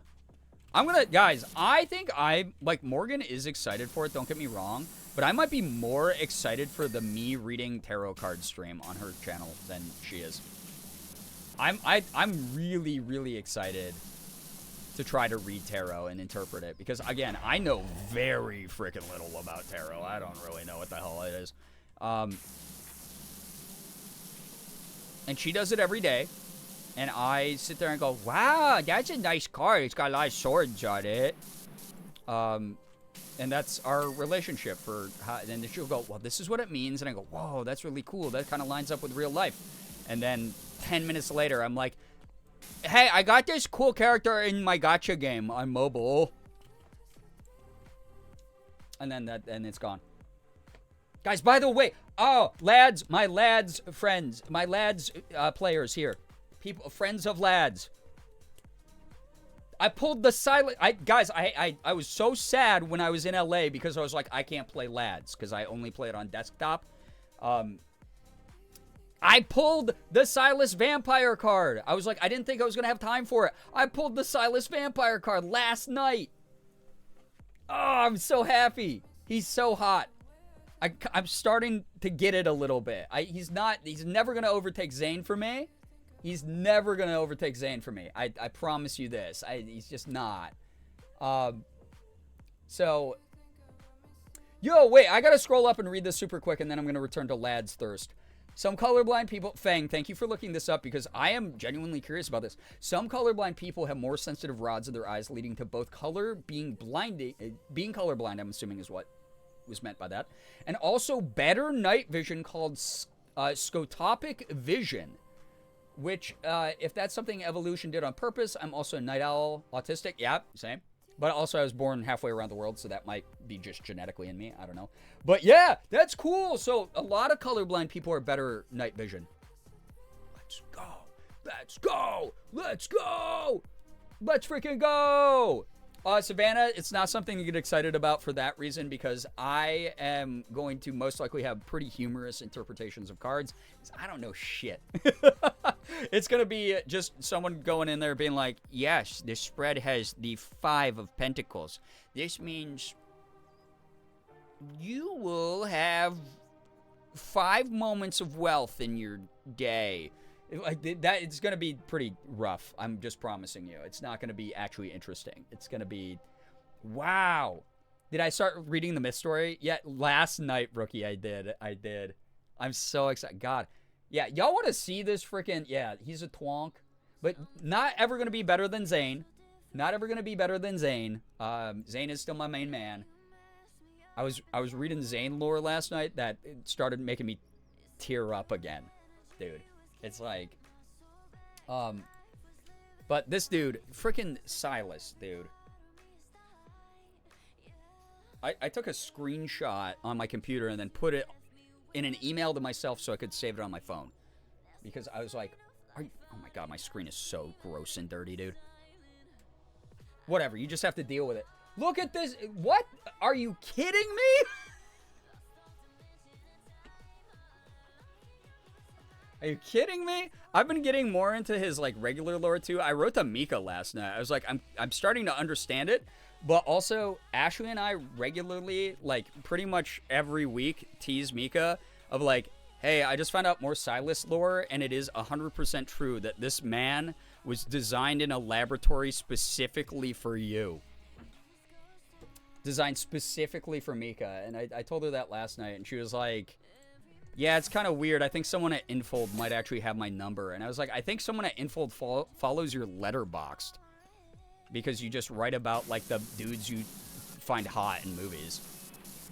So, I'm going to deplete all his stamina. You can't do this to me? Nah, it's so good. And I'm a free-to-play player. I've spent $0 on this game. And I have managed... I didn't get one of the idol pulls, though. And I'm sad about that. I didn't get Zane's idol card, even though his outfit is so bad. Dude, I was playing the claw machine last night, too. And he randomly changed into his idol outfit. And I was like, dude, not in public. This is embarrassing. I don't want to go on a date with you anymore. But I didn't get the idol card. So this is redemption. I won my 50-50. I didn't even have to, like... I just got him. I got him before my 50-50. I got the Silas Vampire before my 50-50. So, pretty freaking happy about that. So, Glitter God, I'm sure that was like a really meaningful moment, especially as someone who's followed his whole career. That's really sweet, honestly. That's like really I love that's the one thing, like I'm not into WWE. I used to be when I was a lot younger, when I was like a teen. But as I got older, I just kind of fell out of it. Just too many other interests, right? But I respect like the art that's put into a lot of it, even if I don't like the owners. But that's also most products out there, right? But I understand the love people have for those stories. And when the personalities themselves, and this is for any medium, do something for the fans like that. Hey, this journey was meaningful to me, and I know that this gesture is going to be meaningful to you. That's so beautiful. It's really cool. I understand why you'd be emotional over that. Like, truly. So, embrace that moment. Be happy that you got to see it, you know? So, I'm scared to know what Zane's idol fit is. I wish I had a picture of it on my phone because it's the most embarrassing costume. Just, it's embarrassing. I've been scrounging up diamonds, prepping for the next banner. The one plus of losing the 50-50 for Silas is I'm guaranteed the next one, so GG's we go next. Yeah, I think that's why I didn't have to get to the 50-50, but I'm glad that I didn't have to go pity with this and that I just got it like way before the pity poll, because I lost my 50-50. I lost my 50-50 during the idol banner. So, yeah. Show him again? He's basically like Alucard from Castlevania, is what he kind of looks like. It's kind of how he's like, his personality is too in the game, in the event lore. So I don't know, because I pulled the event card, I guess I have to ask about this because it does operate slightly different in every gacha, and I don't know if you know the answer to this, Brookie. I'm just deferring to a level 80 veteran of the game. Did Yowie hand? Kind of. Forced perspective Yowie hand. It's just way closer to the camera. Because they do a good job with those 3D models, let me tell you. But yeah, he does look like Alucard. Yeah, he does have... all the boys have very long fingers. Anyway.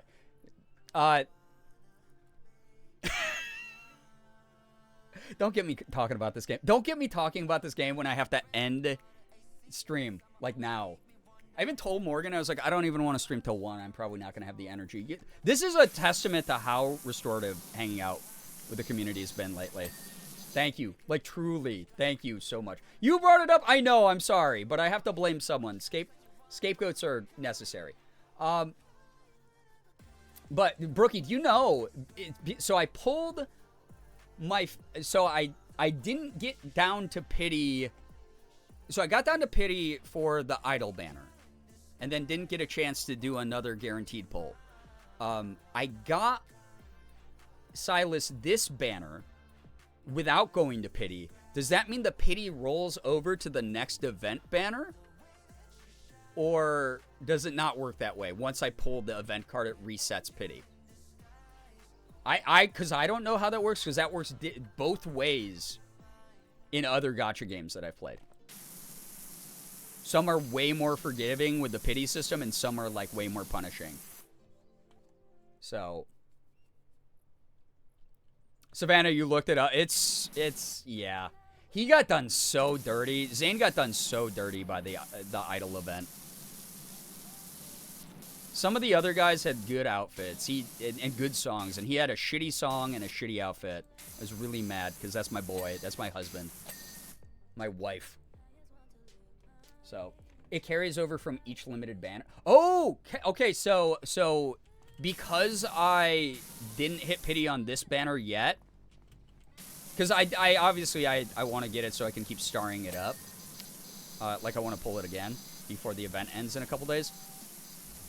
I should theoretically still be guaranteed pity on this banner. I go all in. Okay. All the pulls from the limited banners carry over from limited to limited. All the rerun banners carry over from... Well, okay, that's awesome to know. Thank you, thank you, thank you. So there's a good chance I'll be able to pull them again within the next, like, 3 days before the banner ends. Star him up at least one time and then have to wait 8 years for a rerun. Got it. That's awesome. That's good to know. That's good to know. So as long as I'm not hitting pity, I think I should be good. You didn't get idol pull either? I was so devastated. I was sad. Because I heard that the, okay, maybe this is a bit self-indulgent, but, like, I heard the dates, the kindles on the idol cards were pretty spicy. And Ash and I, even though she has a pretty significant head start, are like both trying to get every super spicy Zane scene we can get and compare notes. So that's a tactic some people use, that even if you aren't planning to pull for a specific banner, to still use the free tickets to lower your pity. Oh, okay. Yeah, I guess that makes sense. Yeah, so again, I play a number of different gacha games, and I do that for some of them. I just didn't know if it was possible for this one. Because I have no interest in the, the one they're running alongside right now is, like, what, a Raph banner? Why does Raph get, like, 85 event cards, dude? Why does he get so many rerun and limited time banners? What's that about? What's the favoritism? He's the icon of the game right now. He's, like, the main app icon. Why is that? Is he really that big of a fan favorite? Because I gotta say, there was a... I'm not gonna ruin it, but there's a in-story lore beat about him in the main story where he expresses he does not like something I like very vehemently, and I'm like, I don't know how anyone could not like that. And even if you don't like it, you wouldn't express it that way. Why would you tell me this, bro? Where I was like, I'm done. I'm out. I'm done with him. So, yeah, stop trying to make Raph happen. Some people love Raph. I get it. But he's not for me. He's not for me. And he has one major flaw that, like, I could never forgive him for. All right, Mogus, time for you to die, because I gotta end this. I gotta end the stream. So, the chibis weren't... Yeah, those weren't during his... that was for the Polar Night event. The chibis were great. I unlocked all of those. Those were cute as hell. And I love the little side stories, the little lore and the conversations you'd have in the car. So cute. So cute. Started to do reruns for all the old banners, and it's mostly the OG3. So Zane, Raphael, and Xavier. So chances are the next solo rerun will be Zane's first. It better be. So yeah, Lincoln, I'm ending here soon. Sorry to anyone who's an Ethan main. I'm calling you out. It probably ended recently, right? He's a party. Yeah, Raph's a party pooper. He is. He is. It's something that disturbed me. Is it that he's not Zane? Well, Zane, that's automatically working against any of the boys in the game. But all I gotta say is that there's a very specific aspect of Raph that you learn in the main story that I was like, bro, I can't fuck with you at all anymore. No way. I barely even do his, like, deep space orbit, like, missions or anything. Like, I'm just like, I don't care, bro. You dislike this thing that I love, and you are acting like it's evil? Go away. Go paint a portrait. Go paint a portrait and pronounce some words kind of weird, as you do. Go do that. I went to a cat party that had human-sized cat toys. That's way better than an Ethan stream. You're forgiven and you're great. That's way better than an Ethan stream. 95% done. I gotta end this or Morgan's gonna behead me. I don't think I could sleep tonight anyway. I'm having a lot of bad anxiety over everything. So I'm gonna finish this level and then I'm gonna go eat food and go to bed. And by go to bed, I mean sit up in bed playing Steam Deck for the next 2 hours. And cry a little bit, if that's alright with everybody. If you're cool with that. Sounds like a plan. I know what you're talking about, and I agree. Yeah, actually, no, I don't want to spoil it. I'm not going to spoil it, because, like, it was a shock. Because he brought it up in a moment in the game. Raph brings this up in a moment of the game lore, where it's like, this is not the main priority, bro. And I talked to Mika about it, Mika Nashue about it, and she was like, yeah, Raph used to be my number 2, and then he said that thing that you just said to me. And I went, nope, I'm out. I can't trust a man who doesn't like that. Solid night, to be honest, yeah. Emotions, had a good stream with some good people in this community. Some Steam Deck. Vibes, hanging out in bed with Morgan, the love of my life. Hopefully she hasn't beheaded me for staying up so late. We'll see. I need my head. I have work I have to do tomorrow. It's very important. I have all parts of my anatomy for that. How is Morgan? Not to dismiss you, but we're obviously getting more info about you from you. If you keep up with Morgan's short form stuff, she's been talking a lot about what she's been going through with all this as well. But she's doing about as well as me. We're very similar in how we're handling this stuff. So thank you for asking. But yeah, she is. She's been putting up like captions in her short form videos about like how she's felt about things lately and how much of a mixed bag things have been. So yeah, never trust a man who immediately shits on your interests, even virtual ones. Exactly, man. Have better standards. So yeah, well, Savannah, it really depends for me. Sometimes I'd sleep for like 12 hours, 15 hours, whatever. I just like can't leave bed. I bed rot. And then sometimes I'm like, I am up because, again, my brain got rewired by the anxiety of I might get a call at 4 in the morning with the worst news of my life, which is exactly what happened. But for a whole year of watching someone's health decline, the issue was I didn't know when that was going to happen. And as a result, I'm so fucking jumpy now. I'm so jumpy. And it sucks. I don't want to be this way. I wasn't this person before this. I won't ever be the same person I used to be, but at least this part of my brain being wired to trauma this strongly is like, that's something I'm working on really hard in therapy and everything. So, but it's been disrupting my sleep quality and everything like that. So, Insta or TikTok? Both. She's been uploading on both and talking about it.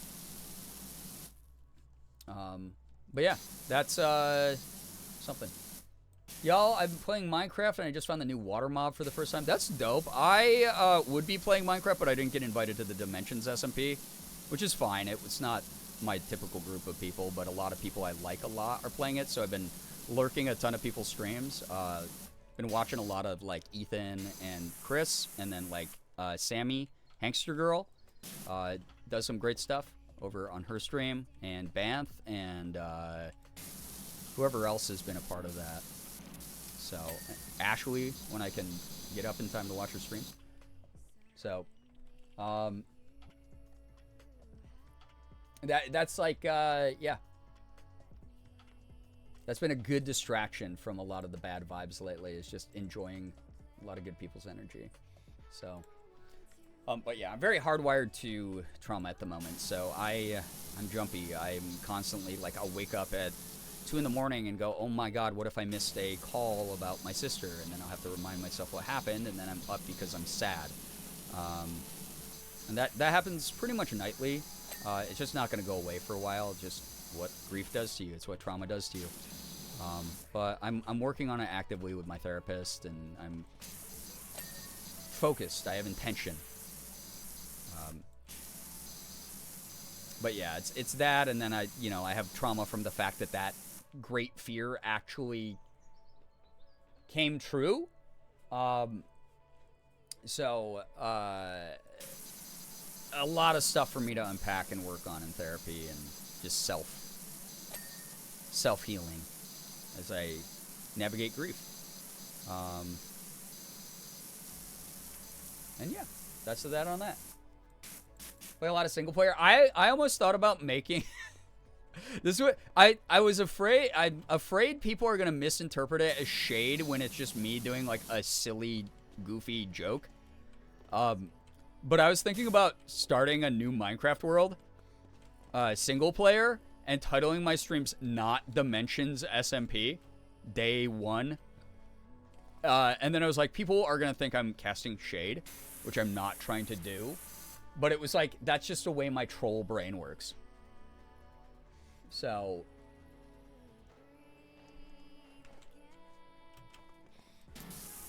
I don't know if people would find that funny. If you think it would be funny, maybe I'll do it. I'm getting the itch. Watching my friends play Minecraft so often, I'm getting the itch of like, I wanna play Minecraft. I want to play some fucking Minecraft, bro. I want to, like, build for hours and zone out and just, like, never fight the Ender Dragon. I've still never beaten the Ender Dragon in my life. Chat, 2026, is this the year I beat the Ender Dragon? Support this idea. One dimension, you have boy band music in the background? No, what I would need is the boy band from TikTok, Boy Throb. Trying to get Darshan to the US. We got to get Darshan to the US, guys. Boy Throb. They just put out their first single. They need Darshan to leave India. Love Boy Throb. They're so funny to me. I just love that it's like, hey, I'm Zach. I'm like, they just say all their names, and it's like, I'm Darshan. I'm in India. Like Zoom calling in. It's so funny to me. Every time. Every time. I haven't played Minecraft since Shields came out. I think there was like beta 1.8. Damn. Back when it was still associated with one of the biggest scumbags in game development ever. That's an acquisition by a big company I was okay with, because I was like, yeah, get it out of that dude's hands. It is very fun to play. They've added so much to it, honestly. So, it's worth checking out, especially if you can play it for free. But if you can't play it for free, it's worth investing in. It's not super price inaccessible as a game, and then it's literally unlimited content. Unlimited game exploration and imagination and creativity. It's a great little game. I really enjoy it. What if it was a community SMP? Again, we were talking about this, several streams ago, about doing a community SMP. It wouldn't have to be an SMP. That's the other thing, too. Like, we could set server rules to make it easier for some people. Like, we had, like, dedicated PvP zones the last time we did one. But, well, we can figure that out. I just got to talk to people who know a little bit more about it and figure out how to make, like, get mods server side so that people can't like grief each other and shit. I don't want people destroying each other's buildings except for like certain areas where people are like, I'm gonna make a house, it's okay if you bomb it with TNT, right?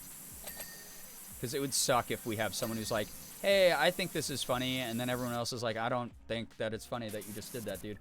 I don't want to do that. So once we figure it all out, it would be cool. I would love to do that. So I was waiting for the Cobblemon server of a certain streamer to go live because I know my friends will be on there too. That's fun. I will not ever be able to play Cobblemon as long as I work with Pokemon because they do not like bootleg unofficial Pokemon stuff. And I asked my contact years ago, I said, hey, so my buddy is doing a Cobblemon server. I think it was back when like Crispy was doing it or someone. And I was like, I was asked if I could join and I want to join. And he said, I cannot tell you you can't join. However, I can tell you that if you do join, Pokemon might not pass along as many opportunities. And I went, well, I really like working with you guys, so I don't think I'm gonna join. So I didn't ever do it, and that's okay. I could privately play Cobblemon and never tell them I do it, but when do I have time to invest hundreds of hours into a Minecraft file? When I have Ball X Pit to play.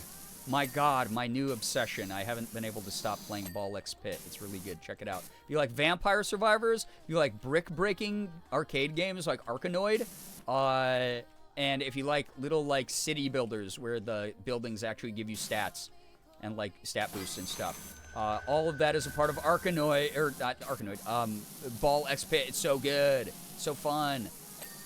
It's ridiculous. So... never played much, but I used to religiously watch the Yogscast back in the day. I mean, who didn't? Oh my gosh. So cool. Yeah. It's cool to have seen, like, where some of them have gone on to and, like, what they do and who's still involved in what. Ooh, I'm randomly getting, like, pain in my rib, and I don't know why, chat. I don't know if I, like, overate or something. Getting, like, random pain right here? Like... right next to my solar plexus. I hope I didn't, like, roll onto it weird in my sleep, and now that I'm 40, I, like, just, oh, I rolled onto this weird, I have to go to the ER. Really hoping that's not the case. But it hurts. I don't know why. Just all of a sudden it started like, ouch, ouch. It's not making me happy. I don't know. I'll figure it out after stream. I have things that need washing.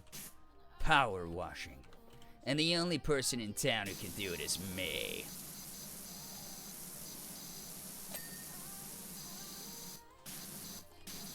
The only person in town who can do it is me. Chat, 99%. Let's go. The other reason that you should be checking out Morgan's content right now is she got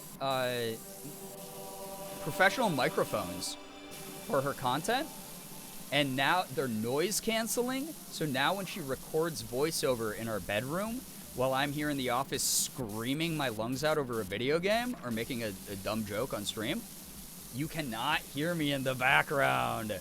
It's pretty cool. We can both, like, we now both have our own content spaces that will not interfere with each other's. It's so awesome.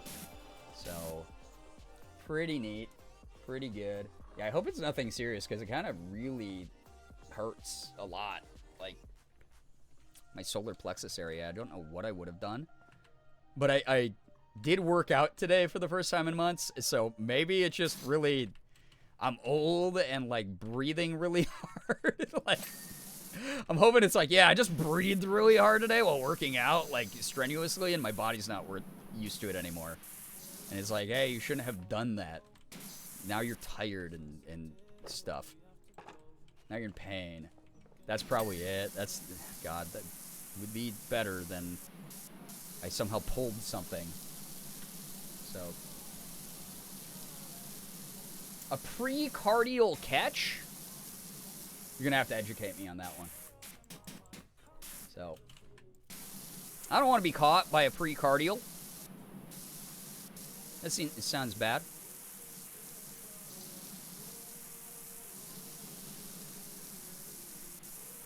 I wonder if it's not in the same area where I had my rib broken. But, you know, still kind of similar area, I guess. Wonder if it has anything to do with it? I don't know. Precordial. Okay. Still, I need, if you have it, any sort of context. Not that I'm taking diagnosis via the internet, Twitch chat, but I'm always up for learning. I am. So, yeah, muscles hurt a lot. They can. For sure. Don't I know it? Don't I freaking know that? It's so late. What is wrong with me? It's good hanging out with y'all. Late night gang. Really earning your wings tonight. Y'all are amazing. Appreciate you being here. 4.5 hour guy. I told Morgan I was probably only gonna stream 2 hours. I love lying to my most beloved. I love eroding her trust. I broke my ribs. Yeah, back when I went to LA and fought Ethan's boxing coach in a full contact martial arts sparring thing we did. He broke my rib and I had to be on the couch. I've shared this story like a lot, but also I have a lot of stories, so I get it. You can't keep track of all the adventures of Brian Long. But yeah, I had to sleep on the couch for like 6 months as it healed. Because you're not allowed to wrap ribs anymore. It can actually cause more damage. Like you used to be able to back in the day. And I couldn't like breathe right, and I couldn't, anytime I coughed or sneezed, I'd look over at Morgan and I'd start crying and I'd go, I don't want to sneeze. And then I'd sneeze and I'd go, and it would really hurt. And I'd go, ah! And just like be in so much pain for like 5 minutes. Terrible. So, underlying cause is unclear. Some believe the pain may be from the chest wall or irritation of an intercostal nerve. Interesting. So I might just be pinching a nerve right now inside my chest wall. Interesting. Okay. I love that, like, we've studied the human body for centuries, and even longer than that, millennia. And we're still like, yeah, sometimes shit hurts, and we don't know why, and good luck, everybody, with this thing. Sorry, everyone. Good luck. I hope you survive it. You know? There's more of an ache than a sharp stab. It's probably not that. It's a pretty sharp stab. I won't lie. Rib injuries are nasty long term. Yeah, my like the way I breathe even was transformed by it. My ribs have never felt the same way. I can't lay on that side at night if I sleep on my side for long extended periods of time, and my breathing's a little bit weird at times from it. Because it fully, like, fucked up my breathing. It, like, I'd breathe and it would, like, pop in and out of place. Yeah, that's just shitty now. Known to happen to these age groups. Good luck, everybody. Generator cable.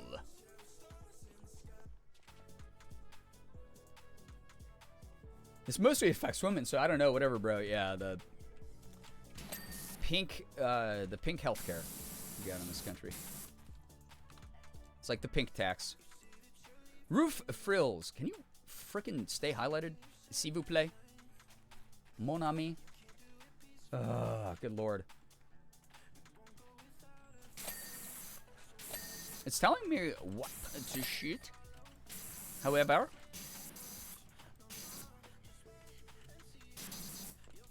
I think I actually have to be up there. That's ass.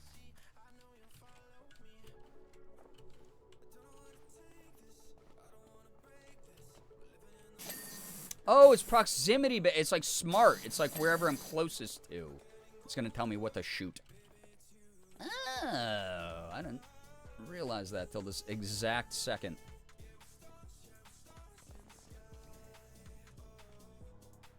Private jet laser.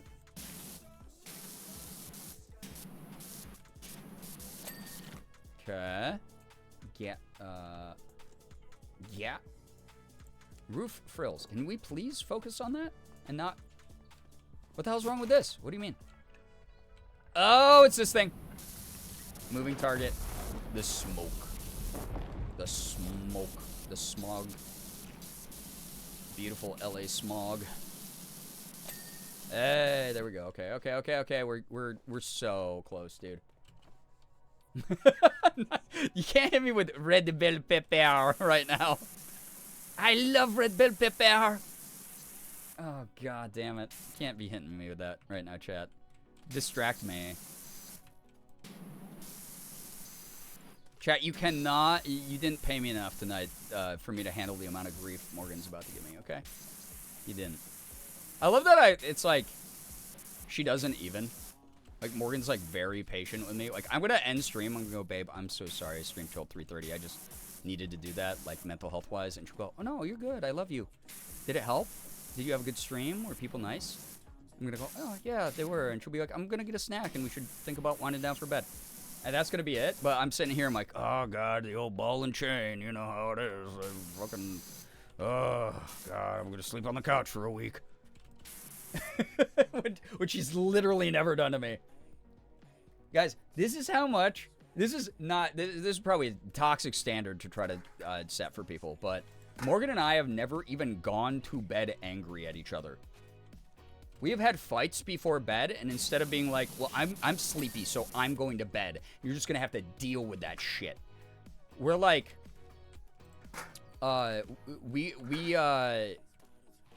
We sit up and we just talk it out until it's good. You go, I don't want to go to bed angry at you. I don't want to go to bed angry at you either. And until we're like, hey, are we good? Like, we just wait until that happens, and then we go to bed nice. Gonna go from cat girl to dog girl the way you'll be in the dog house. Oh, good lord. No, yeah, Uber. She'll probably ask that. She's so sweet. She's wonderful. Yeah, going to sleep on the couch because of your ribs. Oh god, did you send me back in time? That was truly awful. I watched a lot of like bad Jason Statham movies on the couch because I was like, hey, you don't mind if I watch these shitty action movies without you? And she was like, no, I have no interest. I was like, okay, cool. I'm gonna watch like The Mechanic without you. You told us about how you slept on the couch recently, and she was just like, okay, I miss you, I love you. Yeah. I'd say we stick up for you, but seeing as Morgan is our other mother, you're on your own with her Virgo fury. Yeah. Yeah, that's how it is. All right. Chat, look at that. We got the Road Sweeper next. Finished another level in this fantastic little game. I had fun tonight. I hope you did as well. That's all you get from me. I needed this. I really did. I genuinely needed this. Thank you so much, everybody. Like, truly, this was great. I had fun. I love yapping. I don't have the world's most important shit to talk about, but, like, I'm going to talk, you know? I'm going to yap. I'm going to chat about some stuff. And it really means a lot that anyone, like, shows up or cares. GG's, it's too easy. Yeah. High skill game. But I do make it look easy. I'll say it. I'm glad I could catch a little bit. I always love being here. I appreciate that. Thank you so much, Savannah. It's really nice. All of you are great.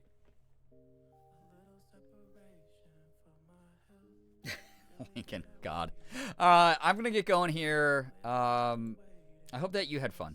Again, I know I'm not the world's most interesting streamer, but god golly, I'm going to get there. I'm going to do it. 100 average CCV in 2026. It's going to happen. We're getting back to the triple digits. We're going to get back into the big leagues. 1,000 views per YouTube video. More regular YouTube uploads. More short form content. Maybe hit 100,000 subscribers in 2026 if I get my YouTube game back up. Gonna thrive. Gonna show people that you don't have to be like a loud flex culture weirdo and join a esports gaming clan to be cool at the Streamer Awards. You can do it your own way and be sweet and genuine. I don't know. I want to do this my way. I want to do it different. I'm not here to compare myself to others. I'm here to do this in a way I want to. And I hope that attracts more people like you guys, because all of you are wonderful. Like, you're truly great company. Like, truly, truly great company. Thank you for being the people that you are. None of us are who we are without having experienced everything we have. Good, bad, everything in between. We talked about grief a lot here tonight. Do your best to not be afraid of your grief. Be, constantly aware of it's going to be there coexisting with you. And I hope that I'm proving that you can survive it. You can learn to change with it. And you're you because of it. And I'm really happy that you're you. I'm going to get going. Thanks for vibing. I'll hopefully be going live earlier tomorrow. I have some other brand content stuff that I put on the back burner forever. And the brand was really, really patient and great about it, but I'm back on deadline. So I might be preoccupied with that. I can't guarantee I'm going to go live super, super early or anything like that, but I want to try to go live earlier so we can catch more people. People can stay up longer with me. I get to just do more on stream. Maybe we'll, like I said, do better TTV emotes, or maybe we'll get back to Hollow Knight. I have a lot of stuff that I could pick from. We'll figure it out. And y'all are great. Like, truly, thank you for being a part of this thing. Thanks for staying up with me, Late Night Gang. Hope you all had a great time here. Let me say some good nights. I haven't done good nights in such a long time. I'm going to start up here with Brookie, and then just, if I miss you, I'm so sorry. I'll get you the next stream. But thank you for being here. Brookie, thank you so much for hanging out. Thank you for supporting the stream. Doing what you do as a member of the mod team. Gray Lady, thank you so much for being here. Uber, Mins, Brawly, always love seeing you, dude. Mojo, thank you so much for hanging out. Nye, thank you. Xander, all of you are wonderful. Slade, thank you again. Another one of our late night mods. You are fantastic and incredible, and I just appreciate everything that you do. Thank you, Mins. Yes, life has to be bigger and get bigger around grief, which means you got to keep living. Elric, thank you so much for dropping by again. Fang, good to have you here. Savannah, lovely having you here. Thank you, truly. Nervely, always love having you here, man. Actually, Nervely, let me do something. Just because I do this for a lot of people that I've met in person, but adding you to VIP just so I can notice your messages a little easier in chat. Nye, appreciate you. Appreciate you beyond words, truly. Maddie, thank you so much for hanging out. Lincoln, thanks so much for dropping by here near the end of the stream. Again, I hope people had fun. I'm going to dip out. We'll do more goofy shit over the weekend. And vibes all around. Vibes all around. I want to become a place that people have an equal amount of fun interacting with the streamer and watching whatever it is that I'm doing. I look up to, like, Chris Melberger a lot. Like, he has this great balance of, like, this good chill energy, welcoming atmosphere, really, really good community, but very entertaining content as well. So I'm going to be very intentional about a lot of that. I'm going to have nights like this where I'm just like, I just need to yap and turn my brain off. But I hope no matter what I'm doing, it, again, serves you in some kind of way. You deserve to embrace and enjoy things that are fulfilling and positive. You do. But thanks for helping me do that. Thanks for helping me work towards my goals. Y'all are great. I'm going to get out of here. Thank you again. Thank you for follows, bits, subs, resubs, gifted subs, tips. Anything that has been given has gone towards car repairs, paying bills and rent while Morgan and I were not working, going out to go see frickin' the Iron Lung premiere, and spending time with my found family, my favorite people in the world, staying with Ethan. I give him so much shit, but, like, he really is essentially, like, a member of my family. He is someone who, when I spend time with him, it's so fulfilling and restorative to me and my spirit. So thank you for all the people who showed up to my CasaCon panel yesterday. People who root me on and all the weird things that I'm getting my hands into, voice acting, sponsorships, just all the strange extras that come with this thing that I'm doing online. Thank you. It just means the world. It really means a lot. Not everyone gets to do this. I do. And I don't do it without you. So I hope that it serves you. Anyway, thank you for the chats. Thanks for the lurks. Thanks for hanging out, being patient with me and my weird schedule. Thanks for listening to me. Thanks for, showing up when you can. I hope I start doing stuff again that makes the rest of the community come back too. I miss a lot of them. But we'll get there. And those of you who are here right now, God, you're the backbone. You're doing the best. And you're doing the most, I should say. But you're doing the most, the best. And I really appreciate y'all. Thank you. If you're lurking, thank you so much for your time. I hope you have a wonderful morning, afternoon, evening, night, whatever it may be for you. All of you are fantastic. You really, really are. Finger hearts as usual. I'll catch you in the next one. And we'll have some fun tomorrow. Okay? Bye, everybody. Goodbye. Goodbye. Please take care of yourself. You really do deserve to. This world's weird. It's weird. It's cruel. It's strange. You deserve every good thing that happens to you. See ya.